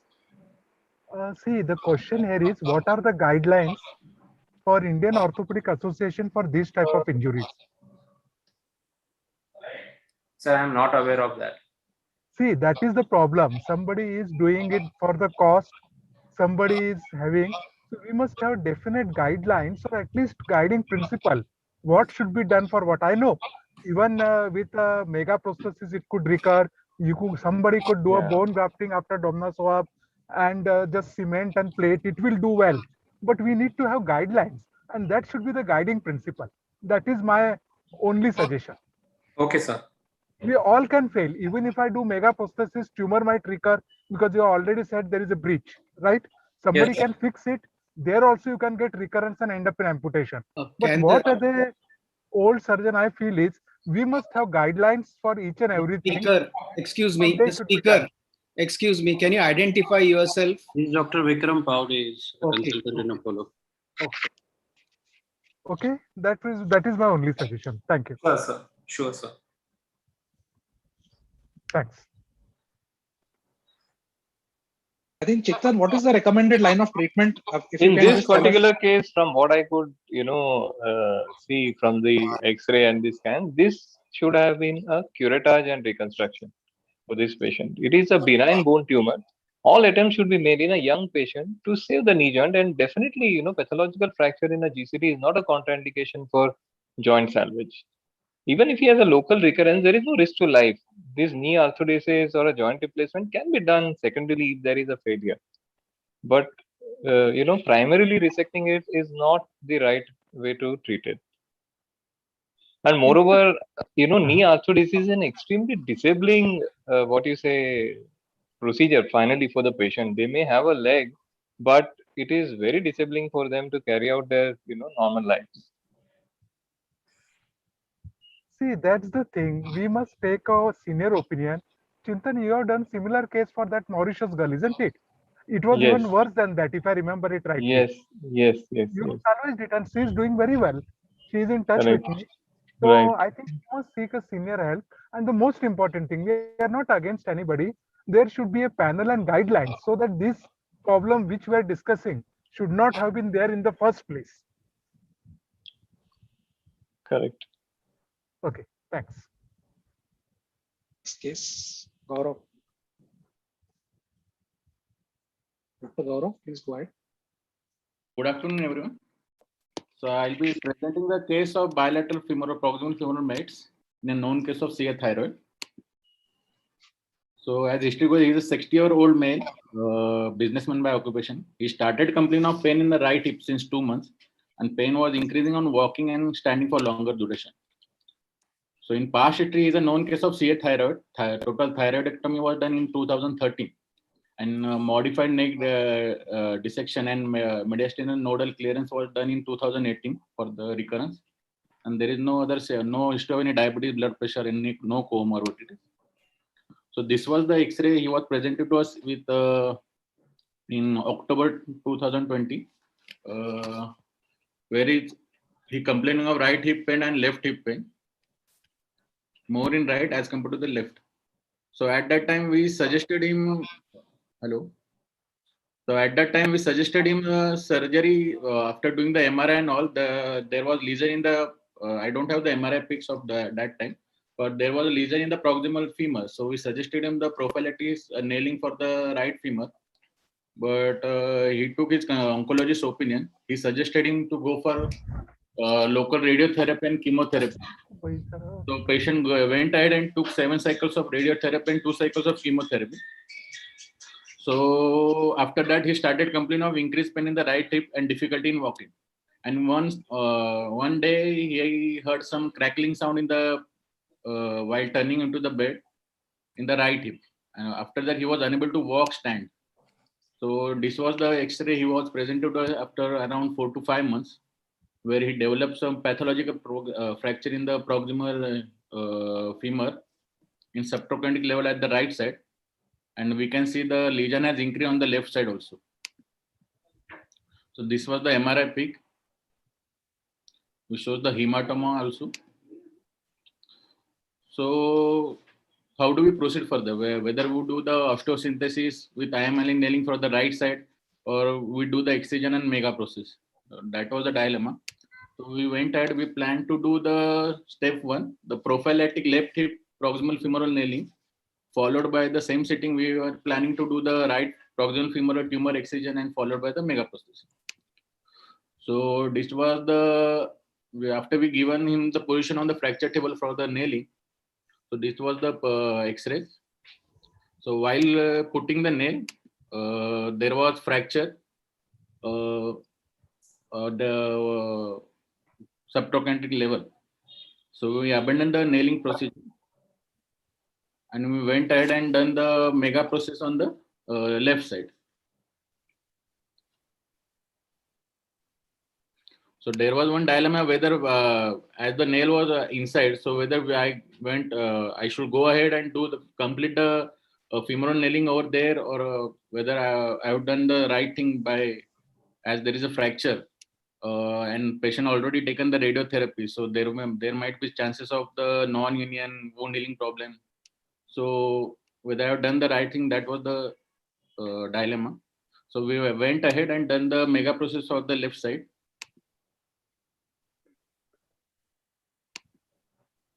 And after 4 to 5 days, once the patient is hemodynamically was okay, then we went ahead for the right to tackle the problem of the right hip.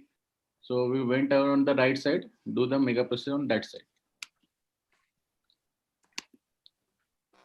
So right now the patient is walking with the help of a stick and is comfortable.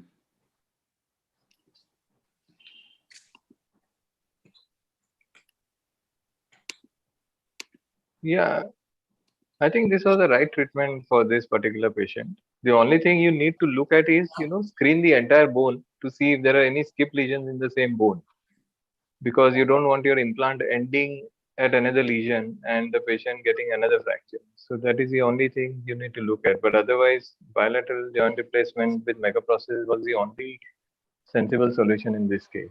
It's a palliative procedure and you just want the patient to be basically pain-free, have a limited, ambulation, be able to take care of himself. And this definitely achieves that. So why doing the PFN, once there was fracture, so should I fix the bone there, or it was the right thing to do the... So see, the pathological fracture is not like a traumatic fracture.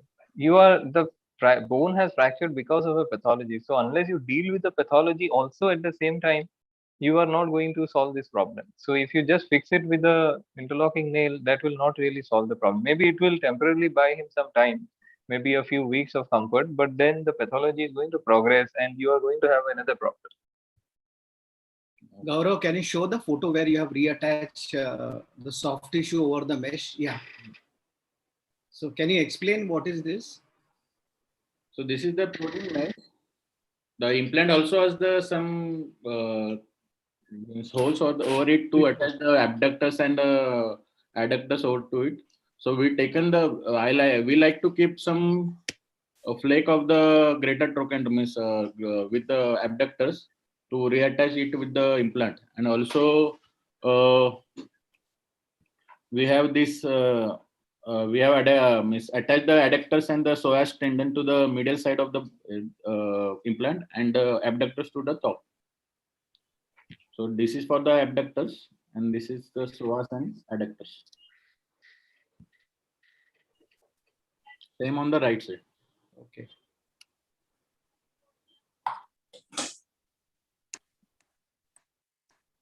Patient is walking quite well, you said, right? Yeah. Good. Any acetabulum was involved or not involved? Any bone scan was done? PET scan was done by the oncologist. Acetabulum was not involved. We also done the MRI. Don't show any involvement of the acetabulum. Okay, okay, thank you. Thank you very much. Can you unshare your screen? Yeah. And we move to the last case on VSC by Dr. Ashok.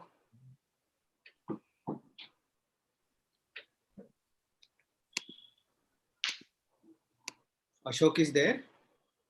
Yeah, he's there. Yeah.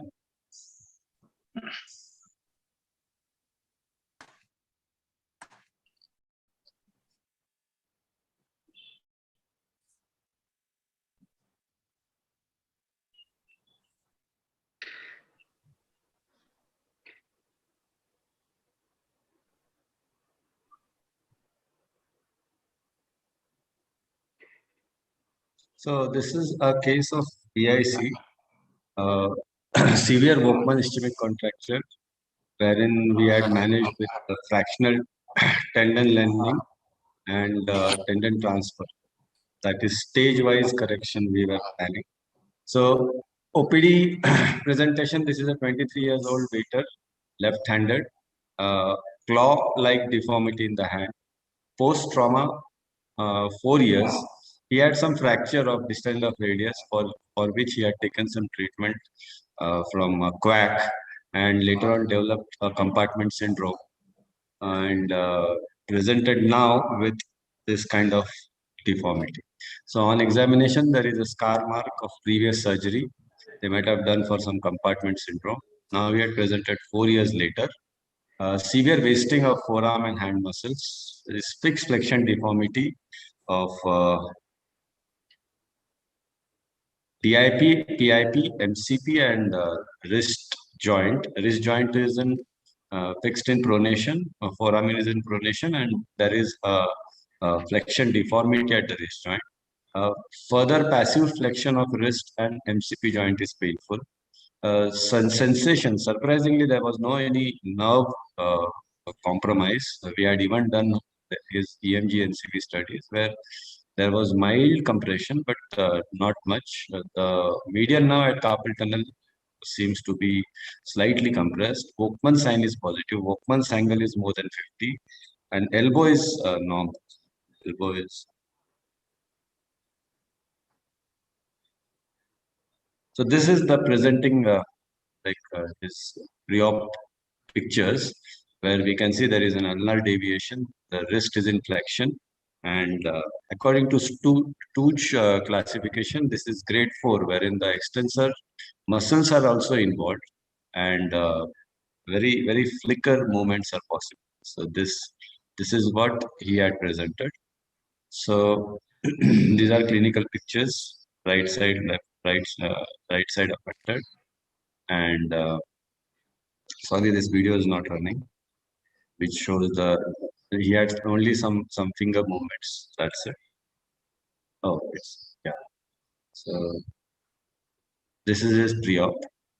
X-rays.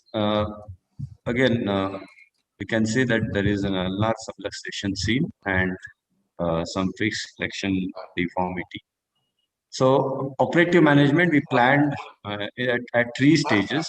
Stage 1, which we had done already, where we did fractional lengthening of all the flexor tendons, transfer of flexor carpi ulnaris to extensor carpi radialis brevis, and palmaris longus to extensor digitoris, so that we could get some extension for the fingers.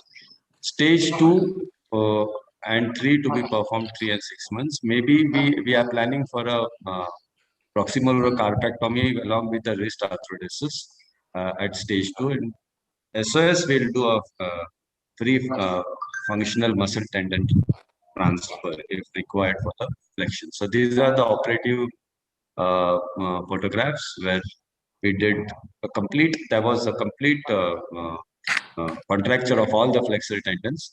So we did almost all fractional bending. Flexor digitorum superficialis, we had to cut because it was severely affected. And for the flexor digitorum profundus, we did fractional lengthening. So this is the intra pictures, and this we have completed. We had done tendon transfers, and flexor carpi ulnaris was more contracted, so we took flexor carpi ulnaris over to extensor digitorum. And now we had applied a Kleiner traction. There is fairly some amount of passive and active movements possible right now. So we are planning further surgeries, maybe at a later stage. Yeah.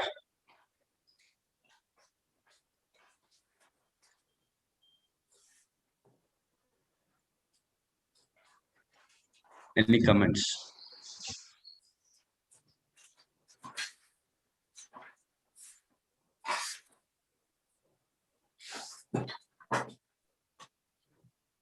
So what is the long-term result of these procedures? Do they kind of get good functional range? At least if they won't get a good functional range, at least they can do something, because this particular forearm was fixed in pronation. There was ulnar deviation, and also there wasn't any wrist extension and very flickering movements of the fingers. He is a waiter. He was working with this kind of thing, but then we need to do all this procedure stage wise. So even at a later stage, we might, I mean, if the flexion does complete using a bacillus or something, that is the last stage of surgery. But then right now, what we saw is still there was some wrist flexion seen post-op, and